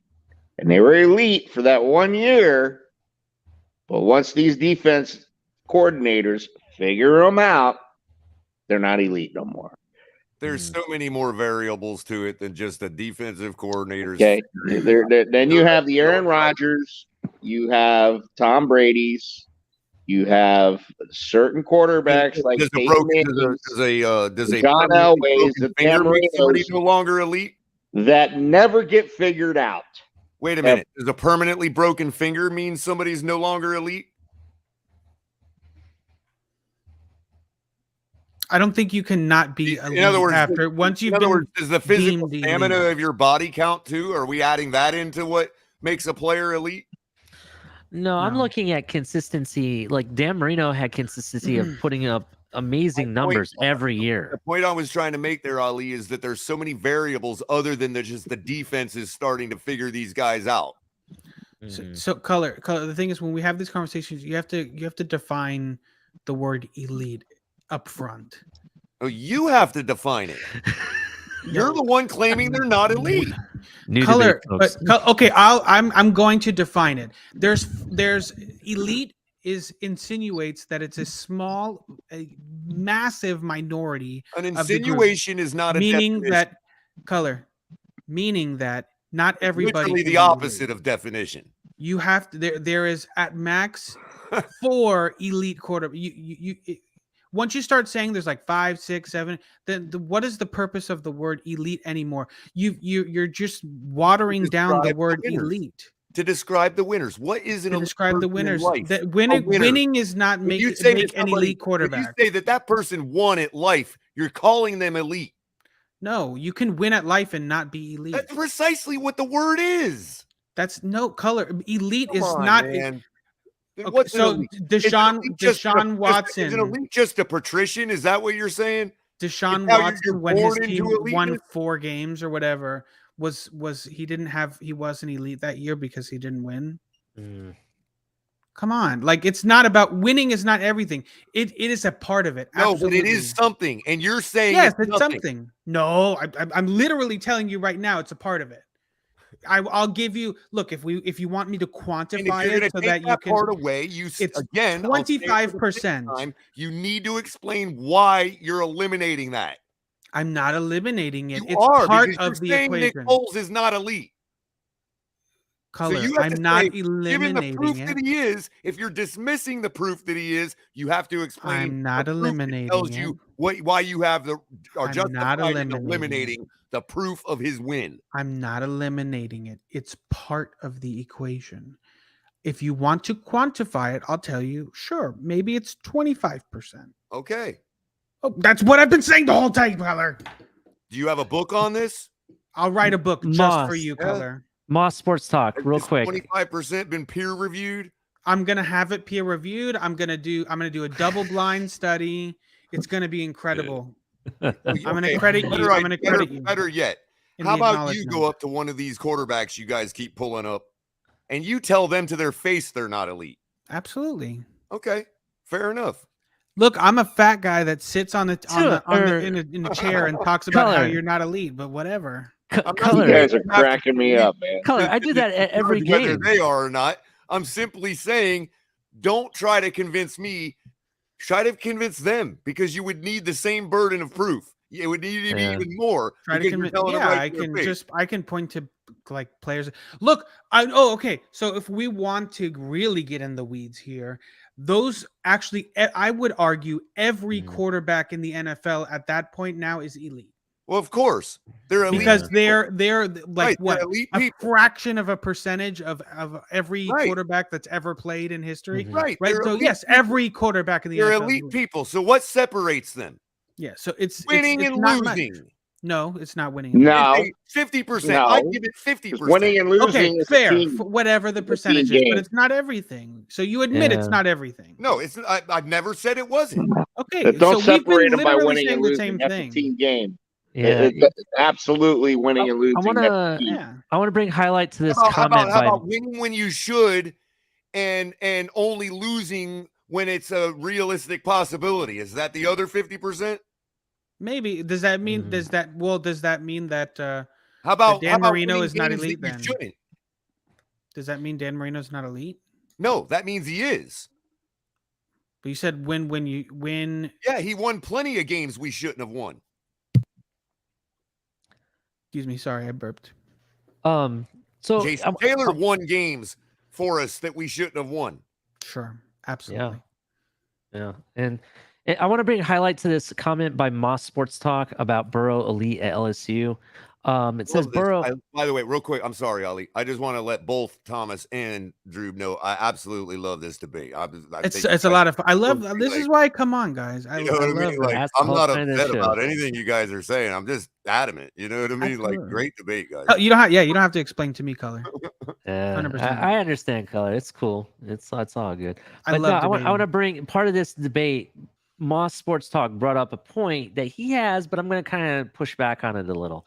He says Burrow elite at LSU and had Chase, so they drafted him, and then they can be elite together. It's allowed. I'm going to agree to disagree here. I do agree that they can both be elite, but together that is debatable. You will not know if they're elite together or elite at all unless one of them plays beyond the means of the team without the other. That's how I define that. So I understand your opinion. My opinion is different. That's sort of almost It's what superior. what we just arrived at, sort of similar. Like it's a matter of, do you win when you should? Do you win when you shouldn't? You know what I mean? Are you the reason you won when you shouldn't? You know what I mean? There's an important distinction also. Are you the reason that you That's a win? great one. That's a great when one. you And then shouldn't? in those examples you guys give, That's an important that's fair. distinction. That's like, Here- no, they here, weren't Moss- really the reason they won. Yeah, You know? Moss brought up a person prior to that comment that I do agree is elite, and that's Barry Sanders. Barry Sanders won games for the Lions that they shouldn't have won. Oh, he's absolutely the Dan Marino of running backs. We all know that. Exactly. He is Yeah, I double- agree with that. Hey, I'm gonna throw another monkey wrench into it. How come he wasn't elite? I'll give him his freshman year, but his sophomore and junior year, how come he wasn't elite then? For Which one we're talking about? Burrow. Okay, so He was a one-hit essentially- wonder in college. I will explain this to you. So he actually was an Ohio State Buckeye before he was with the LSU.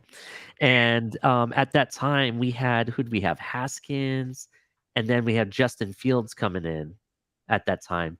That's why he eventually transferred out, because he really wasn't getting a shot. So that's why his freshman and sophomore year, he really wasn't around at all. He ended up transferring to LSU, came in like halfway through the season and blew it out of the park. And then he had that really good season in the end and then came to the NFL. So no, he didn't have an all 4-year elite, elite style college track record. So Well, if he was elite, he should have beat out Gaskin Fields. yes, I agree with you. Yeah, I Rest got in a peace, good Haskins. one that we all made out to be elite, but all in all, still came from some no-name college nobody ever heard of, and really ain't all that. Carson Wentz. That is true. Didn't Josh Allen and him go to the same He's school, exactly though? what he was. They got him from some no-name college where nobody ever heard of him, and that's the reason. Let me tell you something. Even though he had a good run and he looked elite, he is what he is. If he didn't get hurt, he probably would have been MVP that year. Yeah, that is true. Yeah. He was on track for it. Instead, you Absolutely. had a real elite guy come in and win the Super Bowl. Mm-hmm. Color, I think you're an an elite commentator. Set up to be MVP of the league that year when he got hurt. Color, your voice on here is elite. You have an elite voice. He got that bass baritone voice. Here's the absolute truth behind it, okay? Color, outside of this YouTube Finn's Tailgate show, has an elite education on the history of humanity. And the things he can teach you are better than reading an encyclopedia, to be honest. That's the honest truth and mutual respect I have for him. So I should probably refrain from telling anybody that I don't have a higher education, right? Yeah, don't tell. All of that higher education is a piece of paper that you paid for and owe for the rest of your life that says you have a higher education. That's all it is. I know people that don't have a higher education that are smarter and more knowledgeable for history and facts and intellectual conversations that getting a higher education was beyond them. They're like, oh, it's beneath me. Please don't get him started in mythology, okay? Trust me, I've been up till 5:30, 6 o'clock in the morning with those conversations. I know I'm going down the rabbit hole. No. But the truth behind it is that everybody has it. Oh yeah, and the reason the elite debate is so awesome is because we've literally been having this debate for the entire history of man and woman. Yeah. What makes people better than others? That's correct. That is actually the best thing ever. Given in equal conditions and equal, fairly equal circumstances. It's called the hierarchy of man. That's what it is. The Miami Heat were elite tonight. I don't know, man. You got another bot. Hey, I gotta say, Jimmy Butler came off the floor at halftime. Listen, all I gotta say is Beantown is going down. That's all I gotta say. Yeah, losing that game is massive. I mean, it's a big win for Miami. Massive win. Yep. I still think it's going to go to they're Game going 7. to Boston now, right? It's Game 3 is in Boston. So this is where they really need to get that steal in a series type of postseason like this. Well, no, so Miami doesn't necessarily. Miami at this point has the advantage. If they lose in Boston, it's okay. They would still have the. That's what I mean. The champions step on the gas right now and steal one of these games in the other team's house. Yeah. Tyler Hero needs to step up. He needs to step up. He played like garbage tonight. Absolutely. Kind of the same thing in baseball, Drew. If you lose one of those games, it's like all of a sudden the other team flips the script and they've got the advantage the rest of the way. Well, that's exactly what the Celtics really needed to do tonight, and they didn't. Right. Like beating Miami the way that they did in Miami. They got this was supposed to be this was an underhand toss, right? This was supposed to be like an easy, just knock it out of the park, and they have everybody back on the court. And man, Miami really played lights out. And the only reason it got close, and it only got close until the very end, was because Jimmy Buckets was off and Tyler Hero was really out of sorts. Duncan Robinson is nowhere to be found. He's still getting paid $90 million. And See there, they just pour in Adebayo and Oladipo, and it's like boom. Bam killed it. When Bam took this game personally to let the league know he ain't happy. He wasn't even in the running for Defensive Player of the Year. Okay. There was two big keys to me. I'm sorry for devolving this into a Miami Heat conversation. The game today was really good. It was Bam. When Bam plays well, the team plays well. Because when Bam plays well, then Jimmy Butler doesn't have to play hero ball. And Jimmy Butler's best when he can be a facilitator. And the same way with Oladipo, right? The team is just better when Bam is running on all cylinders. And the other thing, and my like massive unsung hero, like you could call it the defensive MVP of the game, was PJ freaking Tucker, dude. Shut Tatum down. Did you? I was telling my buddy, Tatum looked so frustrated the entire game. I don't know. At one point, I think he had like, in the third quarter, he only had like 9 points. They messed that boy up tonight. I can tell you that. PJ Tucker shut Tatum down, and that's what Miami has to do. Let Brown score 30 points or however many points he scored. What's his name? I'm forgetting. And Depot's defense helped too tonight. Oh, Depot was incredible on defense. Incredible. I mean, they had like 20 turnovers, over 20 turnovers by the end of the game. They had more turnovers than assists. Depot was causing some problems at the end of that game. I can tell you Drew, that. I saw on the marquee on the game that's actually 19 steals, and that's a franchise playoff record. Yeah, it was great. Yeah, Depot was just batting that ball out of their hands every chance he got. It was a lot of fun. He was a big part of that. Yep. Hacking. Isn't that what they call hacking? Yeah. Basketball. He's got those long arms, man. He's gifted. Yeah, and he's still not 100% even. So. No, I know. I'm guessing, and correct me, everybody who watches more. Like when you got handles, that means you can really dribble well, right? Correct. Yeah. Okay. So, was there a Marlins game today against the Braves? There usually is Saturday. There, I would imagine there was. Let me look it up. I heard Solar hit a RBI double and then looked at the Braves bench or dugout and chopped at them. I hope not, because they lost. So that'd be pretty embarrassing. I'm looking at the video. He did. I'm looking at the video. Shit. Cardinals beat the Pirates 5-4. I'm boycotting the Marlins until they can actually field a team year after year that's competitive. Problem right now is their bullpen. They get a lead, they can't hold it, man. I gotta wait another 5 years before my team can show up. They show up every 10 years. It's the Guardians. The Guardians, and not from Destiny. We're just the guardians of the land, the natives. Yeah, the ground guardians. That's right.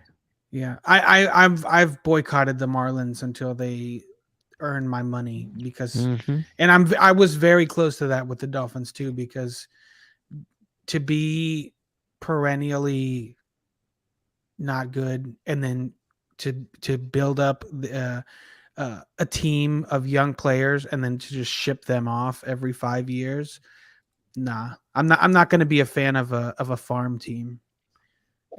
And meanwhile, all that was supposed to stop once they got the stadium and everything was supposed to change, right? Yep. It was the same shit, different day.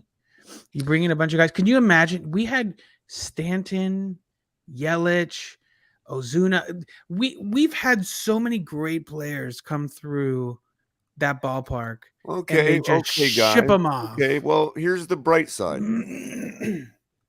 You guys, everybody in your division is under 500 except for the Mets. Okay, so you all are right around 450 roughly. Okay. The Mets, we know, just lost their second star pitcher. They're going to start losing ball games. It just is what it is. Okay, and if you got, you're going to be competing with the Braves and the Phillies, right? And you're neck and neck with the Phillies. What I'm saying is, like, this division is still wide open, and even if you didn't win the division, you're only 4.5 games back of the wild card in the overall league. So, like, they really, if they get to 500, that's all they need to do. They could really make a run. It's a good year for it. They just, got it. I mean, I don't know. They need to get a better bullpen. That's their problem, man. The only chance they got is winning the division because they ain't gonna make it as a wild card. That's for sure. Well, Not considering the way the West is playing.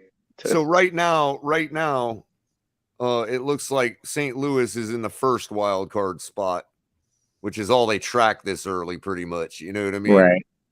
But we're trailing Milwaukee by 4 games in the division, so that's not insurmountable for the Cardinals. We're not. If we end up going our division, yeah, I guess you'd be competing with Milwaukee, but it'd really be competing for that second spot.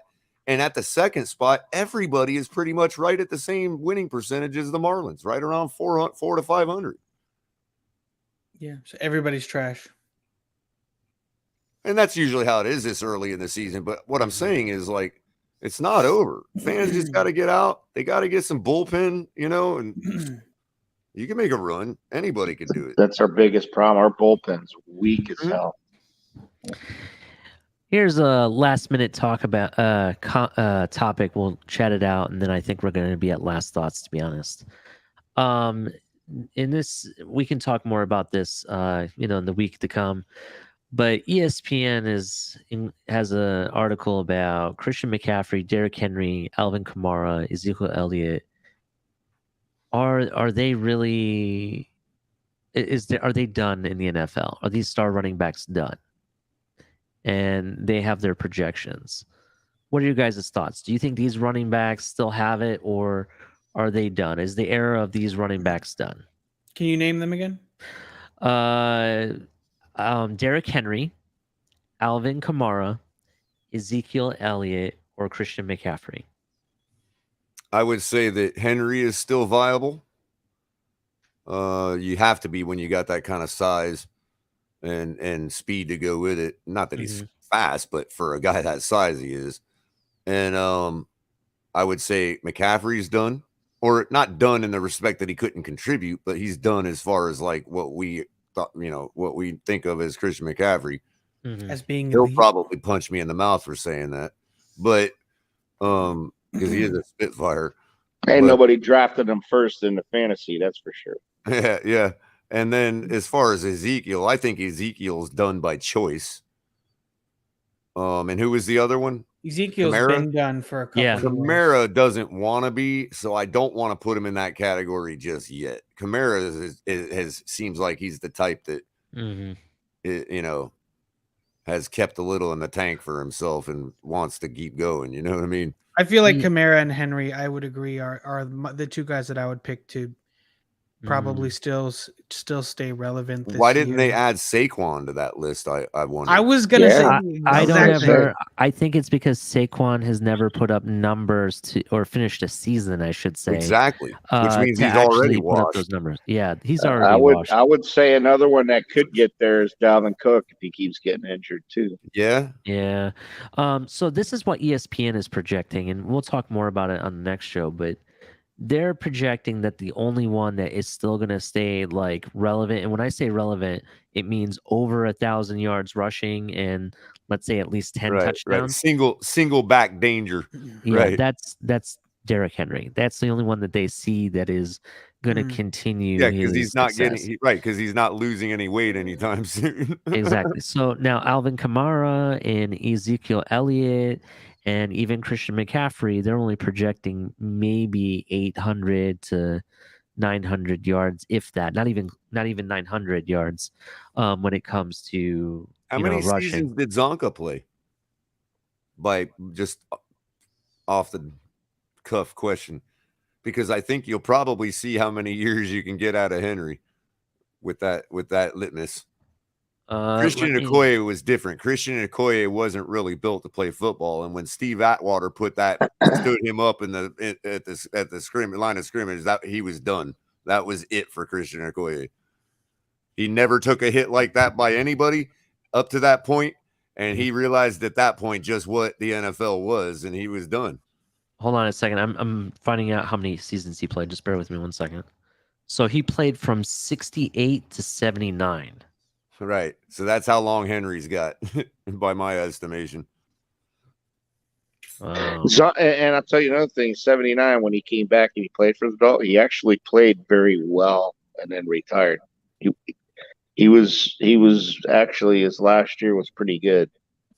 Yeah, he didn't have 1,000 yards rushing. He had 837, but he had 12 touchdowns. Yeah, he was still good at that time. He still had some of them yards banked from 72. he never got to anywhere close to the stats he had with the Dolphins with the Giants. He was only there 3 seasons, but I remember there was a lot of people disappointed that he retired in 79 because he came back and he played for the Dolphins at the end, and he had a pretty damn good year that year. Yeah, and I remember my brother and I were like, "Damn, he's gonna retire. He had a good year, man." Actually, I forgot about this. In 75, Larry Zonka, he missed a season in the NFL because he played for the World Memphis Football Southmen, the World Football League. Yeah, that's interesting. I forgot about that. Yeah, Jay makes a great point. Hey, let me tell you There's something. actually more to that, Jay. If we didn't lose Ed Zonka, McCaffrey's hands are so good that Madden, it was literally a glitch in the Madden football game when he was around. Hey, like to this nobody day, punted. Nobody that played Madden through that era ever punted because you could just call a post route with Ed McCaffrey, and it didn't matter how long it was. It didn't matter if it was 4th and 45. You got that ball completed for the first down. It didn't matter. It was a glitch in the game. Yeah. To this day, you got to remember, you had Zonka, and Kick was one of the better running backs in the league at that time, and Warfield was right up there as one of the best receivers. We don't lose Zonka, Kick, and Warfield, and then you got to remember that also Jake Scott got into it with Shula, and Shula shipped him off. And Jake Scott was starting to get hurt at that time, but you lost 4 very, very good players. I don't think Pittsburgh would have been a dynasty if it was at that time. It was the Raiders and the Dolphins neck and neck every year to make the Super Bowl. And that sea of hands, I mean, the Dolphins would have been back, and they would have been like the in my opinion, Buffalo. It would have been 4 years in a row to the Super Bowl. And Zonka, Kick, and Warfield don't leave that team, and Jake Scott stays on that team. Telling you that the dynasty of the 70s would have been the Dolphins by far. Wasn't Jake Scott our first number 13? Yep. Yeah. All right, guys. So let's get with ending thoughts here. I'm gonna do the rundown real quick one more time. So don't forget about Tonk 7 and TMI Tuesdays. Tonk and Culler will chop it up. Some good stuff there at around 9. Then we got color commentary on Thursdays at the Fins Tailgate. And then we have on Saturday nights at 10, a late night exhale with Ali and Culler. And don't forget about the TFTG show Sunday, Monday, Wednesday, Friday at 10 with Captain. Well, Cap's been busy tonight. Yeah, he's been busy. And don't forget, if you ever want to donate to us, you can donate to the Cash App or Venmo at the Fins Tailgate. We also have Fanatics or merch. Fanatics, yeah, Fanatics. We have the link below. Use our link. It helps us out here at the channel. They have all of your great gear. We also have some merch, some really cool stuff. The tank top. I'm gonna end up probably buying those yoga pants for Culler. It's gonna be really interesting, so definitely. So Thomas, thank you for telling us your story. Thank you for showing us your Hall of Fame jersey. I'm super jealous, to be honest. I love it. Tell me, what are your thoughts? First of all, thank you for having me up on the panel tonight. I really like your takes. You bring a lot to the show. And I really appreciate everybody that's up on this panel, very knowledgeable. Everybody that's up here. And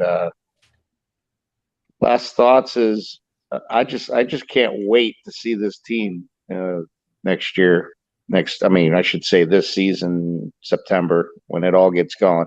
I'm really, really looking forward to preseason of watching the rookies on the field, especially Tyndall. I think this guy, once he gets, they're already having him learning to call plays and stuff. And it's, if he's not starting at the beginning of the year, it's not going to be long. I would say 2-3 games in, he's gonna be right in the thick of everything, and it's going to be exciting to watch this defense and watch this team grow throughout this season. And I'm really looking forward, especially preseason. I'm gonna be watching. Usually, I always record everything and I watch it. The third game's boring. I'm going to be watching this thing all the way through, and I'm going to be looking forward to seeing the quarterback that they drafted, and it's going to be a very exciting season. And like I said, this is the deepest I've seen this team in a long time, both offensively and defensively. And it's exciting times coming up. I really feel that. And again, thank you all for having me on tonight. It's been a good show. Thank you so much. Thank you, sir. Definitely, no problem. All right, let's go to Dog the Bounty Hunter coming out of retirement there. What are your ending thoughts for us for tonight? I was just having a seance with Beth. I miss her. Oh, okay. Well, that's sorry about your loss. What do you have? Take a joke. Bummer. Huh? This is a bummer, man. That's a bummer. Why so serious, Drewbitron? I need to have a seance with Heath Ledger, get him back, so you can put on the Joker stuff and go right to your face and say, "Why so serious?" It's a joke, man. Look, I'm getting ready for the start of the CFL season. That'll give me my football fix till training camps and the NFL open up. We're not that far away. Moreover, the June cuts come. There should be some kind of activity. I'm keen to see what happens. Hopefully we get an offensive lineman. Once that happens, I'm ready to go. I'm excited for September. I just want another offensive lineman. I've been steadfast in saying that for the last 8 to 10 weeks, Culler? Yes, you have. Yes, you have. So there I you was go. just about to say, I think we're going to hold a special party for Tony Pepperoni if we get another offensive lineman. I know. Yeah. I want Treader, but who knows? Who knows? Take care, guys. You too, man. Take care, Tony. Thank you. All right, Drew. So thank you for coming to my show first time. Yeah. I was really happy to see you, and I really loved the debate between you and Culler. That was really interesting. And Drew's a powerful ally too, Ali. He's a friend of the family. Let me tell you. I got powers. I'm like Thanos. I'm the Thanos of the Dolphins community. So tell me your ending thoughts, man. Final thoughts. The final thoughts. I have a headache. Oh, I'm sorry, sir. It's all my fault. Yeah, Culler got me all worked. It was that extra meme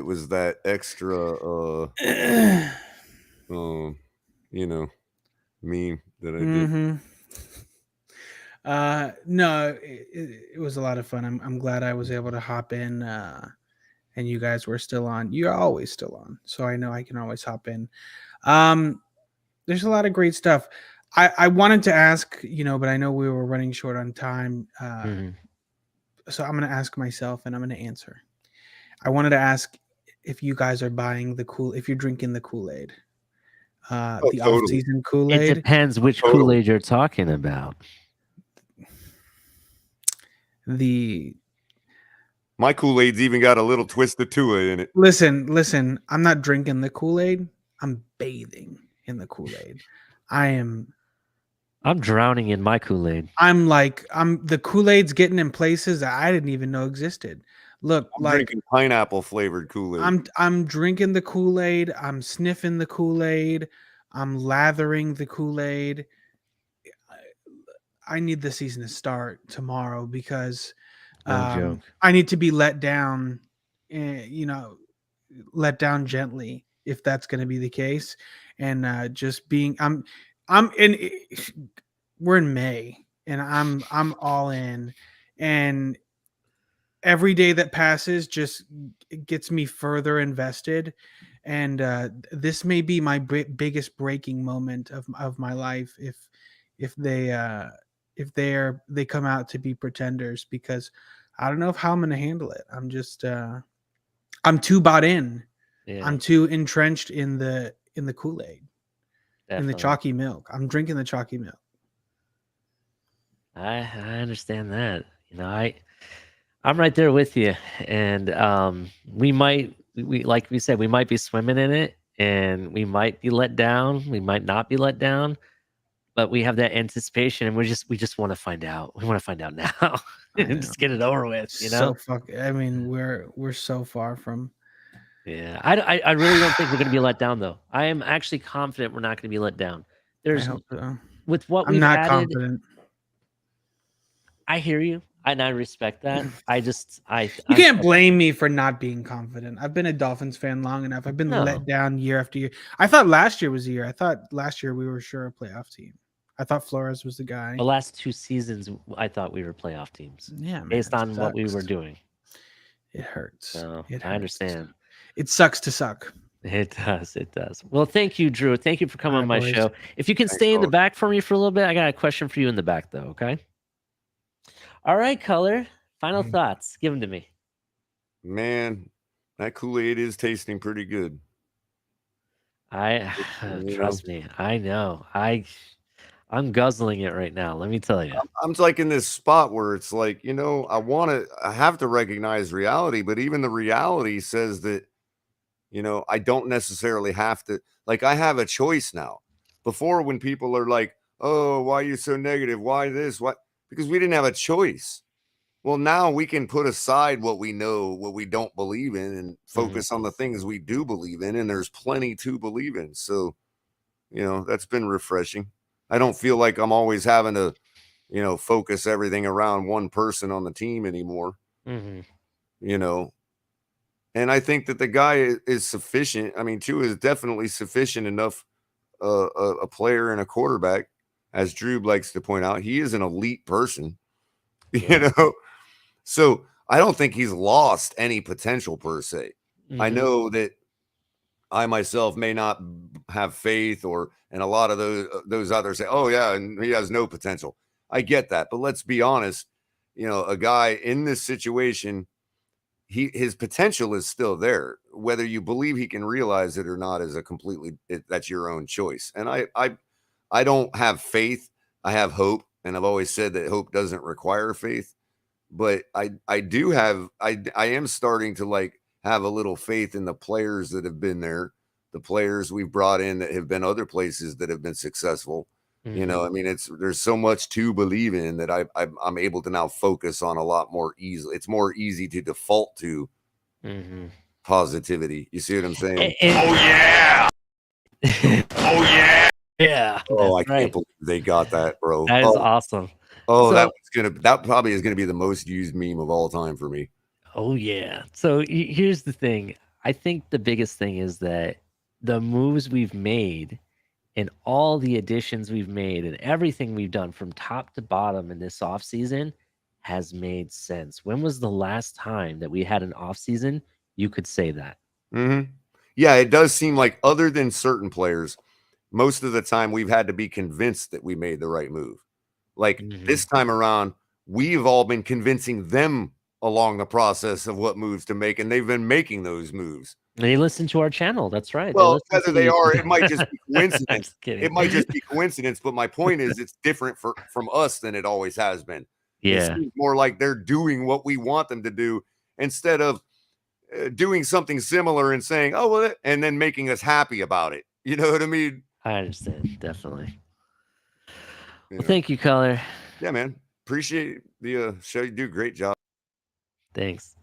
All right, everyone. I'd like to thank everyone who came out for Jersey night. It was awesome hearing everyone's story about how they became a fan, and I'm really glad that you guys gave me the moment to put my heart out on a sleeve and let you inside to let you know what I've gone through and becoming a fan and how dear it is to me. Yeah, thank you for that opportunity. I really appreciate that. And I really agree with everyone's points. Drew had great points. Thomas had great points. Culler has great points. Who are we to judge who's elite? What is elite? It's subjective. It's different for everyone. I don't think Burrow is elite. That's my opinion, and I'm going to stick with it. I don't think that he wins the big one, anytime soon. That's just my opinion, though. But hey, stay tuned to next Saturday. I'm going to make some announcements soon on Twitter. Ali's Late Night Exhale. That's right, on Saturdays. And there's some announcements because we're going to have, not this coming up Saturday, but the Saturday after. I have a really big announcement. Everyone's going to want to be there. And stay tuned. You guys are going to hear about that pretty soon. So tonight, I give everyone sweet dreams. Swim in the Kool-Aid. I'm going to go bathe in it. Good night. Fins up.